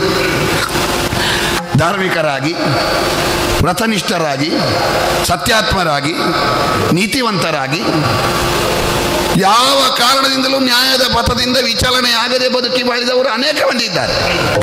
ಹಾಗೆಯೇ ಬದುಕಿದ್ರೆ ಏನಾಗ್ತದೆ? ಅವರು ಮಾಡಿದ ಹಾಗೆ ನಾವು ಮಾಡಿದರೆ 10ರಲ್ಲಿ 11 ಇನ್ನೊಂದಾಗ್ತದೆ. ಸ್ಥಿತಿಯನ್ನು ಯಾವುದೇ ಪ್ರತಿ ಇಲ್ಲದೆ ಆಳುವುದು ದೊಡ್ಡ ವಿಷಯವೇ ಅಲ್ಲ ಪ್ರಪಂಚದಲ್ಲಿ. ಸೂರ್ಯವಂಶೀಯರು ತುಂಬ ಮಂದಿ ಮಾಡಿದ್ದಾರೆ. 10ರಲ್ಲಿ ಇನ್ನೊಂದಾಗಬೇಕು, 11 ಅದು ಇನ್ನೊಂದಾಗಬೇಕು ಎನ್ನುವ ಭಾವನೆಯಿಂದ ಹೊರಟವ ನಾನು. ಕ್ಷಾತ್ರ ಅದರಲ್ಲಿ ಒಂದು ಹಂಬಲ ಇರ್ತದೆ. ಹಾಗಾಗಿ ನಾನೊಂದು ತೀರ್ಮಾನ ಮಾಡಿದೆ. ಹೌದು, ತೀರ್ಮಾನ ಮಾಡಿ ತುಂಬ ಸಮಯ ಆಯಿತು. ಯಾಗ ಶತಕ ನಿಮ್ಮ ಅಪ್ಪಯ್ಯನ ಮುಖದಿಂದಲೇ ಮಾಡಿಸಿದ್ದು. ಶತಯಾಗವನ್ನು ಮಾಡಿದ ಮೇಲೆ ಪುರೋಗಾಮಿತ್ವವನ್ನು ಬಯಸಿದರೆ ಹೇಗೆ? ಇಂದ್ರನಿಗೆ ಉಂಟಲ್ಲ ಶಕ್ರ ಅಂತ ಹೆಸರು. ಶತ ಕ್ರಾತು, ಮೊದಲನೇ 2 ಅಕ್ಷರ ತೆಗೆದು ಶಕ್ರ. ನಾವು ಅಲ್ಲಿಯವರೆಗೆ ಹೋದರೆ ಹೇಗೆ? ಈಗೊಂದು ಹಂಬಲ ಹುಟ್ಟಿದ್ದು ನನ್ನಲ್ಲಿ. ಅಲ್ಲ, ಅಲ್ಲಿಯವರೆಗೆ ಆ ಭೋಗ ಅನುಭವ. ಹೌದೌದು, ಅದು ಕೆಲವೊಮ್ಮೆ ಏನಿರ್ತದೆ ಗೊತ್ತುಂಟ, ವಿದ್ಯಾರ್ಹತೆ ಇರ್ತದೆ. ವಿದ್ಯಾರ್ಹತೆ ಕೇವಲ ಫಲಕದಲ್ಲಿ ಮಾತ್ರ, ಲೋಕದಲ್ಲಿ ಪ್ರಕಟ ಆಗೋದಿಲ್ಲ. ಅವನಿಗೆ ಸರಿ ಊಟಕ್ಕೆ ಗತಿ ಇಲ್ಲದ, ಉದ್ಯೋಗವೂ ಇಲ್ಲದ ಗತಿ ಇರ್ತದೆ. ಹಾಗಿದ್ದ ವಿದ್ಯಾರ್ಹತೆ ಇದ್ದು ಪ್ರಯೋಜನ ಉಂಟು? ಏನಾದರೂ ಪ್ರಯೋಜನಕ್ಕೆ ಬರಬೇಡ. ಶತಕ್ರತು ಮಾಡಿದ್ದೇನೆ, ಏನಾದರೂ ಪ್ರಯೋಜನಕ್ಕೆ ಬರಬೇಡ. ಹಾಗಾಗಿ ಪುರೋಗಾಮಿತ್ವ ಅಂದರೆ ಮೇಲಿನದ್ದನ್ನು, ಅಥವಾ ಪುರೋಹಿತ, ಪುರದ ಹಿತ, ನಮ್ಮ ಪುರ ಅಂತ ಹೇಳಿದರೆ ನಮ್ಮ ದೇಹಕ್ಕೂ ಹೇಳುವ ಕ್ರಮ ಉಂಟಲ್ಲ, ಅದನ್ನು ಬಯಸುವ ಪುರೋಹಿತರಾದ ನಿಮ್ಮ ಅಪ್ಪಯ್ಯನಲ್ಲಿ ಕೇಳಿದರೆ ಅವರು ಕೆಲವರು ಸಲ ಈಗ ಆಗೋದಿಲ್ಲ, ಮತ್ತೊಮ್ಮೆ ನೋಡುವ, ಅದು ಆಗಲಿಕ್ಕಿಲ್ಲ, ಹೀಗೆಲ್ಲ ತುಂಬ ಹೇಳಿದರು. ನನಗೆ ಕಾಣುವುದು ಅವರಿಗೆ ಮನಸ್ಸಿನಲ್ಲಿ ಇರಬೇಕು ಬಹುಶಃ. ನಾನು ಹೇಗೂ ಪ್ರಪಂಚದಲ್ಲಿ ಪ್ರಸಿದ್ಧನಾಗಿ ಆಗಿದೆ, ನನ್ನ ಮಕ್ಕಳು ಇನ್ನೂ ಎಲೆಮರೆಕಾಯಿಯ ಹಾಗೆ ಇದ್ದಾರೆ, ಅವರೊಂದು ಪ್ರಕಟ ಆಗಬೇಕು. ಹಾಗೆಂತ ನೀವು ಹೇಳಿದಿರಲ್ಲ, ಈಗ ನೀವು ನಿವೃತ್ತಿ ಆಗಬೇಕು ಅಂತ ಹೇಳಿದ್ರಿ, ಆ ಜಾಗಕ್ಕೆ ಜನ ಯಾರು ಅಂತ ಹೇಳಿದರೆ ನಾವು ಅಂತ ಹೇಳಲಿಕ್ಕೆ ಆಗ್ತದ ಅಂತ ಹೇಳಿದ್ರಲ್ಲ, ಅದು ನೀವು ಹೇಳಿದ್ದಲ್ಲ, ನಿಮ್ಮ ಅಪ್ಪಯ್ಯನ ಗುಣ ಹೇಳಿಸಿದ್ದು. ಅವರಿಗೂ ನಾನು ಮಾಡುವುದಿಲ್ಲ, ನನ್ನ ಮಕ್ಕಳಿಂದ ಮಾಡಿಸು ಅಂತ ಬಾಯಿ ಬಿಟ್ಟು ಹೇಳಲಿಕ್ಕೆ ದಾಕ್ಷಿಣ್ಯ. ಅಪ್ಪ ಹೇಳಿಲ್ಲ, ಅವರಿಗೆ ದಾಕ್ಷಿಣ್ಯ. ನನಗೆ ಅವರು 4-5 ಸಲ ಹೇಳುವಾಗ ನನಗೆ ಖಂಡಿತು, ಬಹುಶಃ ಮಕ್ಕಳಿಗೆ ಒಂದು ಅವಕಾಶ ಕೊಡಲಿಕ್ಕೆ ಒಂದು ವೇದಿಕೆ ಮಾಡಿಕೊಡುವ ಅಂತ ನನಗೆ ಸಮಯ ಇಲ್ಲ, ನನಗೆ ಅಲ್ಲಿ ಕಾರ್ಯಕ್ರಮ ಉಂಟು, ಈಗ ಆಗುವುದಿಲ್ಲ, ಹೀಗೆ 1000 ನೆವನ ಹೇಳಿ. ನಾನು ನಿಮ್ಮ ಅಪ್ಪಯ್ಯ ಕೊಡಿಸಿದ ವೇದಿಕೆ, ಅದನ್ನು ನಾನೊಂದು ತೋರಿಸುವುದಷ್ಟೇ. 100 ಯಾಗ ಮಾಡಿದ್ದು ದೊಡ್ಡ ವಿಷಯ ಅಲ್ಲ ಗುರುಪುತ್ರರೇ. 11 ಪೆಟ್ಟಿನಲ್ಲಿ ಬೀಳುವ ಮರಕ್ಕೆ 10 ಪೆಟ್ಟು ಕೊಟ್ಟದ್ದು ಯಾರು ಅಂತ ಮುಖ್ಯ ಅಲ್ಲ, ಕೊನೆಯ ಪೆಟ್ಟು ಯಾರ್ದು ಅಂತ ಮುಖ್ಯ. ಈಗ 100 ಯಾಗ ವಿಷಯವೇ ಅಲ್ಲ. ಈಗ ಶತಯಾಗ ಭೋಗ ಅನುಭವ ಪಡೆಯುವ ಈ ಕೊನೆಯ ಯಾಗ ಉಂಟಲ್ಲ, ಅದು ಲೋಕದಲ್ಲಿ ಖ್ಯಾತ ಆಗೋದು. ಅವರು ಒಳ್ಳೆ ಪಂಚಾಂಗ ಹಾಕಿ ಸೌದೆ ಎಲ್ಲ ಕಟ್ಟಿಕೊಟ್ಟಿದ್ದಾರೆ, ಎಲ್ಲ ಮಾಡಿ ಆಗಿದೆ. ನೀವು ಕೊನೆಯದೊಂದು ಉದ್ಘಾಟನೆ ಮಾಡಿದರೆ ಆಯ್ತು. ಹೌದು, ಬೂದಿ ಮಾಡಲಿಕ್ಕೆ ಹೋಗಬೇಡಿ, ಬೂದಿ ಮಾಡಲಿಕ್ಕೆ ಹೋಗುವುದಲ್ಲ, ಇದು ಬೆಳೆಸಲಿಕ್ಕೆ ಹೋಗುದು, ಪುರೋಗಾಮಿತ್ವವನ್ನು ಬಯಸಿ ಹೊರಟದ್ದು. ಹಾಗಾಗಿ ವಿಧಿಪುತ್ರ ನಮಗೆ ಬೇರೆ ಬೇರೆ ನೆವನ ಹೇಳಿ ಕಳುಹಿಸಿದ ಕಾರಣ ವಿಧಿಪುತ್ರರ ಪುತ್ರರಾಗಿರುವ ನೀವು ಇದರಲ್ಲಿ ಒಂದು ತೊಡಗಿಸಿಕೊಂಡಿರಿ ಎಂದಾದರೆ ನಮಗೆ ಸೇರಬೇಕಾದಲ್ಲಿ ಸೇರುವುದಕ್ಕೆ ಒಂದು ಬಹುದೊಡ್ಡ ರಾಜಮಾರ್ಗ ಸಿಕ್ಕಿದ ಹಾಗಾಗ್ತದೆ. ಹಾಗಾಗಿ ಈ ಯಾಗವೊಂದನ್ನು ನಿಮಗೆ ಹೆಚ್ಚು ಕೆಲಸ ಇಲ್ಲ, ಮುಹೂರ್ತ ಎಲ್ಲ ನಮ್ಮ ನೈಮಿತ್ತಿಕರಲ್ಲಿ ಕೇಳಿಯೇ ಬಂದಿದ್ದೇನೆ ನಾನು. ನೀವು ಇಂಥ ದಿವಸ ಎರಡೆರಡು ಮುಹೂರ್ತ ಕೇಳಿದ್ದೇನೆ ನಾನು, ಅಂದರೆ ಒಂದು ದಿವಸ ಗೊತ್ತಿಲ್ಲದಿದ್ದರೆ ಮತ್ತೊಂದು ದಿವಸಕ್ಕೆ ಬರ್ಬೋದಲ್ಲ. ಹಾಗಾಗಿ ಬೇರೆ ಬೇರೆ ಮುಹೂರ್ತ ಕೇಳಿ ಬಂದಿದ್ದೇನೆ. ನಿಮಗೆ ಯಾವಾಗ ಆದೀತು ಆ ದಿವಸ ನೀವು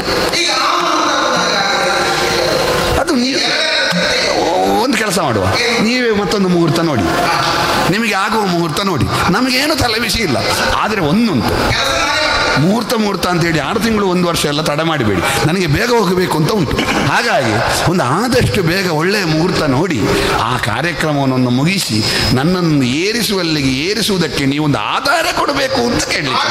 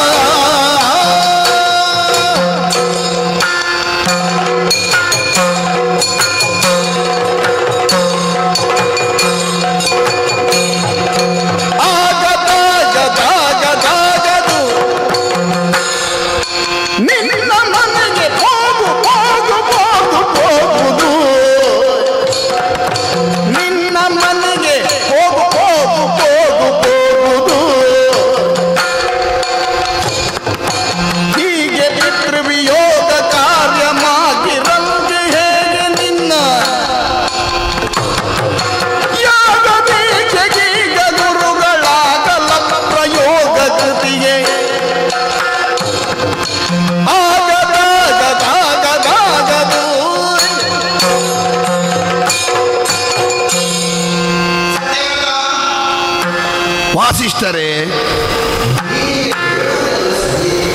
ಹೌದಲ್ಲ, ಏನಾಗದೆ ಏನಾಗದೆ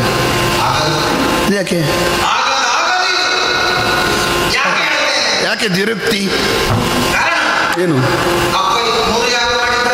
ಮಾಡಿದ?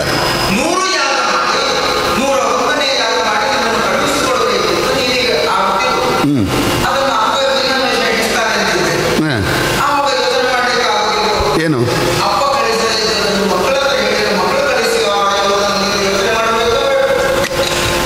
ಈಗ ಪ್ರಪಂಚದಲ್ಲಿ ಅಪ್ಪ ಮಾಡದೇ ಇರುವುದನ್ನು ಮಕ್ಕಳು ಮಾಡಬಾರ್ದು ಅಂತ ಉಂಟ?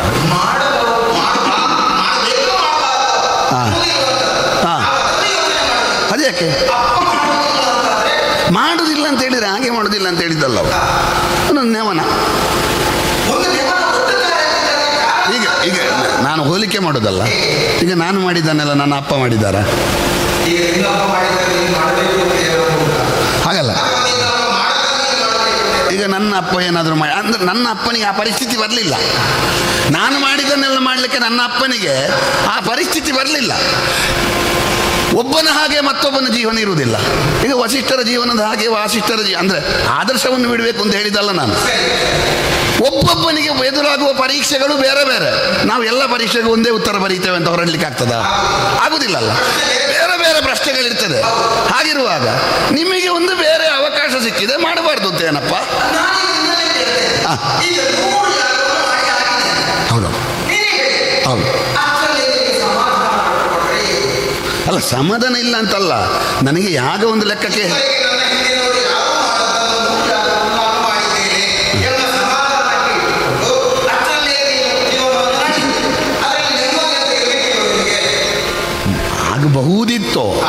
ಆಗಬಹುದಿತ್ತು. ನಿಮ್ಮ ಜಾತಿಯವಾದರೆ ನಾನು ಸಮಾಧಾನ ಪಟ್ಟುಕೊಳ್ತಿದ್ದೆ. ನನ್ನ ಜಾತಿಯಲ್ಲಿ ಸಮಾಧಾನ ಪಟ್ಟುಕೊಳ್ಳಿಕ್ಕೆ ಆಗುದಿಲ್ಲ. ಯಾಕೆ? ನಮಗೆ ಬೇಕು ಎನ್ನುವ ಭಾವ ಇರುವುದಲ್ವ ನಮ್ಮ. ಹಾಗಲ್ಲ, ಸಣ್ಣದು ದೊಡ್ಡದು ಮಾಡಿದ್ದಲ್ಲ ನಾನು. ನಿಮಗೆ ಸಾಕು ಎನ್ನುವುದೇ ಭೂಷಣ, ನಮಗೆ ಬೇಕು ಎನ್ನುವುದೇ ಭೂಷಣ. ಹಾಗಾಗಿ ಸಮಾಧಾನ ಪಟ್ಟುಕೊಳ್ಳುವುದು ಹೇಗೆ? ಮತ್ತೆ ಬೇಕು ಎನ್ನುವ ಭಾವ ಬರಬೇಕಲ್ಲ.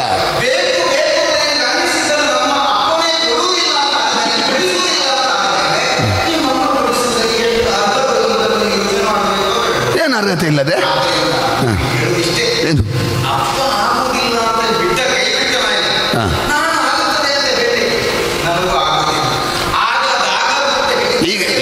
ಪ್ರಪಂಚದ ನ್ಯಾಯ ಹೇಗೆ? ಪಾಠ ಕಲಿತ ಶಿಷ್ಯನೊಬ್ಬ ಗುರುವನ್ನು ಮೀರಿಸಬೇಕು, ಮಗನಾಗಿ ತಂದೆಗೆ ಹುಟ್ಟಿದ ಮೇಲೆ ತಂದೆಯನ್ನು ಮೀರಿಸಬೇಕು. ಇದೆಲ್ಲ ಲೋಕದ ಕ್ರಮ. ಒಂದು ತಂದೆಯನ್ನು ಮೀರಿಸಿದ ಮಕ್ಕಳ ಹೇಗೆ?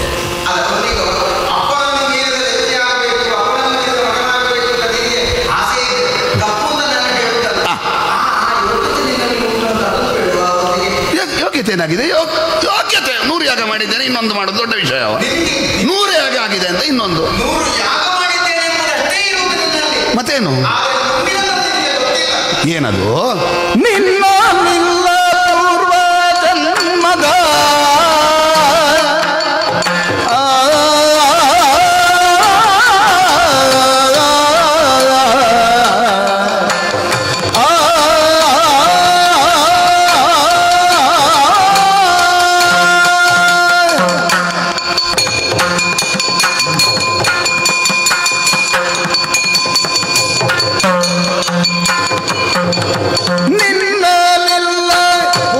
ಜನ್ಮದ ಪುಣ್ಯವೆಂಬುದನ್ನು ತಿಳಿದೇವೀಗ ನಿನ್ನದ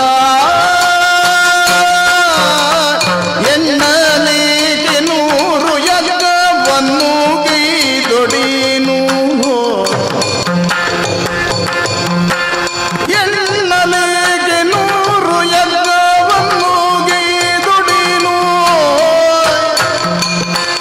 ನಾಗವನ್ನು ಪಡೆಬಡ ಜನಲಿಖಿತನು ನಿನ್ನ ಹಣಿಯೊಳು ಇಲ್ಲವಯ್ಯ.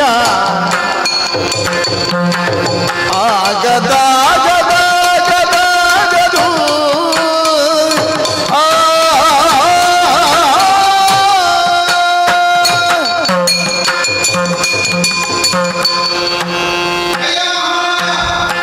ಸ್ವಾಮಿ. ಹಾಂ,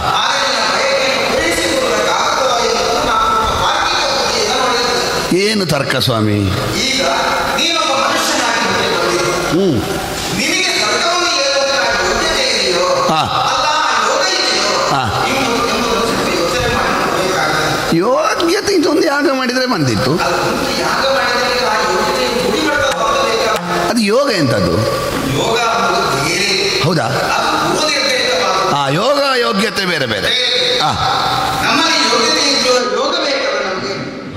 ನಾವು ಹುಟ್ಟುತ್ತಲೇ ಪಡೆಯುವಂತಹ ಭಾಗ್ಯಗಳು ಕೆಲವಿರ್ತದೆ. ಕೆಲವರಿಗೆ ತುಂಬ ಯೋಗ್ಯತೆ ಇರ್ತದೆ, ತುಂಬ ಸಂಪಾದನೆ ಮಾಡ್ತಾರೆ. ಹೌದು, ಅದನ್ನು ಇಟ್ಟುಕೊಳ್ಳುವ ಯೋಗ ಇರುವುದಿಲ್ಲ. ಯೋಗ ಆ ಭಾಗ್ಯ ಅವರಲ್ಲಿ ಇರುವುದಿಲ್ಲ. ಅವನಿಗೆ ಸಿಕ್ಕಿದ ಸನ್ಮಾನ ಏನಿರಲಿ ಅದನ್ನೆಲ್ಲ ಕಳ್ಕೊಳ್ತಾರೆ. ಅದನ್ನು ತಗೊಳ್ಳಿಕ್ಕೆ ಕೆಳಗೆ ಒಬ್ಬ ಜನ ಇರ್ತಾರೆ. ಅವನಿಗೆ ಯೋಗ್ಯತೆ ಇಲ್ಲ ಅಂತ ತಗೊಳ್ಳುವ ಯೋಗ ಅದನ್ನು ಪಡೆಯಲಿಕ್ಕೆ ಮತ್ತೊಬ್ಬರು ಇರ್ತಾರೆ. ಹಾಗೆ ಈಗ ನಿನಗೆ 100 ಯಾಗ ಮಾಡುವ ಯೋಗ ಸಿಕ್ಕಿದೆ. ಆದರೆ ಆ 100 ಯಾಗವನ್ನು ಮಾಡಿ ಪಡೆಯುವ ಜಾಗ ಉಂಟಲ್ಲ, ಅದನ್ನು ಪಡೆಯುವ ಯೋಗ ನಿನಗಿಲ್ಲ. ಹೌದಾ? ಸ್ವರ್ಗಲೋಕದಲ್ಲಿ ಹೋಗಿ ಕೂತುಕೊಳ್ಳುವಂತ ಯೋಗ ನಿನಗೆ ಬರಬೇಕಲ್ಲ. ಆ ಯೋಗ್ಯತೆ ನಿನ್ನಲ್ಲಿ ಇಲ್ಲ ಅಂತ ಹೇಳಿದ್ದೆ ನಾನು. ಹಣೆ ಬರಹ ಅಂತ ಇರ್ತದೆ. ಬ್ರಹ್ಮ ಸೃಷ್ಟಿ ಮಾಡುವಂತಹ ಹೊತ್ತಿನಲ್ಲಿ ಇವನು ಇಂತಹ ಕೆಲಸವನ್ನು ಮಾಡಬೇಕು, ಇಂತಹ ಸ್ಥಳದಲ್ಲಿ ಇರಬೇಕು, ಮುಂದೆ ಇಷ್ಟರವರೆಗೆ ಹೋಗಿ ಮುಟ್ಟಬೇಕು. ನಾನೀಗ ಹೇಳಿ ಕೆಟ್ಟು ನಾನು ಹೇಗೆ ನೀವು ಕನಸು ಅಂತ ಹೇಳುವಾಗ ನಾನು ಕನಸು ಅಂತ ಹೇಳಿದ್ರೆ ನಾನು ಒಳಗಣ್ಣಿ ಹೌದು, ನೀವು ಅದು ತಿಳಿದ್ರ ಅಂತ ಹಾಗಲ್ಲ. ನಾನೀಗ ತಿಳಿಬೇಕಾಗಿ ಬಂತು. ಯಾಕಂದ್ರೆ ನನ್ನ ಹಣೆ ಬರುವುದೇ ಅತಿಯಾದ ಆಸೆಯಿಂದ ನೀನು ಬಂದಿದ್ದು. ಈ ಆಸೆ ಎನ್ನುವುದು ಅತಿಯಾಗಬಾರದು, ಅದು ಮಿತಿಯೊಳಗಿರಬೇಕು. ನಿನಗೆ ಇದ್ದದ್ದೇನು? ಒಮ್ಮೆ ಹೋಗಿ ಅಲ್ಲಿ ದೇವ ಪದವಿಯಲ್ಲಿ ಕೂತ್ಕೊಳ್ಬೇಕು, ಶಕ್ರನನ್ನು ಇಳಿಸಬೇಕು. ಮತ್ತೆ ಇಳಿಯದಿದ್ದರೆ ನಮಗೆ ಕೂತ್ಕೊಳ್ಳೋದಿಲ್ಲ. ನನಗೆ ದೇವಲೋಕದ ಪೀಠದಲ್ಲಿ ಕೂತ್ಕೊಳ್ಬೇಕು ಅಂತ ಅಲ್ಲಿ ಭೋಗ ಅಲ್ಲಿ ಒಂದು ಸೌಖ್ಯ ಸಿಗ್ತದೆ. ಈಗ ಒಂದು ಭೋಗ ಅನುಭವಿಸಲಿಕ್ಕೆ ಯಾರಿಗೆ ಯೋಗ ಇದೆ ಇರುವಂತ ಅದು ಇರುವುದು ದೇವೇಂದ್ರನಿಗೆ ಮಾತ್ರ. ಈಗ ದೇವೇಂದ್ರನಿಗೆ ದೇವ ಪದವಿಯಲ್ಲಿ ಯಾರು ಕುಳಿತಿದ್ದಾನೋ ಅಂತ ದೇವೇಂದ್ರನಿಗೆ ಅದು ಸಾಧ್ಯ. ಅವನೊಟ್ಟಿಗಿದ್ದವರಿಗೆಲ್ಲ ಕೆಲವರಿಗೆಲ್ಲ ಉಂಟ. ಅಂದ್ರೆ ಆ ಯೋಗ ಅವರಿಗಿಲ್ಲ. ಅವನ ಐರಾವತ ವಜ್ರ ಇದು ನನಗೆ ಬೇಕು ಅಂತಲ್ಲ, ಅಲ್ಲಿ ಸಿಗುವ ಆನಂದ ನಿನಗೆ ಹೇಳ್ತೇನೆ ನಾನು. ನಿನಗೆ ಈಗ ಇಲ್ಲಿಂದ ಅಲ್ಲಿಗೆ ಹೋಗುವಾಗ ಅಲ್ಲಿ ಅದನ್ನು ಕಂಡ ಮೇಲೆ ಅದೆಲ್ಲ ಬೇಕು ಅಂತ ನಿನಗೆ ಅನ್ನಿಸ್ತದೆ. ಅದು ಆಗಲಿಕ್ಕಿಲ್ಲ ಅಂತ ನಿಮ್ಮ ಹೌದಾ? ಇಲ್ಲಿಂದ ಒಮ್ಮೆ ದೇವಲೋಕಕ್ಕೆ ಹೋಗಬೇಕು ಅಂತ ನಿನಗೆ ಅನ್ನಿಸ್ತದೆ. ದೇವಲೋಕಕ್ಕೆ ಹೋದ ಮೇಲೆ ಅಲ್ಲಿರುವಂತಹ ಪದವಿಯಲ್ಲಿರುವ ಎಲ್ಲ ಸುವಸ್ತುಗಳನ್ನು ಪಡೆಯಬೇಕು ಅಂತ ಅನ್ನಿಸ್ತದೆ. ಅದಾದ ಮೇಲೆ ಅದನ್ನು ಹಾಗೆ ಒಂದರಿಂದ ಈಗ ಅನ್ನಿಸಿದ್ದು ಮತ್ತೆ ಕರ್ಮ ಮಾಡಿದ್ರೆ ಸಿಗುವಂತ ಇಲ್ಲ. ಈಗ ಅಲ್ಲಿವರೆಗೆ ಹೋಗುವ ಕರ್ಮ ಮಾಡುವ.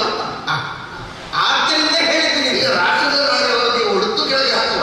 ನಿನ್ನ ಕರ್ಮ ಮಾಡಿ ಮಾಡಿಬಾರದು ಅಂತ. ನಿನ್ನ ಕರ್ಮ ಫಲವೇ ಅಷ್ಟೇ ಇರುವುದು. ನೀನು ಇದುವರೆಗೆ ಮಾಡಿದ ಕರ್ಮದ ಫಲ ಏನು ಅಂತ ಕೇಳಿದ್ರೆ ದೇವಲೋಕಕ್ಕೆ ಹೋಗಿ ಸೇರಿಕೊಳ್ಳುವ ಯೋಗ ಇಲ್ಲ. ಅದು ನಿನ್ನ ಹಣೆ ಬರಹದಲ್ಲಿ ಬರೀರಿ.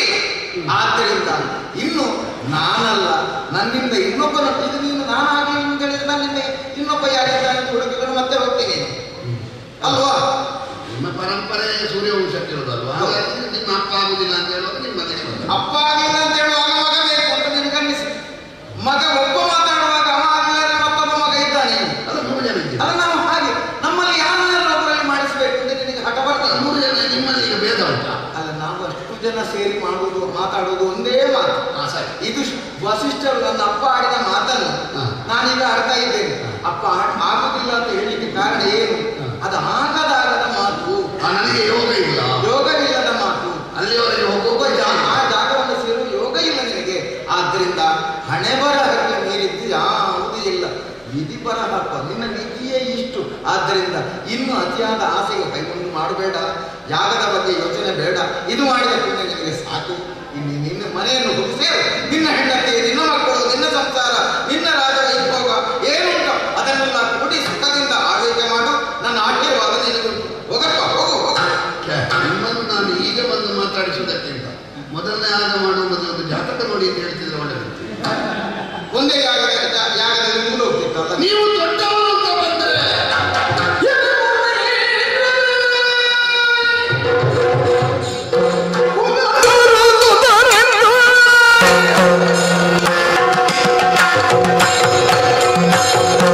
ತಿಳಿದು ನಿಮ್ಮೆಡೆ ಕೊನೆದು ಬಂದರೆ ಹಲವು ಮಾತನ್ನು ಕೇಳ್ತೀರೆ.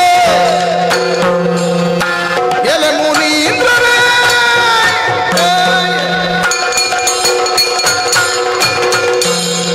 ನೂಲಿನಂತೆ ಸೀರೆ, ತಾಯಿಯಂತೆ ಮಗಳು, ಇದು ಅಪ್ಪನಂತೆ ಮಗ ಅಥವಾ ಅಪ್ಪನಂತೆ ಮಕ್ಕಳು. ಅವರು ಹೇಳದ ಒಂದು ಹೊಸ ನೆವನ ಇಲ್ಲಿವರೆಗೆ ಗುರುಗಳು ಹೇಳಲಿಲ್ಲ. ಅದು ನಿನ್ನ ಜಾತಕದಲ್ಲಿಲ್ಲ, ನಿನ್ನ ಯೋಗದಲ್ಲಿಲ್ಲ, ನಿನ್ನ ಹಣೆ ಬರದಲ್ಲಿಲ್ಲ, ನಿನ್ನ ಪ್ರಾಪ್ತಿಯಲ್ಲಿಲ್ಲ. ನಿಮ್ಮದೊಂದು ಹೊಸ ಅನ್ವೇಷಣೆ. ಅವರು ಹೇಳೋದನ್ನು ನಾನು ಒಂದು ಹೇಳಬೇಕಾ, ಈ ಪ್ರಪಂಚದಲ್ಲಿ ಸೋಮಾರಿಗಳಾದವರು, ಪಲಾಯನವಾದಿಗಳಾದವರು ಹೇಳುವುದೇ ಪ್ರಾರಬ್ಧ ಅಂತ.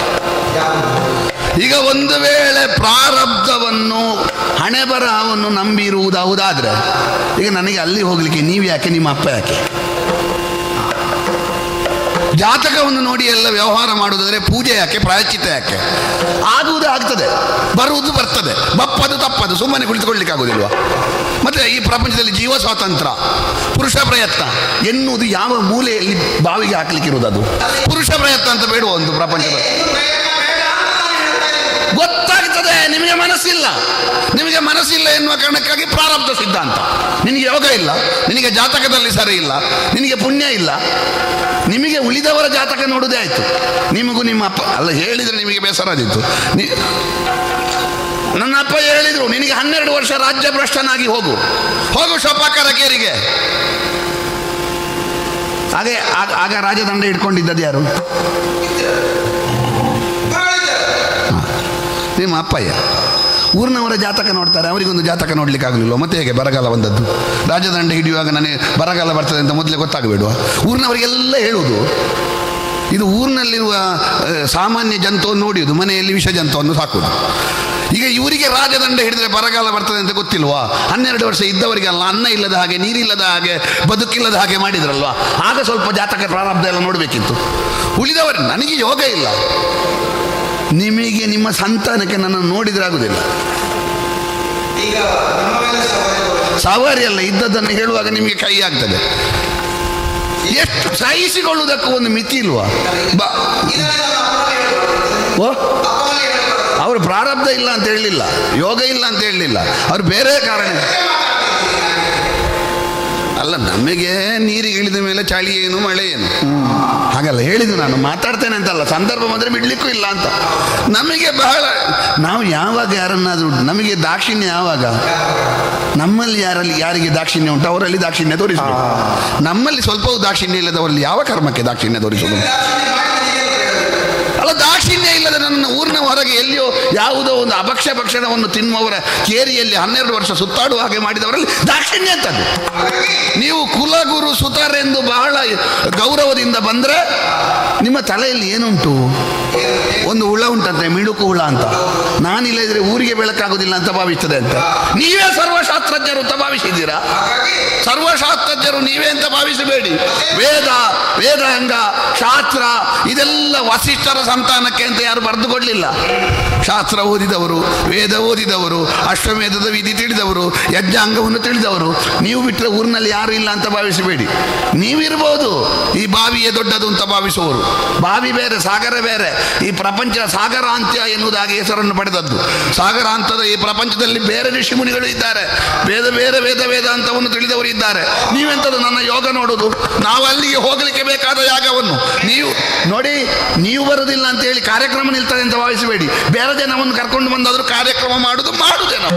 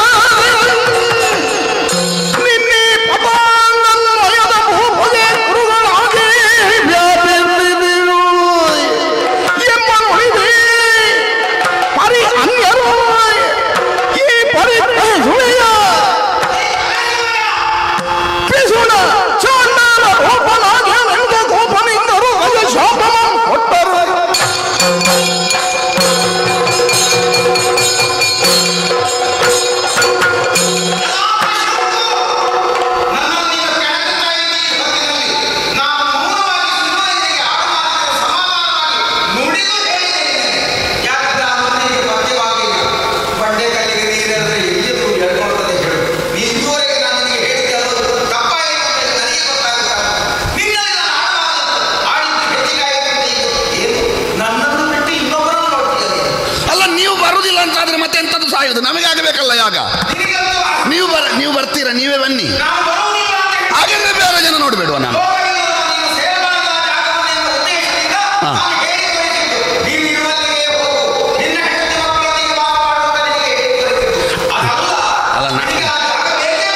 ನಾನು ಮಾತಾಡಿದ್ರೆ ನಿಷ್ಠುರ ಅಂತ ಹೇಳ್ತೀನಿ. ನನ್ನ ಹೆಂಡತಿ ಮಕ್ಕಳೊಟ್ಟಿಗೆ ಇರ್ಲಿಕ್ಕೆ ನೀವು ಹೇಳ್ಬೇಕು ನನಗೆ ಗೊತ್ತಿಲ್ವಾ? ಅಲ್ಲಿಗೆ ಹೋಗುದಕ್ಕೆ ಏನಾದ್ರು ಸಹಾಯ ಆಗ್ತದಂತ ಮಾಡಿ ಅಂತ.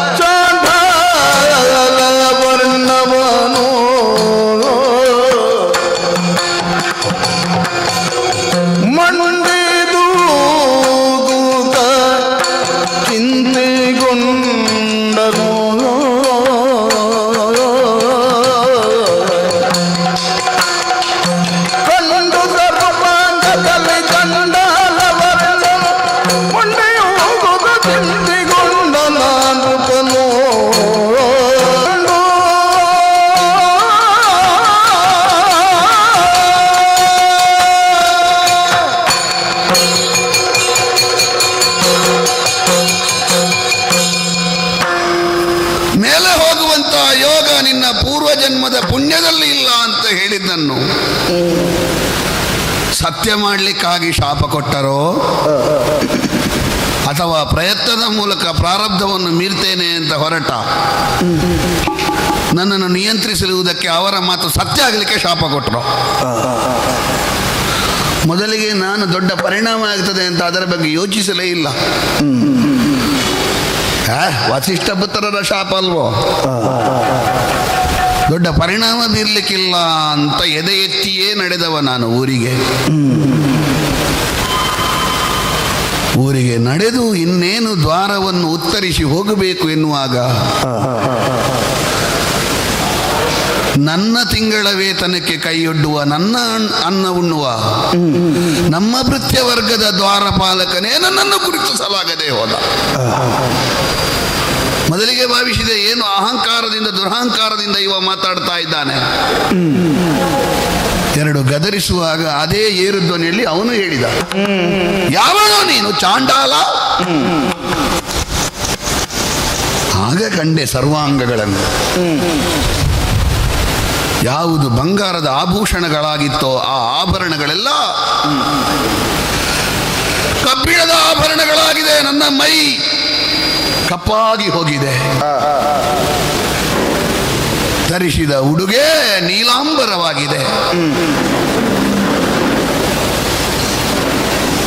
ಕುಂದ ಮಂದಾರಾದಿ ಪುಷ್ಪಗಳಿಂದ ಅಲಂಕೃತನಾದಂತಹ ನಾನು ಕಾಡ ಕುಸುಮಗಳಿಂದ ಅಲಂಕರಿಸಿಕೊಂಡ ಹಾಗೆ ಕಾಣುತ್ತಾ ಉಂಟು. ಮುಖವನ್ನು ನೀರಿನಲ್ಲಿ ನೋಡಿದೆ ಎಂದಾದರೆ ಶರೀರದ ಕಾಂತಿಯೇ ಕುಂದಿದೆ. ಕಪ್ಪಾದ ಮೈ. ಚಾಂಡಾಲತ್ವ ಚಾಂಡಾಲತ್ವ ಚಾಂಡಾಲತ್ವ.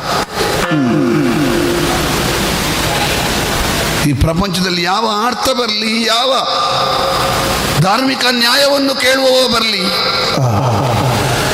ಅವನಿಗೆ ಆಶ್ರಯ ತಾಣವಾಗಿರುವಂತಹ ಸೂರ್ಯವಂಶದ ಎತ್ತರದ ಪೀಠದಲ್ಲಿ ಕುಳಿತುಕೊಂಡಿದ್ದಂತಹ ಈ ಸತ್ಯವ್ರತ ಸಮಾಜದ ನಾಗರಿಕರ ಮುಂಭಾಗದಲ್ಲಿ ಬರಲಾಗದಂತ ಬಾಹಿರನಾಗಿ ಹೋದ. ಮಾಡಬೇಕಾದಂಥ ಕರ್ತವ್ಯವನ್ನು ಪೂರೈಸಬೇಕಾದಂಥ ಹೊಣೆಗಾರಿಕೆ ಉಂಟು ಎನ್ನುವ ಕಾರಣಕ್ಕಾಗಿ, ಅಯ್ಯ ದ್ವಾರಪಾಲಕ, ನಿನಗೆ ಪರಿಚಯ ಸಿಗಲಿಕ್ಕಿಲ್ಲ, ನನ್ನ ಮಗನನ್ನು ಕರೆ ಅಂತ ಹೇಳಿದಾಗ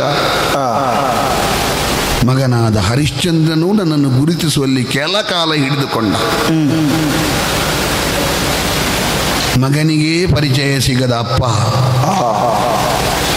ಭೃತ್ಯನಿಗೇ ಗುರುತು ಸಿಗದ ಯಜಮಾನ, ಮತ್ತೆ ಪ್ರಜೆಗಳಿಗೆ ರಾಜನಾಗಿ ಹೇಗೆ ಕಂಡಾನು, ಹೇಗೆ ಪ್ರಕಟಪಡಿಸಿಯಾನು ತನ್ನ ಸತ್ವವನ್ನು. ಹಾಗಾಗಿ ರಾಜಪೀಠವನ್ನು ಅಭಿಷಿಕ್ತನಾಗಿ ನೀನು ಆಳು ಎನ್ನುವುದಾಗಿ ಹರಿಶ್ಚಂದ್ರನಿಗೆ ವಹಿಸಿಕೊಟ್ಟಿದ್ದೇನೆ. ನನ್ನ ಜೀವನದಲ್ಲಿ ನಾನು ಕ್ರಮಿಸಬೇಕಾದದ್ದನ್ನು 95 ಭಾಗ ಕ್ರಮಿಸಿ ಆಗಿದೆ. ಸತ್ಯವ್ರತ ನಾಮಕನಾದ ನನಗೆ ಸತ್ಯವ್ರತನಾಗಿ ಬದುಕಲಿಕ್ಕೆ ಆಗಲಿಲ್ಲ. ಮಗು, ನೀನಾದರೂ ಸತ್ಯವ್ರತನಾಗಿ ಬದುಕು. ಮಂತ್ರಿಗಳ ಹಿರಿಯರ ಸಲಹೆಯಂತೆ ಅಪ್ಪನ ಜೀವನಕ್ಕಿಂತ ಬೇರೆಯಾಗಿ ಲೋಕಕ್ಕೆ ಆದರ್ಶನಾಗಿ ಬದುಕು ಎನ್ನುವುದಾಗಿ ಅವನಿಗೆ ಸಲಹೆಯನ್ನು ಕೊಟ್ಟಿದ್ದೇನೆ.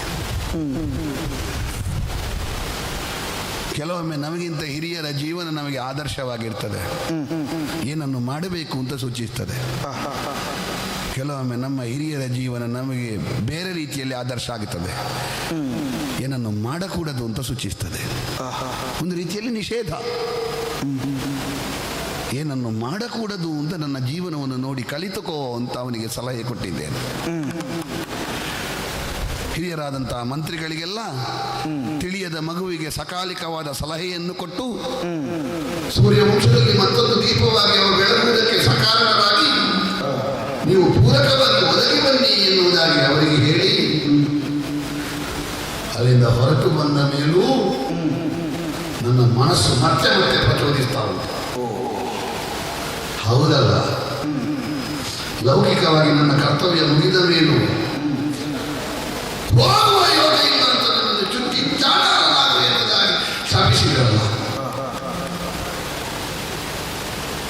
ಸಶರೀರನಾಗಿ ದೇವಲೋಕಕ್ಕೆ ಹೋಗಬೇಕು ಎನ್ನುವಂತಹ ನನ್ನ ಮನಸ್ಸಿನ ಪ್ರಚೋದನೆ ಹಾಗೇ ಉಳಿದಿದೆ. ಹೊರಗಿನ ದೇಹಕ್ಕೆ ಚಾಂಡಾಲತ್ವ ಆವರಿಸಿದೇನು, ಒಳಗಿನ ಕ್ಷಾತ್ರ ಪ್ರಜ್ಞೆ ಹಾಗೇ ಉಂಟು. ಏರಬೇಕು ಎನ್ನುವ ಹಂಬಲ ಕ್ಷಣದಿಂದ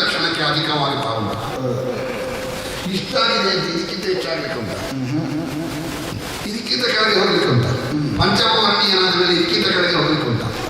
ನೋಡುವ, ಸಿಕ್ಕದಿದ್ರೆ ಇದಕ್ಕಿಂತ ಕೆಟ್ಟದ್ದು ಸಿಗಲಿಕ್ಕಿಲ್ಲ, ಸಿಕ್ಕಿದ್ರೆ ಅಷ್ಟು ದೊಡ್ಡದು ಸಿಗ್ತದಲ್ಲ. ಯಾರಿದ್ದಾರೆ ಅಂತ ಯೋಚಿಸುವಾಗ ಒಮ್ಮೆಲೆ ನೆನಪಾಯಿತು ಪ್ರಪಂಚದ ನಿಯಮ, ಪ್ರಪಂಚದ ಕಟ್ಟುಪಾಡು, ಪ್ರಪಂಚದ ಇತಿಮಿತಿ. ಈ ಬೇಲಿಯನ್ನು ಹಾರಿಯಾದರೂ ಸಾಧನೆ ಮಾಡ್ತೇನೆ ಅಂತ ಹೊರಟ ಒಬ್ಬ ವ್ಯಕ್ತಿ, ಒಬ್ಬ ಶಕ್ತಿ ದಕ್ಷಿಣದ ದೆಸೆಯಲ್ಲಿ ತಪಸ್ಸನ್ನಾಚರಿಸ್ತಾ ಇದ್ದಾನೆ. ಗಾದೀಜಾತ ವಿಶ್ವಾಮಿತ್ರ. ಆ ಮಹಾಪುರುಷ ಎರಡೆರಡು ಬಗೆಯಿಂದ ನನಗೆ ಆಧಾರವಾಧಾರ ಅಂತ ಕಾಣೋದು ನನಗೆ. ಒಂದು ನಮ್ಮ ಹಾಗೆ ಅವರದ್ದು ಭಾವ, ಇನ್ನೊಂದು ನಮ್ಮನ್ನು ಯಾರು ತಿರಸ್ಕರಿಸಿದರು ಅವರೇ ಅವರನ್ನು ದೂರೈತದ್ದು.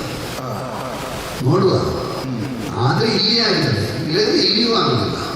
ನಿರ್ಣಯ ಮಾಡಿದ್ದೇನೆ, ಆ ಕಡೆ ನಡೆಯುತ್ತೇನೆ.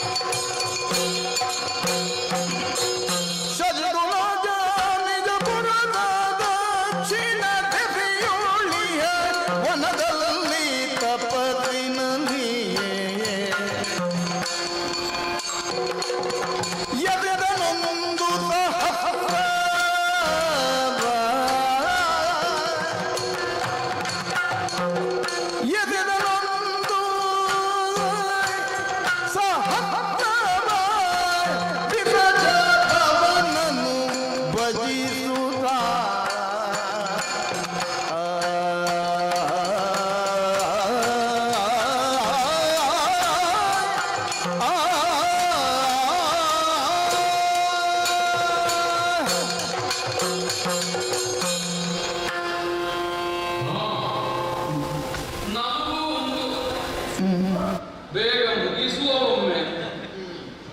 ಆದರೆ ಏನು ಮಾಡೋಣ, ಉಳಿದವರು ಬಿಡಬೇಕಲ್ಲ. ನಾನೇನನ್ನು ತಪಸ್ಸಿನಿಂದ ಹೊಂದಿ ಈ ತಪಸ್ಸನ್ನು ಮುಗಿಸೋಣ ಅಂತ ಯೋಚಿಸುತ್ತೇನೆ. ಎಲ್ಲದಕ್ಕೂ ಒಂದಲ್ಲ ಒಂದು ಆತಂಕವನ್ನು ತಂದು ಕೌಶಿಕದ ನಕಲಿ ಸಾಧನೆಯನ್ನು ಮಾಡುವಲ್ಲಿ ವಿಳಂಬಿಸಲಿ. ಯಾಕೆ ಹೀಗೆ? ನಮ್ಮಂಥವರು ಸಾಧಿಸಲಾಗದೇ ಇದ್ದದ್ದು ಇವನು ಸಾಧಿಸ್ತಾನಲ್ಲ ಎಂಬ ಮತ್ಸರವ ಅಲ್ಲ. ಯಾರಿಗೆ ಲೋಕವು ನಿಷಿದ್ಧ ಅಂತ ಆತಂಕವನ್ನು ವಿಧಿಸಿದೆ ಅದನ್ನು ನಾವು ಮಾಡಿಬಿಡ್ತಾನಲ್ಲ, ನಮ್ಮ ಆತಂಕವೇ ನಿವಾರಣೆ ಆಗ್ತದಲ್ಲ ಎಂಬ ಚಿಂತೆ ಕೆಲವು ಸಲ ಹಾಗೆ. ಇದನ್ನು ಇವರೇ ಮಾಡತಕ್ಕದ್ದು, ಅವರಿಗೆ ಅದನ್ನು ಮಾಡುವ ಅಧಿಕಾರವೇ ಇಲ್ಲ. ನಿರ್ಣಯ ಮಾಡುವ ಯಾರು? ಜನ್ಮ ಏನು ಅದು ಶಾಶ್ವತವಾದ ಸ್ಥಿತಿಯಲ್ಲ ಅಂತ ಶಾಸ್ತ್ರವೇ ಒಪ್ಪುತ್ತದೆ. ಹಾಗಿದ್ದ ಮೇಲೂ ಕ್ಷತ್ರಿಯನಾದವನೊಬ್ಬ ಬ್ರಹ್ಮಋಷಿತ್ವವನ್ನು ಸಿದ್ಧಿಸಕೊಡುವುದು ಹೀಗೆ ಅಂತ ಇವರು ಆಲೋಚನೆ ಮಾಡ್ತಾರೆ ಅಂತಾದ್ರೆ ಈ ಲೋಕದೃಷ್ಟಿಯನ್ನೇ ಧಿಕ್ಕಾರ ಅಂತ ನಾವು ತಿಳಿಬೇಕೋ ಬೇಡ? ಹಾಗೆ ನೋಡಿದರೆ ಬ್ರಾಹ್ಮಣ ಲೋಕಕ್ಕೆ ಫಲವೇ ಹೌದಲ್ಲ, ಅದರ ಬೀಜ ಇರುವುದಲ್ಲಿ ಅಂತ ಶೋಧಿಸ್ತಾ ಬಂದೆ. ಎಲ್ಲ ಇರುವುದು ಕ್ಷಾತ್ರದಲ್ಲೇ ಬ್ರಾಹ್ಮಣದ ಬೀಜ ಇರುವುದು, ವರ್ಣದ ದೃಷ್ಟಿಯಿಂದ ಅಲ್ಲ. ನಾ ಹೇಳಿ ಇಂತಹ ಜಾತಿಯಲ್ಲಿ ಹುಟ್ಟಿದ್ದಾರೆ ಎಂಬುವರಿಂದ ಒಬ್ಬನಿಗೆ ಸಾಧನೆಯ ಯೋಗ್ಯತೆ ಪ್ರಾರ್ಥಿಸುವುದಿಲ್ಲ, ಅಥವಾ ಇಂತಹ ಜಾತಿಯಲ್ಲಿ ಹುಟ್ಟಿದ್ದಾನೆ ಎಂಬುವರಿಂದ ಸಾಧಿಸಲಾಗದು ಅಂತ ಹೇಳುವ ಹಾಗೂ ಇಲ್ಲ. ಆದ್ರಿಂದ ಧ್ವನಿಯಿಂದ ಗ್ರಹಿಸಬೇಕಾದ್ದೇನು? ಬ್ರಾಹ್ಮಣ್ಯದ ಬೀಜ ಇರುವುದು ಕ್ಷಾತ್ರದಲ್ಲಿ. ಹಾಗೆ ನೋಡಿದರೆ ನಮಗೂ ಪೂರ್ವಸಿದ್ಧವಾದ ಒಂದು ದಾರಿ, ಋಷಿ ನಿರ್ದೇಶಿತವಾದದ್ದುಂಟು. ಅದನ್ನೆಲ್ಲ ನಾವು ಲಕ್ಷ್ಯದಲ್ಲಿಟ್ಟದ್ದು. ಉಳಿದವರಿಗೊಂದು ಮೇಲ್ಪಂಕ್ತಿಯನ್ನು ನನ್ನಂಥವ ಬರೀಬೇಕು. ಅರಸನಾಗಿ ವಿಶ್ವರಥ ನಾಮಕನಾಗಿ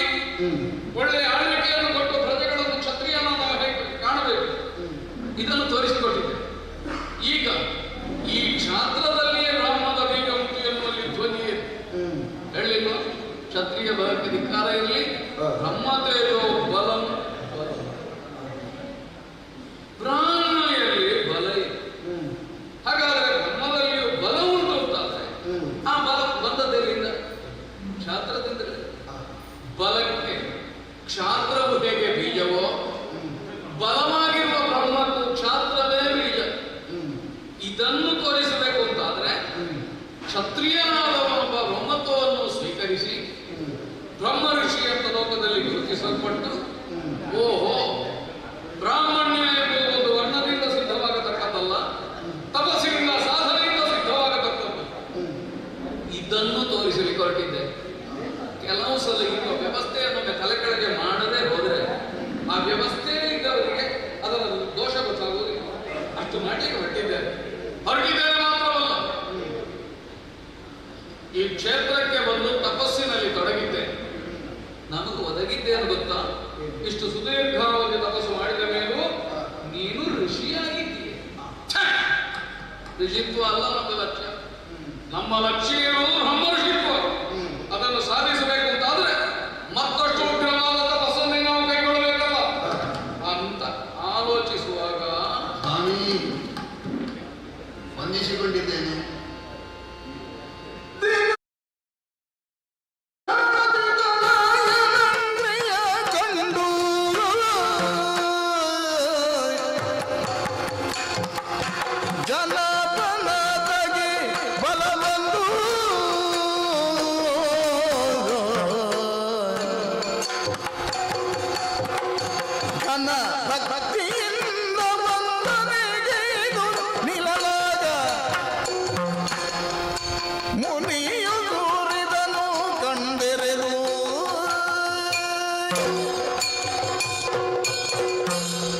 ಸ್ವಾಮಿ ಮಹಾತ್ಮರೇ, ಇಡೀ ಪ್ರಭಾವಲಯವನ್ನೇ ಸೃಷ್ಟಿಸಿದೆ ನಿಮ್ಮ ಪ್ರಕಾಶ, ನಿಮ್ಮ ತಪಸ್ಸಿನ ಪ್ರಭೆ. ಆ ಪ್ರಭೆ ಅಷ್ಟು ಜೋರಾಗಿದ್ದರೂ ಕೂಡ ನನ್ನಂಥವನಿಗೆ ಬೀಳುವ ಕಿರಣಗಳು ಉರಿಯಾಗದೆ ತಂಪಾಗುತ್ತಾ ಉಂಟು. ತಂಪಾಗಬೇಕು ಎನ್ನುವ ನಿರೀಕ್ಷೆಯನ್ನು ಸತ್ಯವಾಗಿಸ್ತಾ ಉಂಟು. ವಂದಿಸಿದ್ದೇನೆ, ಆಧರಿಸಬೇಕು. ದೀನನಾಗಿದ್ದೇನೆ, ಆರ್ತನಾಗಿದ್ದೇನೆ, ಇಲ್ಲೇ ಆಧಾರ ಉಂಟು ಅಂತ ನಂಬಿ ಬಂದಿದ್ದೇನೆ.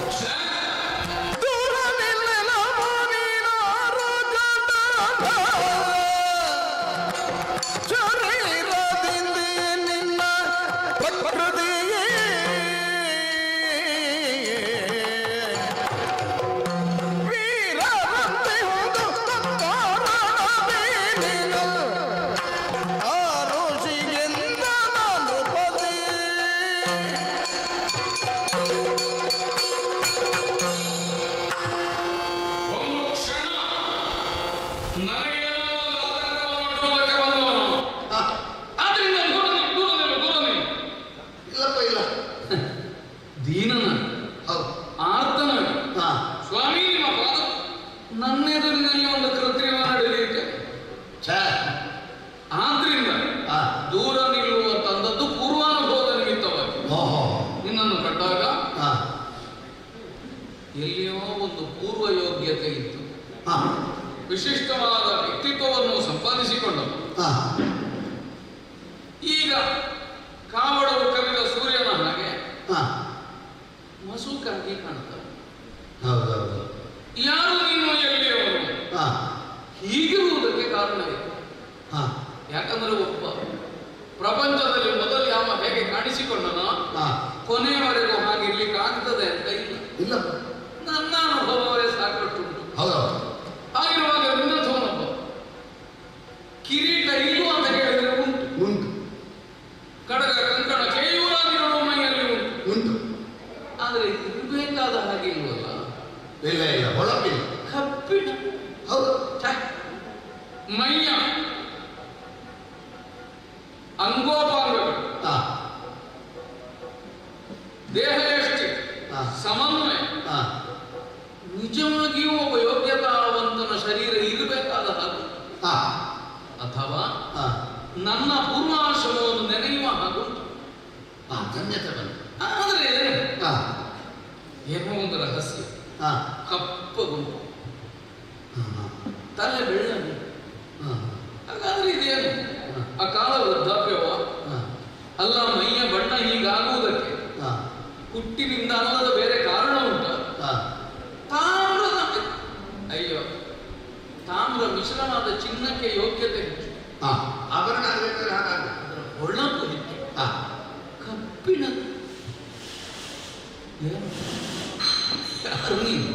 ಏನಾಗಬೇಕು?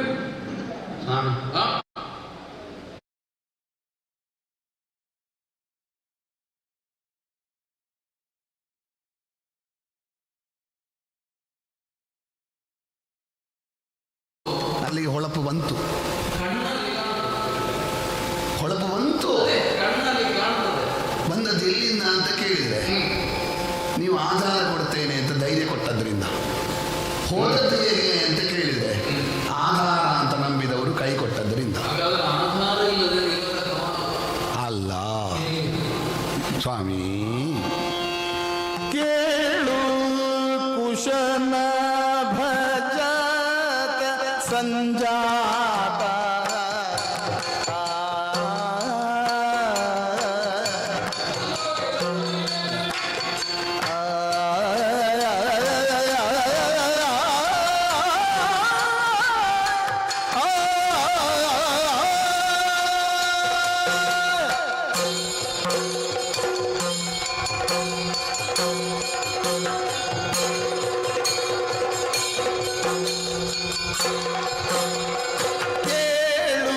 ಕುಶನಾಭ ಜಾತ ಸಂಜಾತ ಶೀಲ ತ್ರಿಜಂಗುನ ಪೇಡೆ ವಿಖ್ಯಾತ ವರಕೃತು ಶತವನ್ನು ಮಾಡಿ ಬಳಿಕ ನಾನು ನರದನು ದಹಿ ದೈದಿ ಸುರಪತಿ ಪುರದಿ ಇರುವಡಿ ಇನ್ನೊಂದೊಂದು ಮಖವ ಮಾಡಿಸಿರೆಂದು ಅದು ಇದೆ ಗುರುಗಳಿಗೆ ಮಣಿದವರಡಿಗಳಿಗೆ.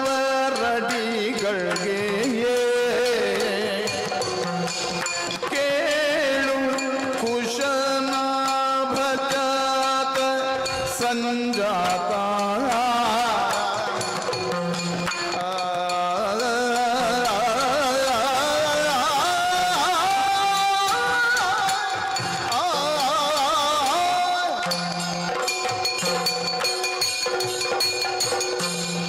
ಮುನಿಶ್ರೇಷ್ಠ,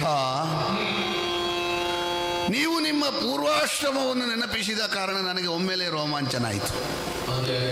ಯಾವ ಪರಿಚಯವನ್ನು ಹೇಳುವುದಿರು ನಮ್ಮವರು ಎನ್ನುವುದಾಗಿ ಒಂದು ಸಂಬಂಧವನ್ನು ಹೇಳಿದರೆ ಹೆಚ್ಚು ಆಪ್ಯಾಯಮಾನತೆ.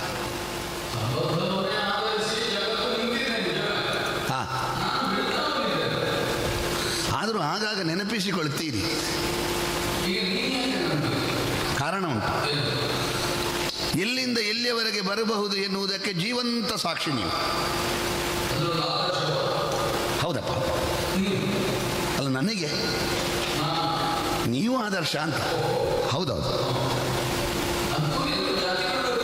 ಹಾಗಲ್ಲ, ನಿಮ್ಮ ಹಿನ್ನೆಲೆಯ ಹಾಗೆ ದೇವಲೋಕದ ಸಂಬಂಧ ಹೊಂದಿರುವಂಥದ್ದು. ನಿಮ್ಮ ತಂದೆಯ ತಂದೆ ಕುಶನಾಭ ಘೃತಾಚಿಯನ್ನು ಅಪ್ಸರೆಯಲ್ಲಿ ಪಡೆದ 100 ಮಕ್ಕಳು. ಎಂಥದೋ ಕಾರಣಕ್ಕೆ ಕುಬ್ಜೆಯರಾದ್ರಂತೆ, ಅದಕ್ಕೆ ಆ ಊರಿಗೆ ಕನ್ಯಾಕುಬ್ಜ ಅಂತ ಹೆಸರು ಬಂತಂತೆ. ಆ 100 ಮಕ್ಕಳ ನಂತರ ಪಡೆದ ಮಗು ನಿಮ್ಮ ಅಪ್ಪನಂತೆ, ಗಾದಿ. ಅವರ ಸಂಜಾತ ನೀವು. ಹುಟ್ಟಿನಲ್ಲಿ ಕ್ಷತ್ರಿಯನಾದರೂ ನಾನಾ ಕಾರಣಗಳಿಂದ ವರ್ಣೋತ್ಕ್ರಮಣವನ್ನು ಸಾಧಿಸಬೇಕು ಅಂತ ಹಂಬಲಿಸಿ ಹೊರಟವರು.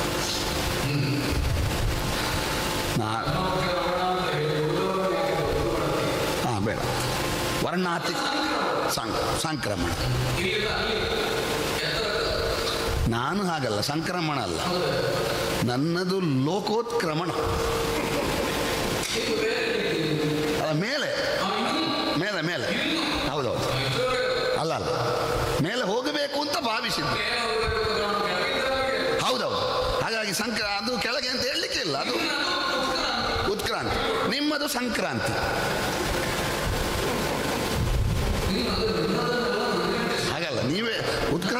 ಸಂಕ್ರಮಣ. ಹೌದೌದು,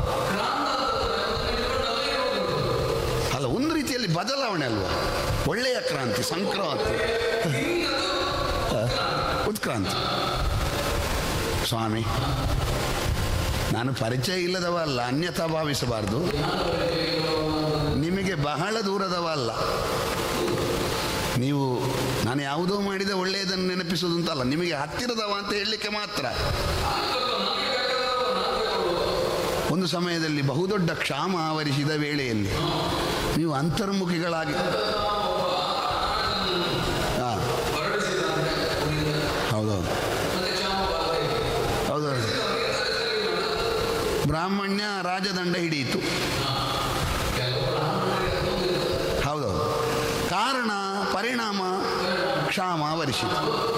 ಆ ಕಾಲದಲ್ಲಿ ಅಂತರ್ಮುಖಿಗಳಾದಂಥ ನೀವು ನಿಮ್ಮ ಸಂಸಾರದ ಬಗ್ಗೆ ಅಲ್ಲ, ಆಕ್ಷೇಪ ಮಾಡಿದ್ದಲ್ಲ ನಾನು, ಸಂಸಾರದ ಬಗ್ಗೆ ಲಕ್ಷ್ಯ ಇಲ್ಲದೆ ತಪಸ್ಸಿನಲ್ಲಿದ್ರಿ. ಹೌದೌದು, ಆಗಲ್ಲ ನಿರ್ಲಕ್ಷ್ಯ ಮಾಡಿ ಆ ವೇಳೆಯಲ್ಲಿ ನಿಮ್ಮ ಸಂಸಾರಕ್ಕೆ ಸ್ವಲ್ಪ ಹತ್ತಿರದವನಾಗಿದ್ದವನೇ ನಾನು. ನೀವು ಹಾಗೆ ಮಾಡಲಿಕ್ಕಿಲ್ಲ ಅಂತ ಭಾವಿಸಿದ್ದೇನೆ ನಾನು. ಇಲ್ಲವೇ ಇಲ್ಲ. ಆ ಅನ್ನ ಇಲ್ಲದ ಸಂದರ್ಭದಲ್ಲಿ ಅಶನವನ್ನು ಒದಗಿಸಿದವ, ಹೌದು, ಬೇರೆ ಯಾರೂ ಅಲ್ಲ ಸ್ವಾಮಿ, ಸತ್ಯವ್ರತ ತ್ರಿಶಂಕು. ಹೌದೌದು, ತ್ರಿಶಂಕು. ಹಾಂ,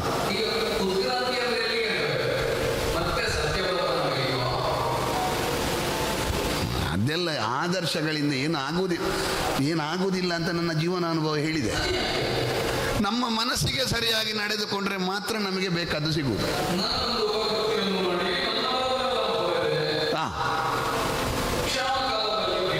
ಅದು ಆ ಕಾಲದಲ್ಲಿ. ಆಮೇಲೆ ನನ್ನ ಜೀವನದಲ್ಲಿ ತುಂಬ ಬದಲಾವಣೆ ಆಯಿತು. ಇಲ್ಲ, ಕ್ಷಾಮ ಆವರಿಸಿದ ಹಾಗಲ್ಲ, ಸ್ವಭಾವದಲ್ಲಿ ಬದಲಾವಣೆ ಆಗಿದೆ ಅಂತಲ್ಲ, ಉಪಕಾರದ ಬುದ್ಧಿ ಈಗಲೂ ಉಂಟು. ಆದರೆ ನಮ್ಮ ಅಂತರಂಗವನ್ನು ತಿಳಿದುಕೊಳ್ಳುವ ಮನಸ್ಸುಗಳು ಎಷ್ಟುಂಟು ಅಂತ ಮುಖ್ಯ. ಹೌದು ಹೌದು ಹೌದು, ಕಾರಣ ಉಂಟು. ಆವರಿಸಿದ ಕ್ಷಾಮ ನಿವಾರಣೆಗೆ ನಾನೇ ಪೀಠದಲ್ಲಿ ಕುಳಿತುಕೊಳ್ಳಬೇಕು ಎನ್ನುವುದಾಗಿ ಅಲ್ಲಿಯ ಕುಲಗುರುಗಳಿಗೆ, ರಾಜಗುರುಗಳಿಗೆ ಗೊತ್ತಾಯಿತು. ಪರಿಹಾರ ಕುಳಿತುಕೊಳ್ಳಿಸಿದರು. ಆಮೇಲೆ ರಾಜನಾದ ಮೇಲೆ ಆಗ 100 ಮಾಡಿದೆ. ಅಯ್ಯೋ, ಮಳೆ ಬೆಳೆ ಎಲ್ಲ ಸರಿ, ರಾಜ ಕಾಲಸ್ಯ ಕಾರಣ. ರಾಜನಾಗಿ ಒಳ್ಳೆಯ ರೀತಿಯಿಂದಲೇ ಸತ್ವದಿಂದಲೇ ಆಳಿದೆ. ಆ ಆಳುವಂತಹ ಸಂದರ್ಭದಲ್ಲಿ ಧಾರ್ಮಿಕವಾದ ಕ್ರಿಯೆಯಲ್ಲಿ ತೊಡಗಿಕೊಂಡು ಯಾಗಗಳನ್ನು ಮಾಡುತ್ತಾ 100 ಯಾಗಗಳನ್ನು ಪೂರೈಸಿದೆ. ಅಶ್ವಮೇಧ, ಹೌದಪ್ಪ, ಶತಾಶ್ವಮೇಧ ಮಾಡಿದ ಮೇಲೆ ನನಗೂ ಒಂದು ಕಂಡಿತು. ಏನು? ಹೌದು, ಹಾಂ ಹಾಂ ಹಾಂ, ಇರಲಿ. ಈಗ ನೀವು ಹೇಳಿದ್ರಲ್ಲಿ 2 ಅರ್ಥ ಇರ್ತದೆ, ಇರಲಿ. ಹೌದು ಹೌದು, ಅಂದರೆ ಒಂದು ಬ್ರಾಹ್ಮಣರಾದವರು ಲೋಕದ ಸುಖವನ್ನು ಬಯಸುವುದು ಅಂತ, ಇನ್ನೊಂದು ಬ್ರಾಹ್ಮಣರಾದವರಿಗೆ ಸಿಗ್ತದೆ. ಹಾಂ, ಹೌದೌದು ಸರಿ. ಅಲ್ಲ, ನನಗೆ ಸಮಸ್ಯೆ ಏನಾಗೋದು ಗೊತ್ತುಂಟ, ನನಗೆ 2 ಅರ್ಥ ಆಗ್ತದೆ. ಒಂದು ವೇಳೆ ಅದು ಅಪಾರ್ಥ ಅಂತ ನೀವು ಭಾವಿಸಕೂಡದು ಅಂತ ಅಷ್ಟೇ. ಮುಖ್ಯ, ಸರಿ. ಹಾಗೆ 100 ಯಾಗ ಮಾಡಿದ ಮೇಲೆ ಲೋಕೋತ್ಕ್ರಮಣದ ಒಂದು ಹಂಬಲ ಬಂತು ನನಗೆ. ಮೊದಲು ಸಂಕಲ್ಪ, ಈಗ ನಮ್ಮ ಅದ್ವೈರಿಗಳಲ್ಲಿ ಹೋತೃಗಳಲ್ಲೆಲ್ಲ ಆ ಸಂಕಲ್ಪ ಹೇಳಿ ಮಾಡಿದ್ದಲ್ಲ ನಾನು. ಆದಮೇಲೆ ಕಂಡಿತ್ತು ನನಗೆ 100 ಆಯ್ತಲ್ಲ, ಹೇಗೆ ಹೋದರೆ ಹೇಗೆ ಮೇಲೆ ದೇವಲೋಕಕ್ಕೆ ಸಶರೀರನಾಗಿ ದೇವಲೋಕದ ಸೌಭಾಗ್ಯ ಆನಂದವನ್ನು ಅನುಭವಿಸುವಂತಹ ಒಂದು ಅರ್ಹತೆ ಬಂತಲ್ಲ ನನಗೆ. 100 ಯಾಗ ಆಯ್ತಲ್ಲ. ಅಲ್ಲಿಂದ ಕರೆಯೇ ಬರಲಿಲ್ಲ, ಮೇಲಿನಿಂದ.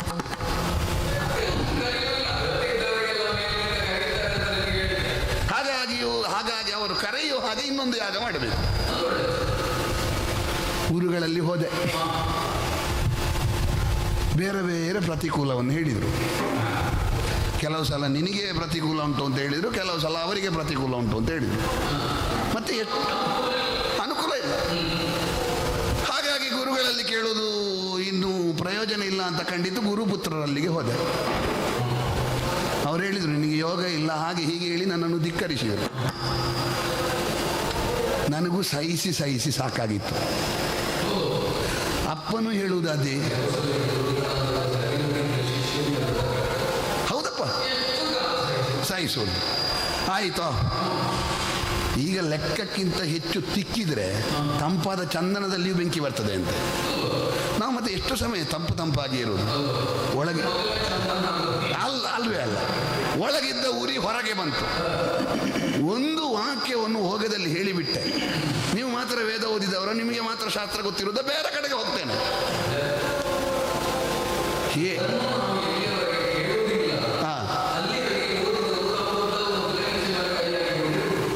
ಅಷ್ಟು ಹೇಳಿದ್ದು ಅದಕ್ಕೆ ಸಿಕ್ಕಿದ ಪ್ರಶಸ್ತಿ ಇದು. ರಾಜನಾಗಿದ್ದಂತಹ ಸೂರ್ಯವಂಶದ ಸತ್ಯವ್ರತನಾಗಿದ್ದ ನಾನು ಚಾಂಡಾಲನಾಗಿ ಹೋದೆ. ಶಾಪ. ಸ್ವಾಮಿ ಕೊಟ್ಟವರು ವಾಸಿಷ್ಠರು. ನೀನು ಯಾಗ ಮಾಡಿದ್ರು ದೇವಲೋಕಕ್ಕೆ ಹೋಗುವುದಿಲ್ಲ, ಯೋಗ ಇಲ್ಲ ಅಂತ ಹೇಳಿದವರು ವಸಿಷ್ಠ ಪುತ್ರರು. ನನ್ನಿಂದ 100 ಯಾಗ ಮಾಡಿಸಿ ಕೊನೆ ಯಾಗಕ್ಕಾಗುವಾಗ ಕೈ ಕೊಟ್ಟವರು ನನ್ನ ಗುರುಗಳಾದ ವಸಿಷ್ಠರು. ಒಟ್ಟಿನಲ್ಲಿ ತಲೆ ತಗ್ಗಿಸಿದ್ದೇನೆ, ಆರ್ತನಾಗಿದ್ದೇನೆ, ನಿಮ್ಮ ಬಳಿಗೆ ಬಂದಿದ್ದೇನೆ. ನನಗೆ ದೇವಲೋಕಕ್ಕೆ ಹೋಗಬೇಕು, ದಾರಿ ಇಲ್ಲ.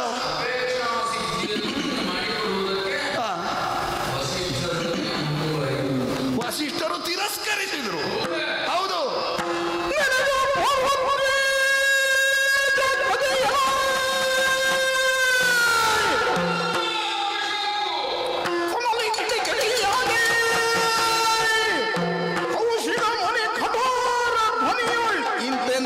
ಮಹೇಶ್ವರರೇ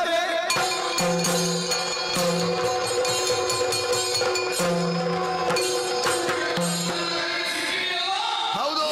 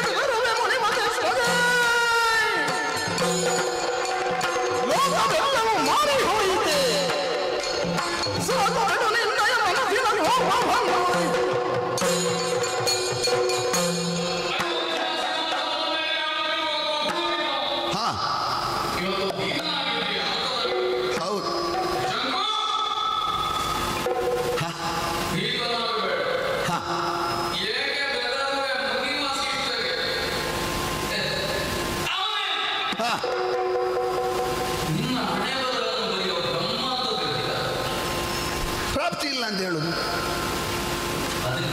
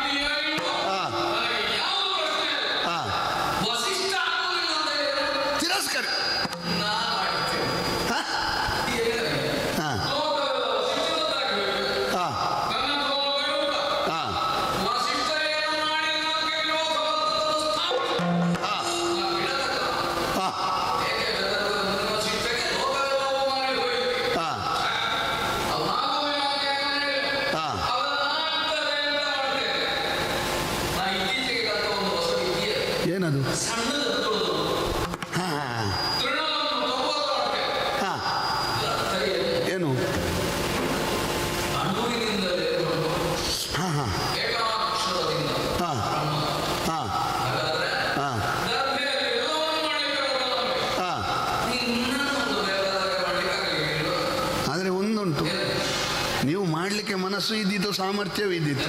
ಯಾರು ಮಾಡದಷ್ಟು ಈ ಶರೀರವನ್ನು ಹಾಳು ಮಾಡಿ ಆಗಿದೆ ಅಲ್ವಾ? ಹೇಗೆ?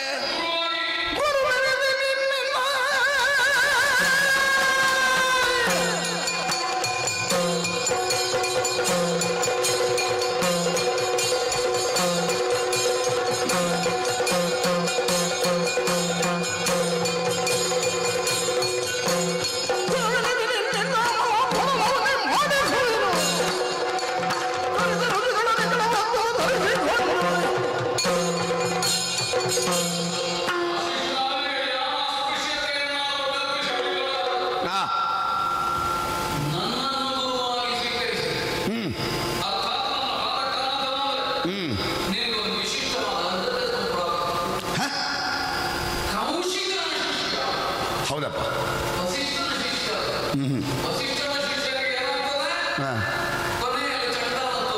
ಹೌದೌದು, ಮೇಲೆ ಹೋಗುದಲ್ಲ ಕೆಳಗೆ ಬರುದು.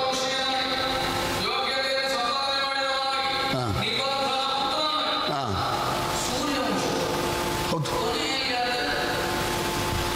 ಚಂಡಾಲ ಗುರುಗಳಿಂದ.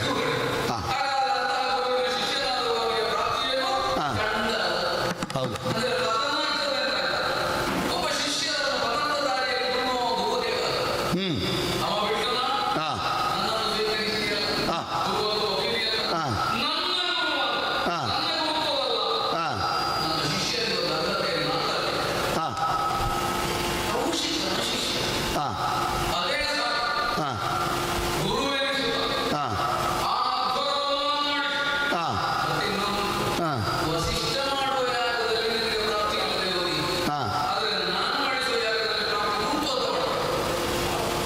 ಗುರು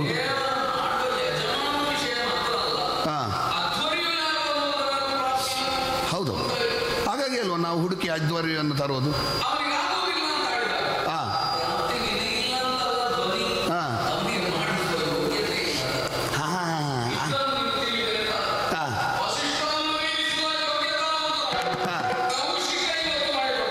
ಆದರೆ ಒಂದು, ಈ ನಾನು ವಸಿಷ್ಠರ ಶಿಷ್ಯತ್ವವನ್ನು ಸ್ವೀಕರಿಸಿ ಅಲ್ಲೇ ಇದ್ದ ಕಾರಣ ನನಗೊಂದು ಜೀವನ ಅನುಭವ.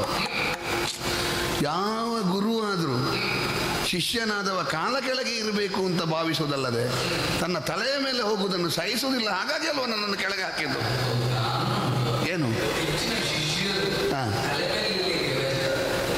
ನನಗೆ ಹಾಗಲ್ಲ. ಹೌದು, ನಾನೀಗ ಕೆಳಗೆ ಇದ್ರೆ ಇಲ್ಲೇ ಇರುವುದಲ್ವ, ಮೇಲೆ ಹೋಗ್ಬೇಡುವ ನಾನು.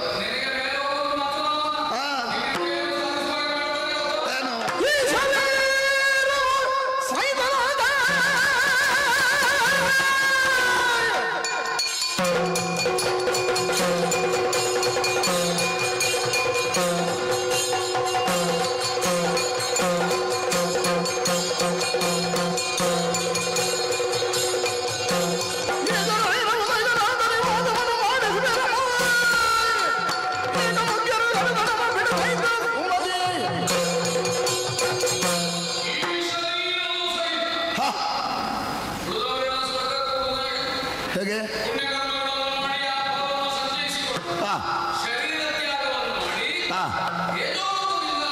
ದೇಹಪಾತ ನಂತರ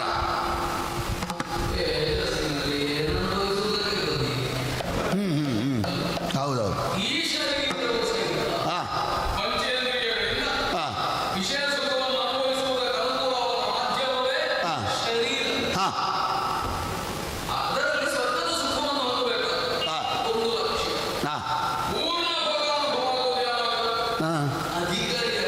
ಹೌದೌದು.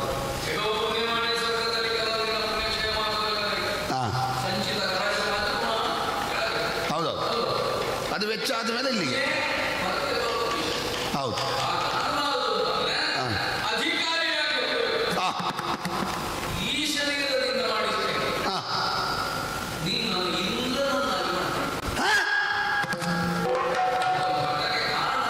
ಏನು? ಹೌದು. ಈ ಮಾಧ್ಯಮವನ್ನು ನಾನು ವಿನಿಯೋಗಿಸಿ ಯಾವುದು ನಿಷಿದ್ಧವೋ ಅದೇ ಸ್ವೀಕಾರ ಮಾಡಿದೆ. ಲೋಕದಲ್ಲಿ ನಿಷೇಧವಾದದ್ದು ಸ್ವೀಕಾರ. ವಿಶೇಷದಿಂದ ಎಲ್ಲಿಯ ನೀರನ್ನಾದರೂ ಗಂಗಾ ಮಾತಾದಕ್ಕೆ ಸದೃಶವಾಗಿ ಮಾಡಲಿಕ್ಕೆ ಬರ್ತದೆ. ಹಾ. ಇಂದ್ರನನ್ನಾಗಿ ಮಾಡಲಿಕ್ಕಾಗಲಿಲ್ವಾ?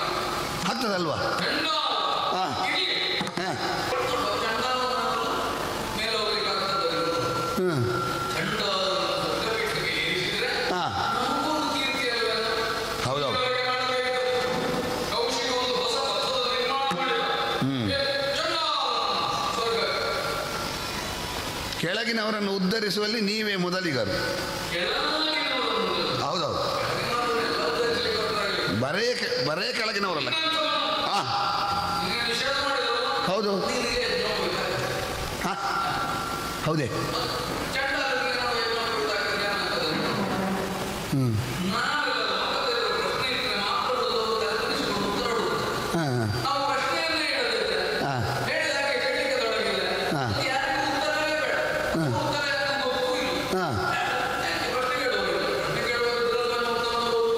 ಅದೇ. ಹಾಂ ಹಾಂ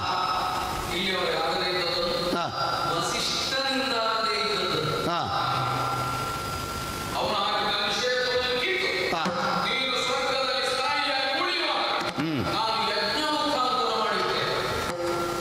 ಯಜ್ಞ ಮಾಡಿಸ್ಬೋದಲ್ವ ನಾನು? ಇಲ್ಲ ಇಲ್ಲ, ಹಾಗಿಲ್ಲ. ಅಲ್ಲ, ನನಗೆ ಆಗಲ್ಲ. ನಾನು ಅಳುಕಿನಿಂದ ಕೇಳಿದ್ದು. ಹಾಂ ಹಾಂ.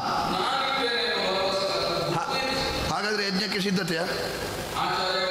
ಹಾಂ ಹಾಂ ಹಾಂ ಹಾಂ ಹಾಂ. ಅಲ್ಲ, ಸಮಸ್ಯೆ ಆಗುದು ಅದೇ. ಇದು ಹೊಸ ಪ್ರಯೋಗಕ್ಕೆ ಜನ ಬಂದಾರ? ಹಾಂ, ಸರಿ ಸರಿ. ಹೌದು.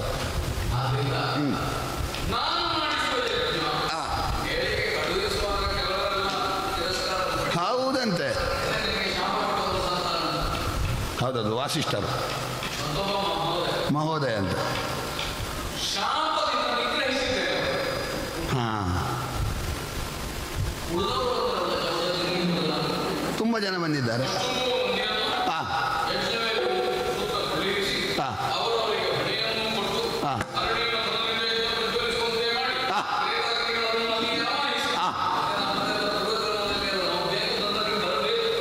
ಹಾಂ ಹಾಂ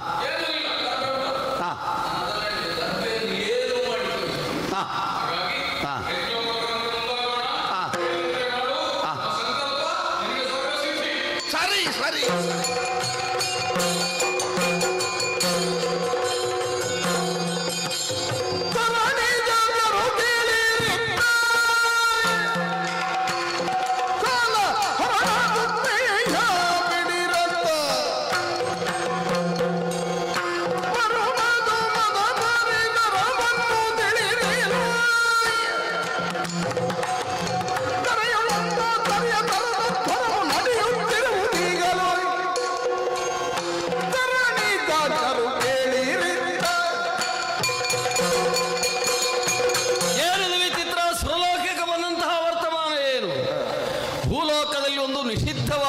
ಯಜ್ಞವನ್ನು ಪ್ರಸಿದ್ಧಗೊಳಿಸುವುದಕ್ಕಾಗಿ ಪ್ರಯತ್ನ ಪಡ್ತಾ ಇದ್ದಾರೆ. ಹೀಗೂ ಮಾಡಬಹುದೇ? ಲೋಕಪಾಲಕರಾದಂತಹ ನಾವು ಯೋಚನೆ ಮಾಡಬೇಕಾದಂತಹ ವಿಷಯ. ತರಣಿ ಜಾತಿಯರೆಲ್ಲರೂ ಕೇಳಬೇಕಿದನ್ನು. ಅಂದ್ರೆ ಯಮಾದಿಗಳೆಲ್ಲರೂ ಕೇಳಬೇಕು. ಯಾರು ನಿಯಂತ್ರಕರೋ ಅವರಿದನ್ನು ಕೇಳಬೇಕು, ಯಾರು ನಿಯಮಿಸುವವರೋ ಅವರಿದನ್ನು ವಿಚಾರ ಮಾಡಬೇಕು. ಲೋಕಪಾಲಕರಾದಂತಹ ನೀವೆಲ್ಲರೂ ಒಟ್ಟು ಸೇರಿ ಇದರ ಕುರಿತಾದಂತಹ ಅಭಿಪ್ರಾಯಗಳನ್ನು ಒಟ್ಟಾಗಿ ಮಾಡಿ ಇದನ್ನು ವಿರೋಧಿಸುವ ಕಾರ್ಯ ಆಗಬೇಕು. ಯಾಕೆ? ಚಂಡಾಲನಾದವನು, ಶಬ್ದನಾದಂತಹ ಒಬ್ಬ ದೊರೆ ಸಶರೀರನಾಗಿ ಸ್ವರ್ಗಭೋಗವನ್ನು ಅಪೇಕ್ಷಿಸ್ತಾ ಇದ್ದಾರೆ. ಇದು ಸ್ವರ್ಗಭೋಗ ಎನ್ನುವುದು ಸಶರೀರವಾಗಿದ್ದರೆ ಭೌತಿಕವಾದ ಪಾಂಚಭೌತಿಕವಾದಂತಹ ಶರೀರದಲ್ಲಿ ಭೋಗ್ಯವಾಗುವಂಥದ್ದಲ್ಲ. ಇಲ್ಲಿನ ಭೋಗ ಎನ್ನುವುದು ಪಂಚಭೂತಗಳ ಆಸ್ವಾದನದಂತಲ್ಲ, ಅದರ ಅನುಭವದಂತಲ್ಲ. ಇದನ್ನು ತಿಳಿಯದೆ ಆ ಶರೀರದಿಂದ ಇಲ್ಲಿ ಉಣ್ಣುತ್ತೇವೆ ಅಂತ ಯೋಚನೆ ಮಾಡ್ತಾ ಇದ್ದಾರೆ. ಇದೊಂದು ಬಗೆಯ ಭ್ರಮೆ.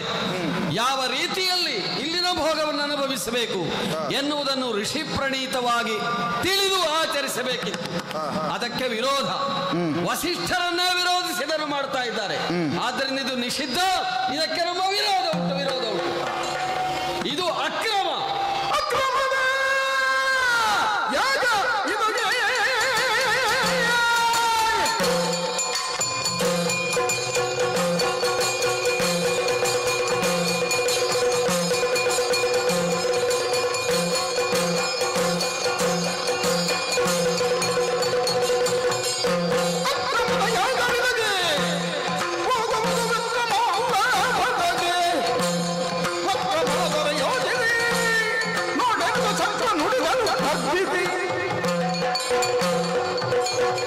ಲೋಕ ನಡೆಯುವಂತಹ ರೀತಿಯನ್ನು ಎನ್ನುವುದನ್ನು ಯೋಚನೆ ಮಾಡಿ ಋಷಿಗಳಾದರೂ ಕೂಡ ಉಳಿದವರಿಗೆ ಮಾರ್ಗದರ್ಶನವನ್ನು ಮಾಡಬೇಕು.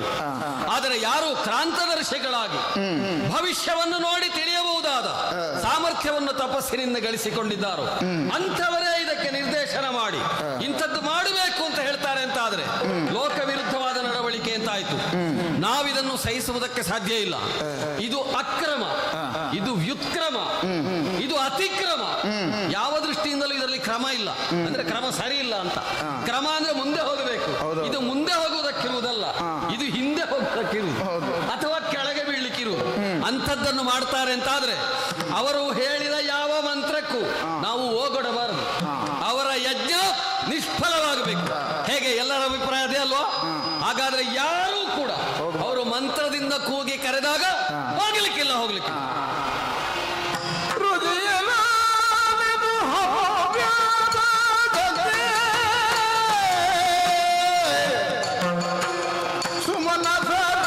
ಬರಲಿಲ್ಲ ಸ್ವರ್ಗಕ್ಕೆ ಸಶರೀರನಾಗಿ ಹೋಗುವುದಾಗಿನ್ನು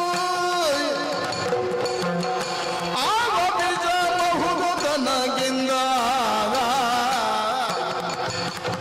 ಋಷಿಯೇ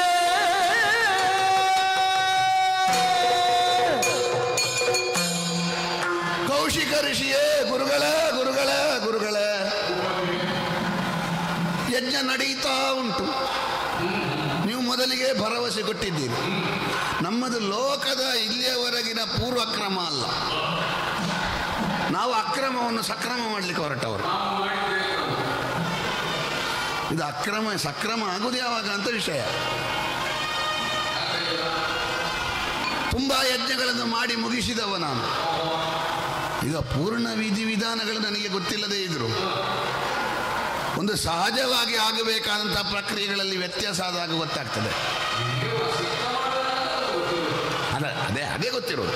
ಆದರೆ ಕೆಲವು ವಿಷಯದಲ್ಲಿ ಸಮಾನ. ಹೌದು.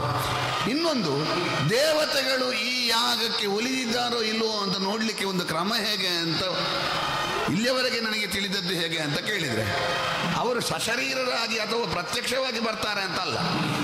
ಉರಿಯುವ ಅಗ್ನಿಯ ವರ್ಣವನ್ನು ನೋಡಿ ಅವರು ಸಂತುಷ್ಟರಾಗಿದ್ದಾರೋ ಅಥವಾ ನಿಷೇಧಿತ ಅಂತ ಪರಿಗಣಿಸಿದ್ದಾರೋ ಎನ್ನುವುದಾಗಿ ತೀರ್ಮಾನ ಮಾಡೋದಂತೆ. ಪೀತವರ್ಣದಿಂದ ಬೆಂಕಿ ಉರಿಯುತ್ತಾ ಇದ್ರೆ ಅವರು ಸಂತುಷ್ಟರಾಗಿ ಅವ್ಯಭಾಗವನ್ನು ಸ್ವೀಕರಿಸ್ತಾ ಇದ್ದಾರೆ ಎನ್ನುವುದಾಗಿ ಭಾವಿಸಬಹುದು. ಅಥವಾ ಕಬ್ಬೊಗೆಯಿಂದ ಕೂಡಿದಂಥ ಅಗ್ನಿ ಉರಿಯುತ್ತಾ ಇದ್ರೆ ಅವರು ಸಂತುಷ್ಟರಾಗಲಿಲ್ಲ ಅಂತ ನಿರ್ಣಯಿಸಬಹುದು. ತಗೊಳ್ಳಿಕ್ಕೆ ಬರಲಿಲ್ಲ ಅಲ್ಲ, ಸಾಮಾನ್ಯರಾದವರು ಭಾವಿಸಬಹುದು ಇದು ಕಟ್ಟಿಗೆ ಒದ್ದೆ ಅಂತ. ಅಲ್ಲಲ್ಲ, ಇದು ಅವರಿಗೆ ನಮ್ಮ ಮೇಲೆ ಆರ್ದ್ರ ಭಾವ ಇಲ್ಲ. ಸುಮನಸರಾರು ನಮ್ಮ ಬಗ್ಗೆ ಆರ್ದ್ರ ಭಾವ. ಒದ್ದೆ ಕಟ್ಟಿಗೆ ಉರಿಬೇಕು, ಯಾಕಂದ್ರೆ ನಿಮ್ಮ ಕಣ್ಣಿನ ಉರಿಯತಕ್ಕದ್ದು. ಸ್ವಾಮಿ ಸಶರೀರನಾಗಿ ಸ್ವರ್ಗಕ್ಕೆ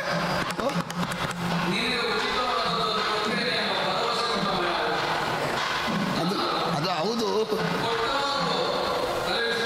ಹಾಗಲ್ಲ, ಕೊಟ್ಟವ ಅಂದ್ರೆ ಇದು ಎಷ್ಟರವರೆಗೆ ಇರ್ತದೆ ಅಂತ ವಿಷಯ.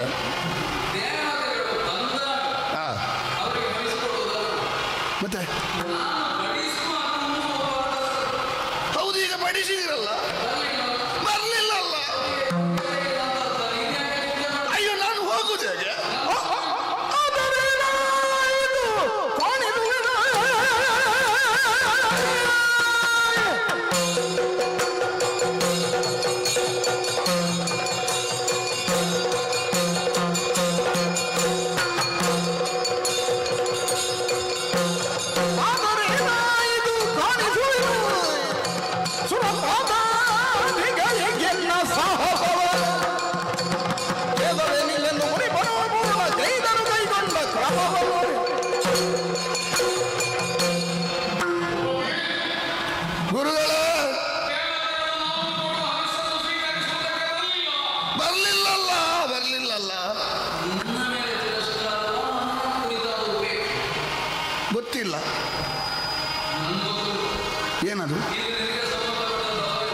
ಅಲ್ವಾ? ಹಾಂ, ಏನಂತೆ? ಹಾಂ ಹಾಂ, ಯಾಕೆ? ಹಾಂ ಹಾಂ ಹಾಂ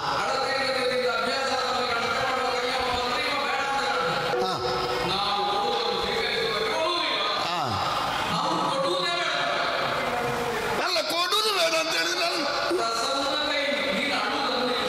ಅಯ್ಯೋ ಅಲ್ಲ, ಅಳುವುದಂದ್ರೆ ನಾನು ಇಷ್ಟು ನಿರೀಕ್ಷೆ ಇಟ್ಟುಕೊಂಡು ಈಗ ಒಟ್ಟು ಆಶಾ ಅದೇ ಸಿಗುತ್ತದ ಅಂತ. ಕಣ್ಣೀರು ಹಾಕಿದ್ರೆ ಸಿಗೋದಿಲ್ಲ.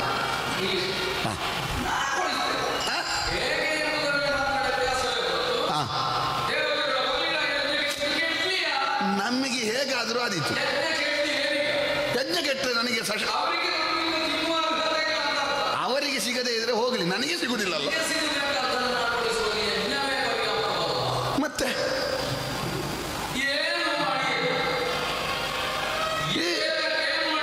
ಈಗ ಯಜ್ಞದಿಂದ ಆಗದೇ ಇರುವುದು ಬೇರೆ ಅದರಿಂದ ಆಗ್ತದೆ.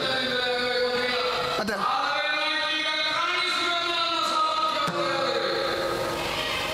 ಹೇಗೆ ಮತ್ತೆ ನನಗೆ ಮರದ್ದಾದ್ರೂ ಆದೀತು, ಮಣ್ಣಿನದ್ದು ಆದರೂ ಆದೀತು.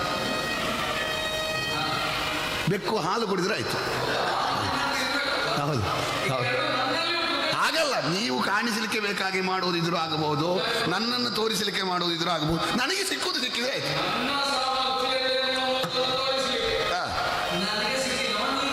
ಹೌದು.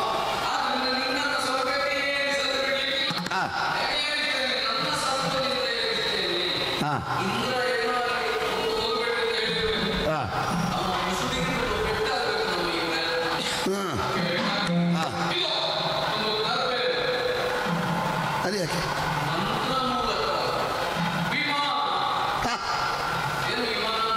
ಏನು ಮತ್ತೆ ಆ ವಿಶೇಷವಾದ ಮಾನ ಏನು? ವಿಹಂಗಮವನ್ನು. ಹೌದು. ಹಾಂ, ನಾನು ಈ ದರ್ಬೆಯಲ್ಲಿ ಕುಳಿತುಕೊಂಡೆ.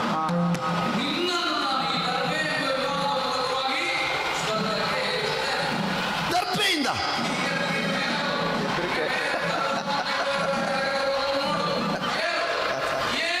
ಅಲ್ಲ, ನನ್ನದು ವಿಮಾನಯಾನ ಮೊದಲು ಇದು ಪ್ರಾರಂಭ ಇದು ಅಂತ ಇಲ್ಲಿವರೆಗೆ ಮಾಡಲಿಲ್ಲ.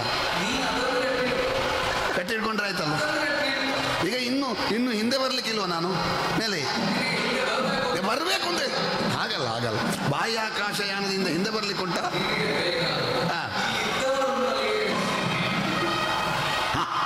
ನೀವು ಕಳುಹಿಸಿರಿ. ಯಥಾರ್ಥವಾಗಿ ನಾ ಯಾರನ್ನು ನೋಡಬೇಕು ಅಂತಲೇ ಇಲ್ಲ ನನಗೆ.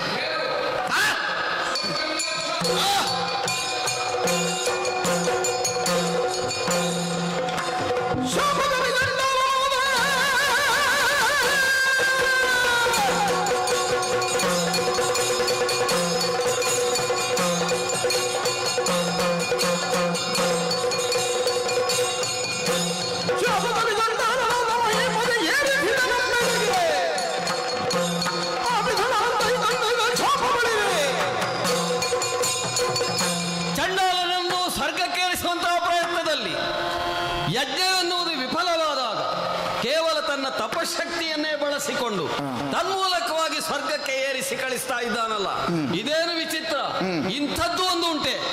ಸ್ವರ್ಗಗಮನ ಎನ್ನುವುದನ್ನು ಇಷ್ಟು ಲಘುವಾಗಿ ಪರಿಗಣಿಸಿದಂತುಂಟು. ಅಷ್ಟು ಮಾತ್ರ ಅಲ್ಲ, ತಪಸ್ಸಿನ ಪುಣ್ಯದ ಫಲವನ್ನು ಎಲ್ಲಿ ವಿನಿಯೋಗ ಮಾಡಬೇಕೆನ್ನುವುದಕ್ಕೂ ಕೂಡ ಇದೊಂದು ದುರ್ನಿದರ್ಶನವಾಗಿ ಪರಿಣಮಿಸ್ತದೆ. ಆದ್ದರಿಂದ ಸ್ವರ್ಗ ಇದನ್ನು ಸಹಿಸುವುದಿಲ್ಲ. ಯಾರು ಆತ ಬರುತ್ತಾ ಇರುವವನು ಎಂಥವನು?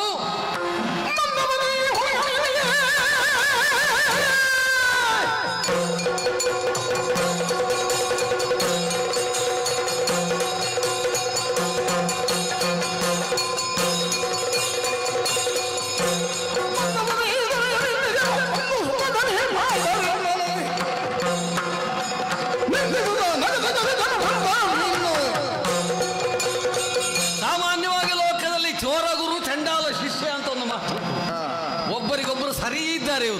ಇವೊಬ್ಬ ಶಾಪದಿಂದ ಇರುವವ, ಮತ್ತೊಬ್ಬ ಬ್ರಾಹ್ಮವನ ಅವಮಾನಿಸಿ ಶಾಸ್ತ್ರಕ್ಕೆ ಧಿಕ್ಕಾರವನ್ನು ಮಾಡಿ ಕೊನೆಗೆ ತಾನು ಬ್ರಾಹ್ಮವನ್ನೇ ಸೇರಬೇಕು ಅಂತ ಪ್ರಯತ್ನ ಮಾಡುವವ ಅವನೂ ಸರಿಯಾದ ದಾರಿಯಲ್ಲಿಲ್ಲ. ಈಚೆವ ದಾರಿ ತಪ್ಪಿದ್ದಾನೆ. ಇಬ್ಬರೂ ದಾರಿ ತಪ್ಪಿದವರು ಒಂದು ಗುರಿಯನ್ನು ಸೇರುವುದಕ್ಕೆ ಪ್ರಯತ್ನ ಪಡ್ತಾರೆ. ಇವರು ಗುರಿ ಸೇರ್ಲಿಕ್ಕುಂಟೋ? ಹಾಗಾಗಿ ಇವನನ್ನು ಏನು ಮಾಡಬೇಕು? ಮೇಲೆ ಬರುತ್ತಿರುವವನನ್ನು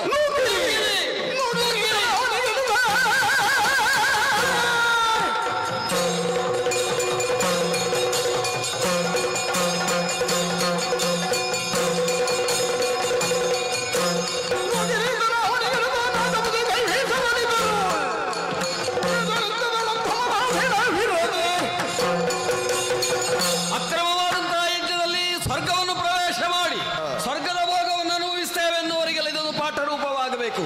ಯಾವಾತನು ಸ್ವರ್ಗದ ಬಾಗಿಲು ಬಡಿಯುತ್ತಾ ಇದ್ದಾನೋ ಅವನನ್ನು ನೋಕಿ ತಲೆ ಕೆಳಗಾಗಿ ಕೆಳಕ್ಕೆ ಬೀಳಲಿ. ಬೆರಕೆ ಬೀಳುವ ಮಧ್ಯ ಮಾರ್ಗದಲ್ಲಿ ಅರಸನ ಅತಿಶಯ ಭೀತಿಯಲ್ಲಿ ಬಾಯಿ ತೆರೆದು ಗೋಧಿ ಕುಮಾರಗನ ಕರೆ ಕರೆವುತ ಅಪಟ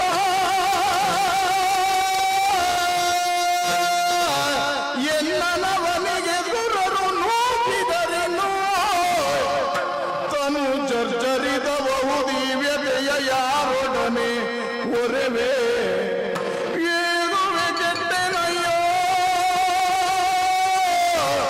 ಹರ ಹರ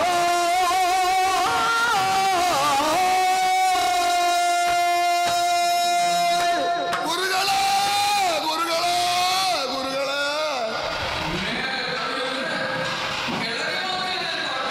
ಕೆಳಗೆ ಬರುವುದಲ್ಲ, ಕೆಳಗೆ ದೂಡಿದ್ದು. ತಲೆ ಕೆಳಗೆ ಕಾಲು ಮೇಲೆ. ಗುರುಗಳ ನೀವು ವಿಮಾನಕ್ಕೆ ಹಾಕಿದ್ದು ಮುಗೀತಾ ಅಂತ?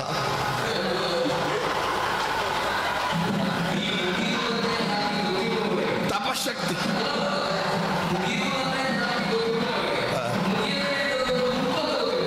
ಹಾಗಲ್ಲ ಗುರುಗಳೇ, ಬಾಗಿಲಿನವರೆಗೆ ಹೋಗಿದ್ದೇನೆ ಮನ ಮತ್ಸರದಿಂದ. ಬಾಗಿಲುಂಟು ಅಂತ ಗೊತ್ತಾಯ್ತು, ಸರಿ ನೋಡುವ ಮೊದಲು ಬಿದ್ದಿದೆ ನನಗೆ. ಬಾಗಿಲಲ್ಲಿ ಅಡ್ಡ ನಿಂತಿದ್ದಾರಲ್ಲ ಇಂದ್ರ ಹಾಗೂ ಅವನೊಂದಿಗಿನ ದಿಕ್ಪತಿಗಳು ಸೇರಿ ನನ್ನನ್ನು ದೂಡಿ ನಾನು ತಲೆ ಕೆಳಗೆ ಕಾಲು ಮೇಲೆ, ತಲೆ ಕೆಳಗೆ ಕಾಲು ಮೇಲೆ. ವಾ. ಇಲ್ಲಿ ನಿಂತು ಏನು ಮಾಡುದು ನಾನು? ಏನದು? ಆ!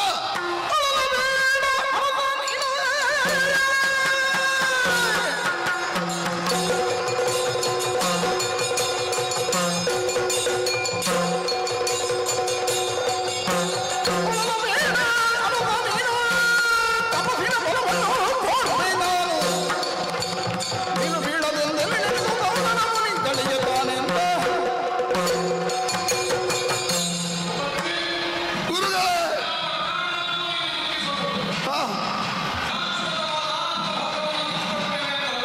ಹೌದು ಹೀಗೆ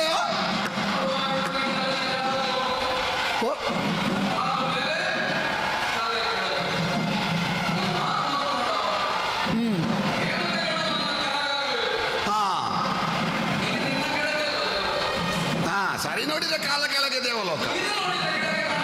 ಹೌದೌದು ಅದೌದು. ಅಲ್ಲಪ್ಪ ಹಾ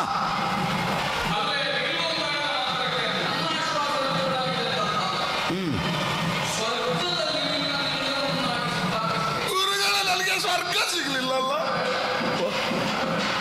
ಮತ್ತೆ ಇಲ್ಲಿ ದಾರಿಯಲ್ಲಿ ಬಿಡುದ ನಾನು? ಹಾಗಲ್ಲ, ದಾರಿಯಲ್ಲಿ ಬಿದ್ದೆ ಅಂತ ಆಗ್ತದೆ ಅಲ್ವಾ? ಮಧ್ಯ ಮಾರ್ಗ ಯಾರಿಗೆ? ಸ್ವರ್ಗಕ್ಕೆ ಹೋಗುವ ದಾರಿ ಹಿಂದೆ ಬಂದಿದ್ದೇನೆ. ಹಾಗಲ್ಲ, ಮಧ್ಯ ಮಾರ್ಗ. ಮತ್ತೆ ಅದೇ ಹೇಗೆ? ಹಾ ಹಾ ಹಾ ಹಾ ಹೌದು. ಅಂದ್ರೆ ಹಾ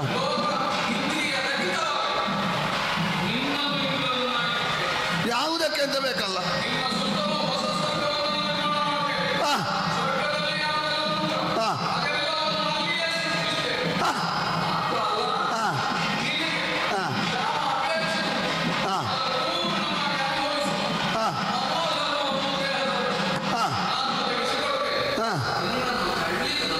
ಹೌದು. ಆ ದೇವರಿಗೆ ಹಾಂ ನನ್ನನ್ನು ವಿರೋಧಿಸಿದಾಗ ಹೌದೌದು. ನಿನಗೆ ಬೇಕಾದ ಸ್ಥಿತಿಯನ್ನು ನಾವು ಒದಗಿಸ್ತೇವೆ. ಹಾಂ ನನ್ನನ್ನು ವಿರೋಧಿಸಿದವನಿಗೆ ಎಂದು ನೋಡಬೇಕು. ಕೊಡಬೇಕು. ಹಾಗಾಗಿ ಇಂದ್ರಿಯ ಹೇಗವಾದ ಲೋಕವನ್ನು ನಿರ್ಮಾಣ ಮಾಡುವುದಕ್ಕಾಗಿ ಇಂದ್ರಿಯವನ್ನು ಧ್ವಂಸ ಮಾಡುತ್ತೇನೆ.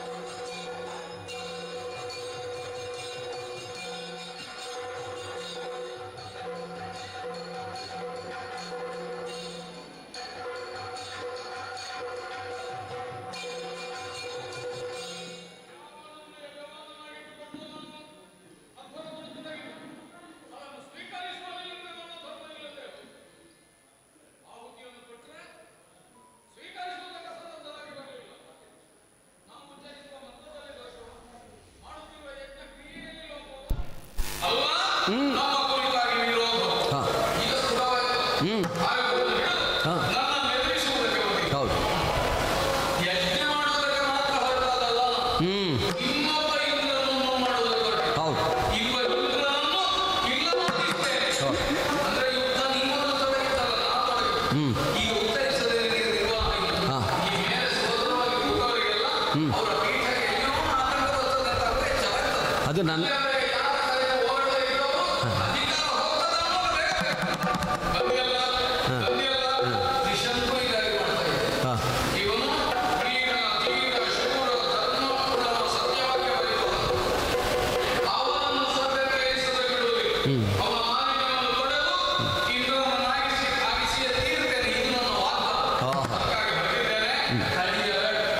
ಮುನಿಪತಿ ಈತ ಗುರುಜ ಶಾಪದಿಂದ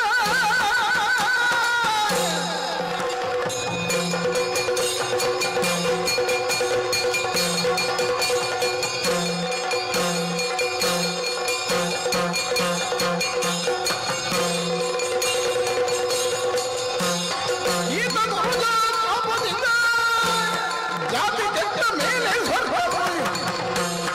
ಏಕ ಜೀವನ ಮುಕ್ತ ದೇವನಾಥ ಬೇಡ್ತಾನೆ. ವಿಶ್ವಾಮಿತ್ರ, ನೀನೊಬ್ಬ ಮುನಿಪತಿ, ತಪಸ್ವಿ, ಜ್ಞಾನಿಯಾದವನು, ರಾಜನಾಗಿದ್ದುಕೊಂಡು ಲೋಕ ವ್ಯವಹಾರವನ್ನು ತಿಳಿದವನು. ನಾನು ಇಂದ್ರ, ಲೋಕಪಾಲಕ, ತ್ರಿಮೂರ್ತಿಗಳಿಂದ ನಿಯಮಿತ.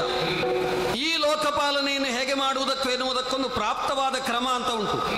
ಪ್ರಾಪ್ತವಾದ ಕ್ರಮವನ್ನು ವಿರೋಧಿಸಿ ಯಾರೂ ವ್ಯವಹರಿಸಬಾರದು. ರಾಜನಾದ ನಿನಗದು ತಿಳಿದಿದೆ ಅಂತ ನಾನು ತಿಳಿತೇನೆ. ಈ ತ್ರಿಶಂಕು ಯಾರು? ತ್ರಿಶಂಕುವಿಗಿರುವಂತಹ ದೋಷಗಳೇನು?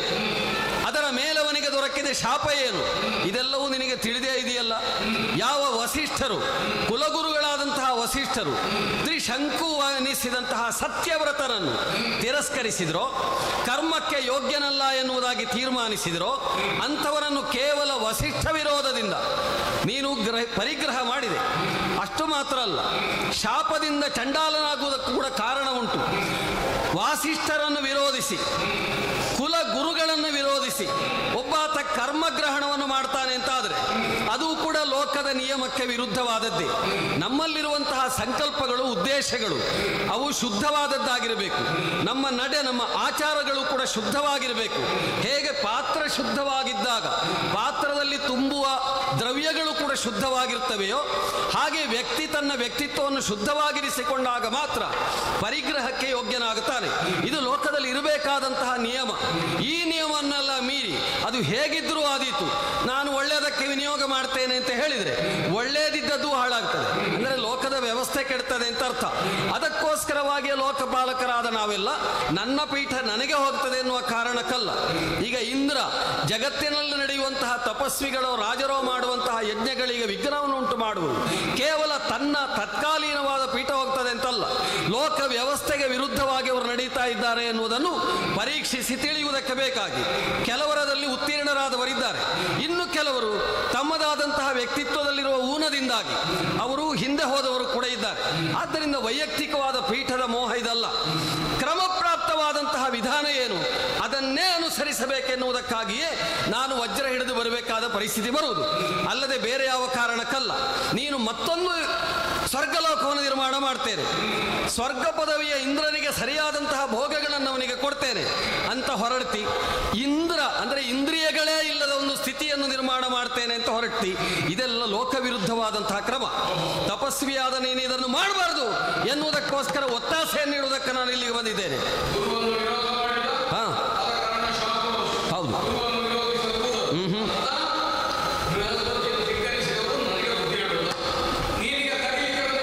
ಹೌದೌದು, ನಾನು ಆಯುಧದಿಂದ ಆದರೂ ತಡೆದೇನು.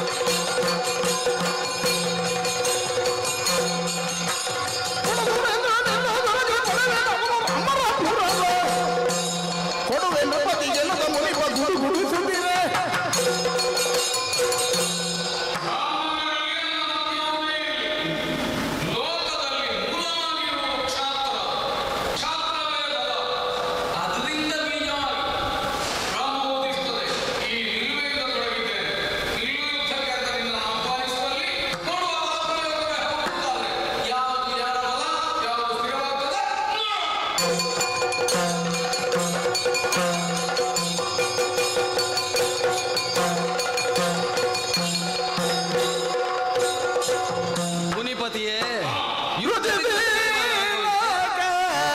ನೀನು ನಿರ್ಮಿಸಿದ ಸಕಲ ಮುನಿಲಲಿ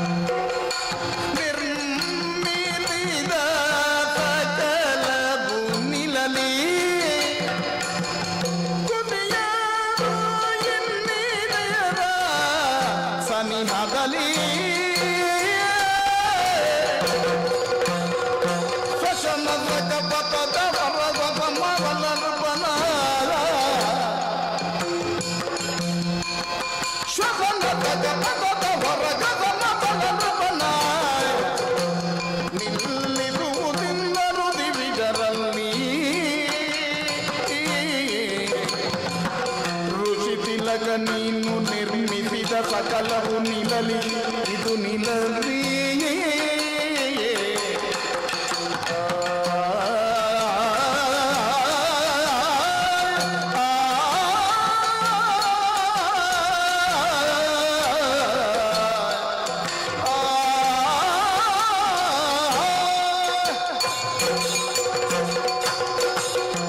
ವಿಶ್ವಾಮಿತ್ರನೇ, ಕೈಬಿಟ್ಟೆ. ಯಾಕೆ ಕೈಬಿಟ್ಟೆ? ಕ್ಷಾತ್ರ ಮತ್ತು ಬ್ರಾಹ್ಮ ಎನ್ನುವುದರ ಸಂಘರ್ಷಕ್ಕಾಗಿಯೇ ಕೈಬಿಟ್ಟೆ. ಇದು ಸಂಘರ್ಷದಿಂದ ತೀರ್ಮಾನ ಆಗಬೇಕಾದ ವಿಷಯ ಅಲ್ಲ. ಹಾಗಂತ ನೀನು ಋಷಿಯಾಗಿದ್ದವನು, ಬ್ರಹ್ಮತ್ವಕ್ಕೋಸ್ಕರವಾಗಿ ಪ್ರಯತ್ನಿಸುತ್ತಿರುವವನು, ಮತ್ತೆ ಆಯುಧ ಗ್ರಹಣವನ್ನು ಮಾಡಿದಾಗ ಆಯುಧದಿಂದಲೇ ಪ್ರತಿರೋಧವನ್ನು ಮಾಡಬೇಕಾದ ಸ್ಥಿತಿ ಬಂತು. ಅದಕ್ಕೆ ಹೇಳಿದ್ದು ಕ್ಷಾತ್ರ ಮತ್ತು ಬ್ರಾಹ್ಮ ಎನ್ನುವುದು ಅನುಕೂಲವಾಗಿದ್ದಾಗ ಮಾತ್ರ ಲೋಕ ಎನ್ನುವುದು ಚೆನ್ನಾಗಿ ನಡೆಯುವುದಕ್ಕೆ ಸಾಧ್ಯ. ಒಂದು ಇನ್ನೊಂದಕ್ಕೆ ವಿರುದ್ಧವಾದಾಗಲಲ್ಲ. ನೀನು ಕ್ಷಾತ್ರ ಬಲವನ್ನು ಧಿಕ್ಕರಿಸಿ ಬ್ರಾಹ್ಮ ಬಲದ ಮಹಿಮೆಯನ್ನು ತಿಳಿಯುವುದಕ್ಕೋಸ್ಕರವಾಗಿ ಅದೇ ಆಗುವುದಕ್ಕಾಗಿ ಬಯಸಿದವನು ಎನ್ನುವುದನ್ನು ನಾವು ಬಲ್ಲೆವು. ಹಾಗಾದರೆ ನೀನಿದನ್ನು ತಪಸ್ಸಿನ ಶಕ್ತಿಯ ಮೂಲಕವಾಗಿ ಅನ್ಯಮಿಂದ್ರಂ ಕರಿಷ್ಯಾಮಿ ಎನ್ನುವ ಸಾಹಸಕ್ಕೆ ಹೊರಟೆ. ಹೀಗೆ ನೀನು ಮಾಡಿದರೆ ಏನಾಗ್ತದೆ? ಒಂದಂತೂ ಆಗ್ತದೆ, ಒಂದು ಇಂದ್ರಲೋಕದ ಸೃಷ್ಟಿಯಾಗಬಹುದು. ಆ ಇಂದ್ರಲೋಕದ ಸೃಷ್ಟಿಗೋಸ್ಕರವಾಗಿ ಈಗಾಗಲೇ ನೀನು ಸಂಚಯಿಸಿದಂತಹ ನಿನ್ನ ತಪಸ್ಸಿನ ಪುಣ್ಯದ ಫಲ ವಿನಿಯೋಗವಾಗ್ತದೆ. ಹಾಗಂತ ನಿನ್ನ ದೂರದ ದೃಷ್ಟಿ ಏನುಂಟು ಅದು ಸಾಧಿತವಾಗುವುದಿಲ್ಲ. ಹಾಗಂತ ಯುದ್ಧದ ಮೂಲಕವಾಗಿ ನಿನ್ನನ್ನು ದಂಡಿಸಬಹುದೇ ಅಂತ ಕೇಳಿದರೆ, ಅಪ್ರತಿಹತವಾದಂಥ ಆಯುಧಗಳ ಮೂಲಕವಾಗಿ ಒಬ್ಬ ತಪಸ್ವಿಯನ್ನು ದಂಡಿಸಬೇಕು ಎನ್ನುವುದು ನನಗೂ ಅಗತ್ಯ ಇಲ್ಲದ ವಿಷಯ. ಅಲ್ಲಲ್ಲ, ನೋಡಬೇಕಾದದ್ದಲ್ಲ, ನಾನು ನೋಡಿಯೇ ಇದನ್ನು ಹೇಳುವುದು. ಮುಂದೆ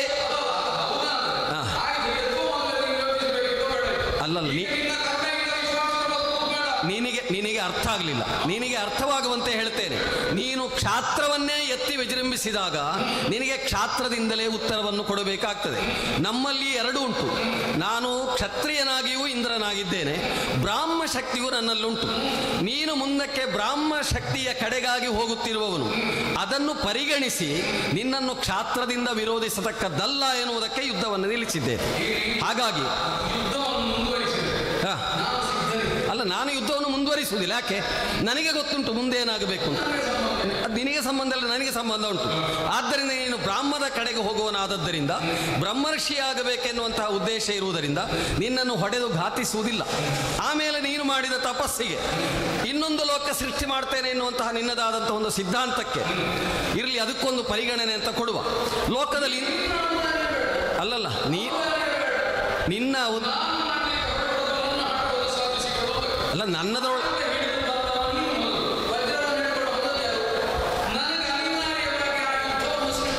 ನೀನು ಹೇಳುವುದನ್ನು ಮೊದಲು ಕೇಳು. ನಾನು ಯಾಕೆ ಹೇಳುತ್ತೇನೆ ಎನ್ನುವುದನ್ನು ಕೂಡ ತಿಳಿದುಕೋ. ಸ್ಪಷ್ಟವೇ ಹೇಳಿದ್ದಿರಲ್ಲ. ಹೌದು, ಕ್ಷಾತ್ರಕ್ಕೆ ವಿರುದ್ಧವಾಗಿಯೇ ಬಂದಿದ್ದೇನೆ. ಅದು ಬೇಡ ಅಂತ. ಯಾಕೆ ಬೇಡ ಅಂದರೆ, ಕ್ಷಾತ್ರಕ್ಕಿಂತ ನಿನ್ನಲ್ಲಿ ಇನ್ನೂ ಮುಖ್ಯವಾಗಿ ಆಗಬೇಕಾದದ್ದೊಂದುಂಟು. ಅದು ಏನು ಎನ್ನುವುದು ನಮಗೆ ಗೊತ್ತುಂಟು. ಅಲ್ಲ, ನಿನ್ನ ಔದಾರ್ಯ, ನಿನಗೆ ನನ್ನ ಔದಾರ್ಯ ಬೇಕು ಅಂತಲ್ಲ, ಆದರೆ ನಮಗೆ ಗೊತ್ತುಂಟು ನೀನೇನಾಗಬೇಕು ಅಂತ. ಆ ದೃಷ್ಟಿಯಿಂದ ಹೇಳುವುದು, ನೀನು ಮಾಡಿದಂತಹ ಈ ಕಾರ್ಯಕ್ಕೆ ಒಂದು ಪರಿಗಣನೆ ಅಂತ ನಾವು ಕೊಡ್ತೇವೆ ಅಂದರೆ ಹೇಗೆ? ಈಗ ಇರುವಂತಹ ಬ್ರಹ್ಮ ಸೃಷ್ಟಿಯಲ್ಲೆಲ್ಲ ಶ್ವಸನ ಸಖ ಪಥದ ಆಚೆಗೆ, ಅಂದರೆ ಸೂರ್ಯಮಂಡಲದ ಆಚೆಗೆ, ಈಗ ಇರುವಂತಹ ಜಗತ್ತಿನ ಆ ಕಡೆಗೆ ನೀನು ಇನ್ನೊಂದು ಇಂದ್ರಲೋಕವನ್ನು ಸೃಷ್ಟಿ ಮಾಡು. ಅದರಲ್ಲಿ ಅವನು ಇಂದ್ರನಾಗಿರಲಿ. ನೀನು ಯಾವೆಲ್ಲ ಭೋಗಗಳನ್ನು ಅವನಿಗೆ ಕೊಡ್ತೀಯೋ ಅದನ್ನು ಕೊಡು. ಆಗ ಗೊತ್ತಾಗ್ತದೆ ನಿಜವಾದ ಇಂದ್ರಲೋಕ ಯಾವುದು, ತಪಶಕ್ತಿಯಿಂದ ಉಂಟು ಮಾಡಬಹುದಾದ ಇಂದ್ರಲೋಕ ಯಾವುದು. ಹೌದು, ಅಲ್ಲ ಹಠ ಅಲ್ಲ, ಅದು ನಿಜ ಅಂತ ಗೊತ್ತಾಗಲಿ ಇಂಥ ಲೋಕಕ್ಕೆ.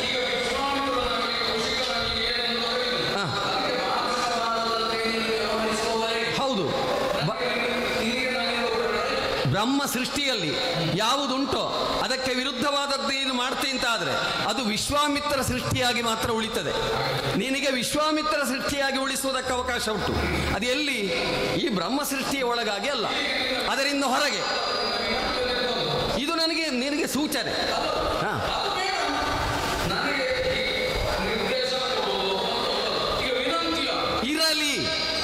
ಇರಲಿ ಅಷ್ಟೇ ಹೇಳ್ತೇನೆ. ಶ್ವಸನ ಸಖ ಪಥದ ಹೊರಗೆ ಇರಲಿ ಅಷ್ಟೇ, ಇದರ ಒಳಗಲ್ಲ. ಯಾಚನೆ ಅಲ್ಲ, ಹಾರೈಕೆ ಅಷ್ಟೇ. ಜಗತ್ತನ್ನು ನೋಡಿಬಿಡು.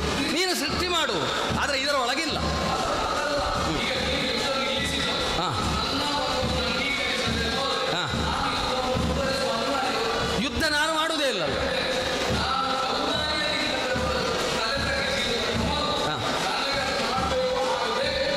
ಮಾಡು, ಮಾಡಿದರೆ ಶ್ವಸನ ಸಕಪಥದ ಹೊರಗೆ ಅಷ್ಟೇ.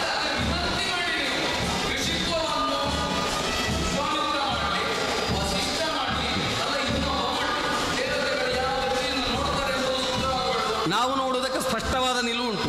ನಮಗೆ ಈ ಸೃಷ್ಟಿಯ ಒಳಗೆ ಅನ್ಯಮಿಂದ್ರರು ಇರುವುದಕ್ಕೆ ಸಾಧ್ಯ ಇಲ್ಲ. ಇದ್ದರೆ ಒಬ್ಬ, ಒಂದು ಮನ್ವಂತರಕ್ಕೆ ಒಬ್ಬನೇ. ಯಾವುದಕ್ಕೆ?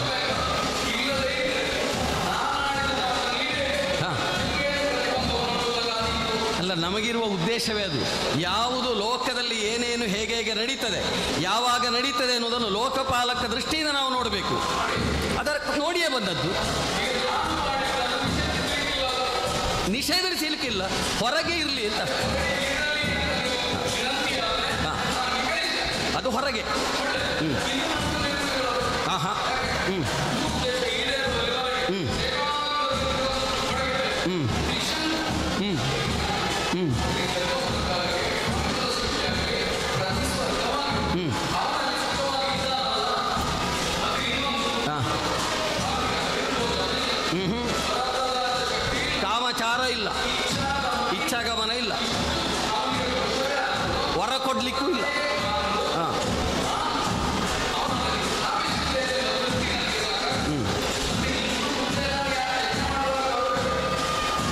ಅದು ನೋಡು, ಅದು ಕ್ರಮ ಪ್ರಕಾರವಾಗಿ ಬಂದಾಗ ಬರಲೇಬೇಕಲ್ಲ. ಅಲ್ಲ, ಹಾಗಲ್ಲ, ಅದಷ್ಟು ಸುಲಭ ಅಲ್ಲ. ಮಂತ್ರ ಮಾಡುವಾಗ ಸಂಕಲ್ಪ ಪೂರ್ವದಲ್ಲಿ ಏನುಂಟು ಎನ್ನುವುದೇ ಮುಖ್ಯ ವಿಷಯ. ಆಗ ಸಂಕಲ್ಪ ಸರಿ ಇದ್ದರೆ ನಾವು ಬರಬೇಕಾದದ್ದು ನಿಯಮವೇ.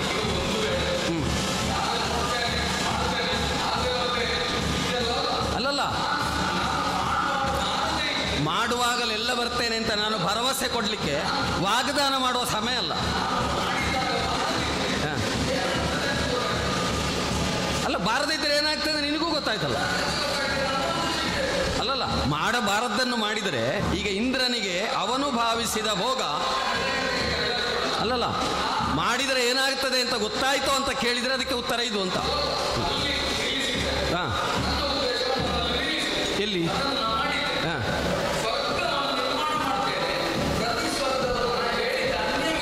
ಹಾಂ ಹಾಂ ಹ್ಞೂ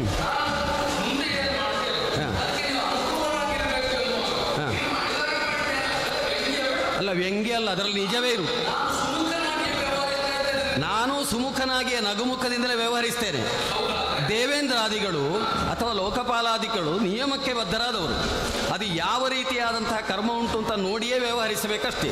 ಆ ರೀತಿಯಲ್ಲೇ ವ್ಯವಹರಿಸುವವರು ನಾವು. ಆದ್ದರಿಂದಲೇ ಇಷ್ಟು ಹೊರಟಾಗಿ ನಡಿಬೇಕಾಯಿತು. ಹಾಂ, ಹಾಗಾಗಿ ಒಳ್ಳೆಯ ರೀತಿಯಲ್ಲಿ ಮಂತ್ರ ಹೇಳಿದರೆ ಮಂತ್ರದ್ರಷ್ಟಾರರ ಮಂತ್ರಕ್ಕೆ ನಾವು ಒಲಿಯದವರೇನೂ ಅಲ್ಲ. ಇದು ನಮ್ಮದಾದ ವರದ ಹಸ್ತ ಇರುವವರು ನಾವು, ಅನುಗ್ರಹ ಪ್ರಸಾದಿಗಳು ನಾವು.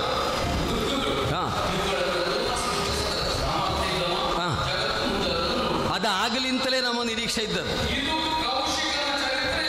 ಮಂತ್ರದ್ರಷ್ಟಾರನಾಗಲಿ, ಒಳ್ಳೆಯದಾಗಲಿ.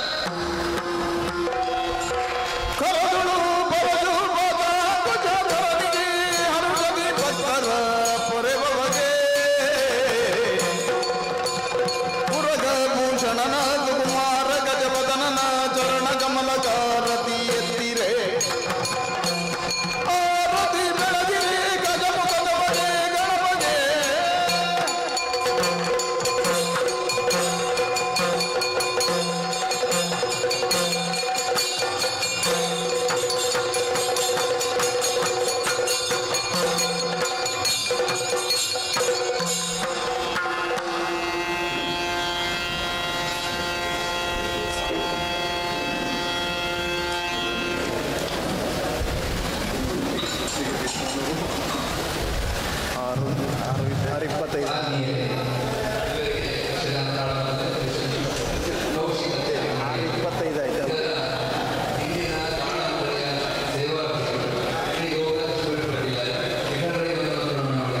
ಶ್ರೀ ಶ್ರೀನಿವಾಸ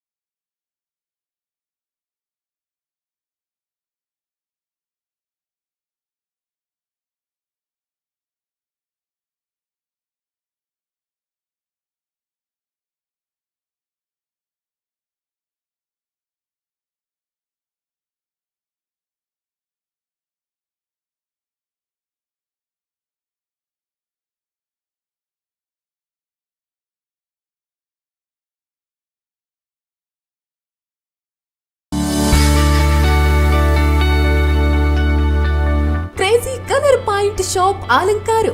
ನಮ್ಮಲ್ಲಿ ಏಷ್ಯನ್ ಬ್ರ್ಯಾಂಡ್, ಬಿರ್ಲಾ, ಒಪಾಸಾ ಬ್ರ್ಯಾಂಡ್ನ ಎಲ್ಲಾ ರೀತಿಯ ಪೈಂಟ್ಸ್, ವಾಲ್ ಪೇಪರ್ಗಳು ಉತ್ತಮ ಬೆಲೆಯಲ್ಲಿ ದೊರೆಯುತ್ತದೆ. ಮನೆ ಕಟ್ಟಡಗಳಿಗೆ ಬೇಕಾದ ಎಲ್ಲಾ ತರಹದ ಪೈಂಟಿಂಗ್ಸ್ ಗಳನ್ನ ನುರಿತ ಕೆಲಸಗಾರರಿಂದ ಕ್ಲಬ್ನ ಸಮಯದಲ್ಲಿ ಮಾಡಿಕೊಡಲಾಗುವುದು. ಸಂಪರ್ಕಿಸಿ crazy colour point shop Alankaru, Nitin Majjaru, Matrukrupa complex Alankaru, Kadaba. Contact 9964061961 876210232. Again, interlocks and whole blocks and earth movers.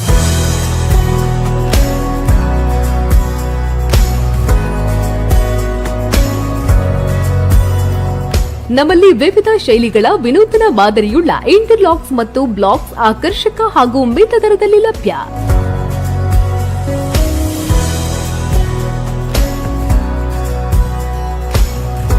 ಮಾಲಕರು Radhakrishna Rai Pararigutthu, Shri Durga towers Alankaru. 9980442256. Manjushree electronics sales and service. ನಮ್ಮಲ್ಲಿ ಎಲ್ಲಾ ತರಹದ ಎಲೆಕ್ಟ್ರಾನಿಕ್ಸ್ ಗೃಹೋಪಯೋಗಿ ವಸ್ತುಗಳ ಮಾರಾಟ ಮತ್ತು ಸರ್ವಿಸ್ ಲಭ್ಯ.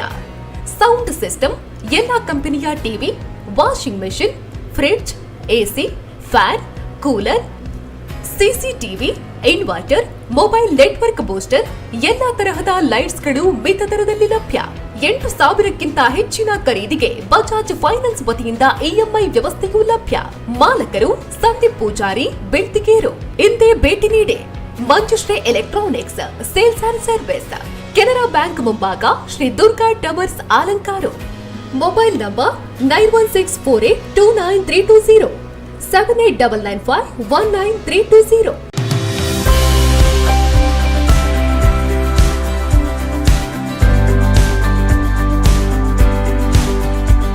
ಅಲಂಕಾರು ಪ್ರಾಥಮಿಕ ಕೃಷಿ ಪತ್ತಿನ ಸಹಕಾರಿ ಸಂಘ ನಿಯಮಿತ ಅಲಂಕಾರು. ಸರ್ವ ಸದಸ್ಯರು ಮತ್ತು ಸಿಬ್ಬಂದಿ ವರ್ಗ. Shri Venkataramana credit cooperative society ನಿಯಮಿತ ಸುಳ್ಯ. ಠೇವಣಿಗಳ ಮೇಲೆ ಆಕರ್ಷಕ ಬಡ್ಡಿ ದರ. ಹಿರಿಯ ನಾಗರಿಕರಿಗೆ, ನಿವೃತ್ತ ಯೋಧರಿಗೆ, ವಿಕಲಚೇತನರಿಗೆ, ಸಂಘ ಸಂಸ್ಥೆಗಳಿಗೆ 2 ವರ್ಷದ ಮೇಲಿನ ಹೂಡಿಕೆಗಳಿಗೆ 9.75% ಬಡ್ಡಿ ದರ. 2 ವರ್ಷದ ಮೇಲಿನ ಹೂಡಿಕೆಗಳಿಗೆ ಸಾಮಾನ್ಯರಿಗೆ 9.25% ಬಡ್ಡಿ ದರ. ಹಿರಿಯ ನಾಗರಿಕರಿಗೆ, ನಿವೃತ್ತ ಯೋಧರಿಗೆ, ವಿಕಲಚೇತನರಿಗೆ, ಸಂಘ ಸಂಸ್ಥೆಗಳಿಗೆ 1 ವರ್ಷದ ಹೂಡಿಕೆಗಳಿಗೆ 9.5% ಬಡ್ಡಿ ದರ. 1 ವರ್ಷದ ಹೂಡಿಕೆಗಳಿಗೆ ಸಾಮಾನ್ಯರಿಗೆ 9.0% ಬಡ್ಡಿ ದರ. ನಮ್ಮ ಇತರ ಸಾಲ ಸೌಲಭ್ಯ: ವಾಹನ ಸಾಲ, ಚಿನ್ನಾಭರಣ ಅಡವು ಸಾಲ, ಗೃಹ ನಿರ್ಮಾಣ ಸಾಲ, ಜಾಮೀನು ಸಾಲ, ವ್ಯಾಪಾರ ಸಾಲ, ಗೃಹ ನಿರ್ಮಾಣ ಸಾಲ, ಜಮೀನು ಖರೀದಿ ಸಾಲ, ವೇತನ ಸಾಲ, ಮನೆ ದುರಸ್ತಿ, ವಾಣಿಜ್ಯ ಕಟ್ಟಡ ಸಾಲ. ಅವಧಿಗೆ ಸರಿಯಾಗಿ ಪಾವತಿಸಿದರೆ 0.5% ರಿಯಾಯಿತಿ. Shri Venkataramana credit cooperative society ನಿಯಮಿತ ಅಲಂಕಾರು. ಶ್ರೀ ದುರ್ಗಾ ಟವರ್, ಕೆನರಾ ಬ್ಯಾಂಕ್ ಎದುರುಗಡೆ, ಮುಖ್ಯ ರಸ್ತೆ, Alankaru, Kadaba. 9906575156. Shatakshi clinic and clinical laboratory. Doctor Kriti Shetty, MBBS. 10 ಬೆಡ್ನ ವ್ಯವಸ್ಥೆಯುಳ್ಳ ಸುಸಜ್ಜಿತ ಕ್ಲಿನಿಕ್. ನಮ್ಮಲ್ಲಿ ಎಲ್ಲಾ ರೀತಿಯ ಆರೋಗ್ಯ ತಪಾಸಣೆಯ ಜೊತೆಗೆ ಎಸಿಜಿ ಸೇವೆ ಲಭ್ಯ. ಬೆಳಗ್ಗೆ 8 ಗಂಟೆಯಿಂದ ಮಧ್ಯಾಹ್ನ 1 ಗಂಟೆಯವರೆಗೆ, ಮಧ್ಯಾಹ್ನ 2 ಗಂಟೆಯಿಂದ ರಾತ್ರಿ 12 ಗಂಟೆಯವರೆಗೆ ಹಾಗೂ ಪ್ರತಿ ಆದಿತ್ಯವಾರ ಬೆಳಗ್ಗೆ 8 ಗಂಟೆಯಿಂದ 4 ಗಂಟೆಯವರೆಗೆ ತೆರೆದಿರುತ್ತದೆ. ಆರೋಗ್ಯದ ಕಾಳಜಿಗೆ Shatakshi clinic and clinical laboratory, Mata complex, Alankaru. 7899429912.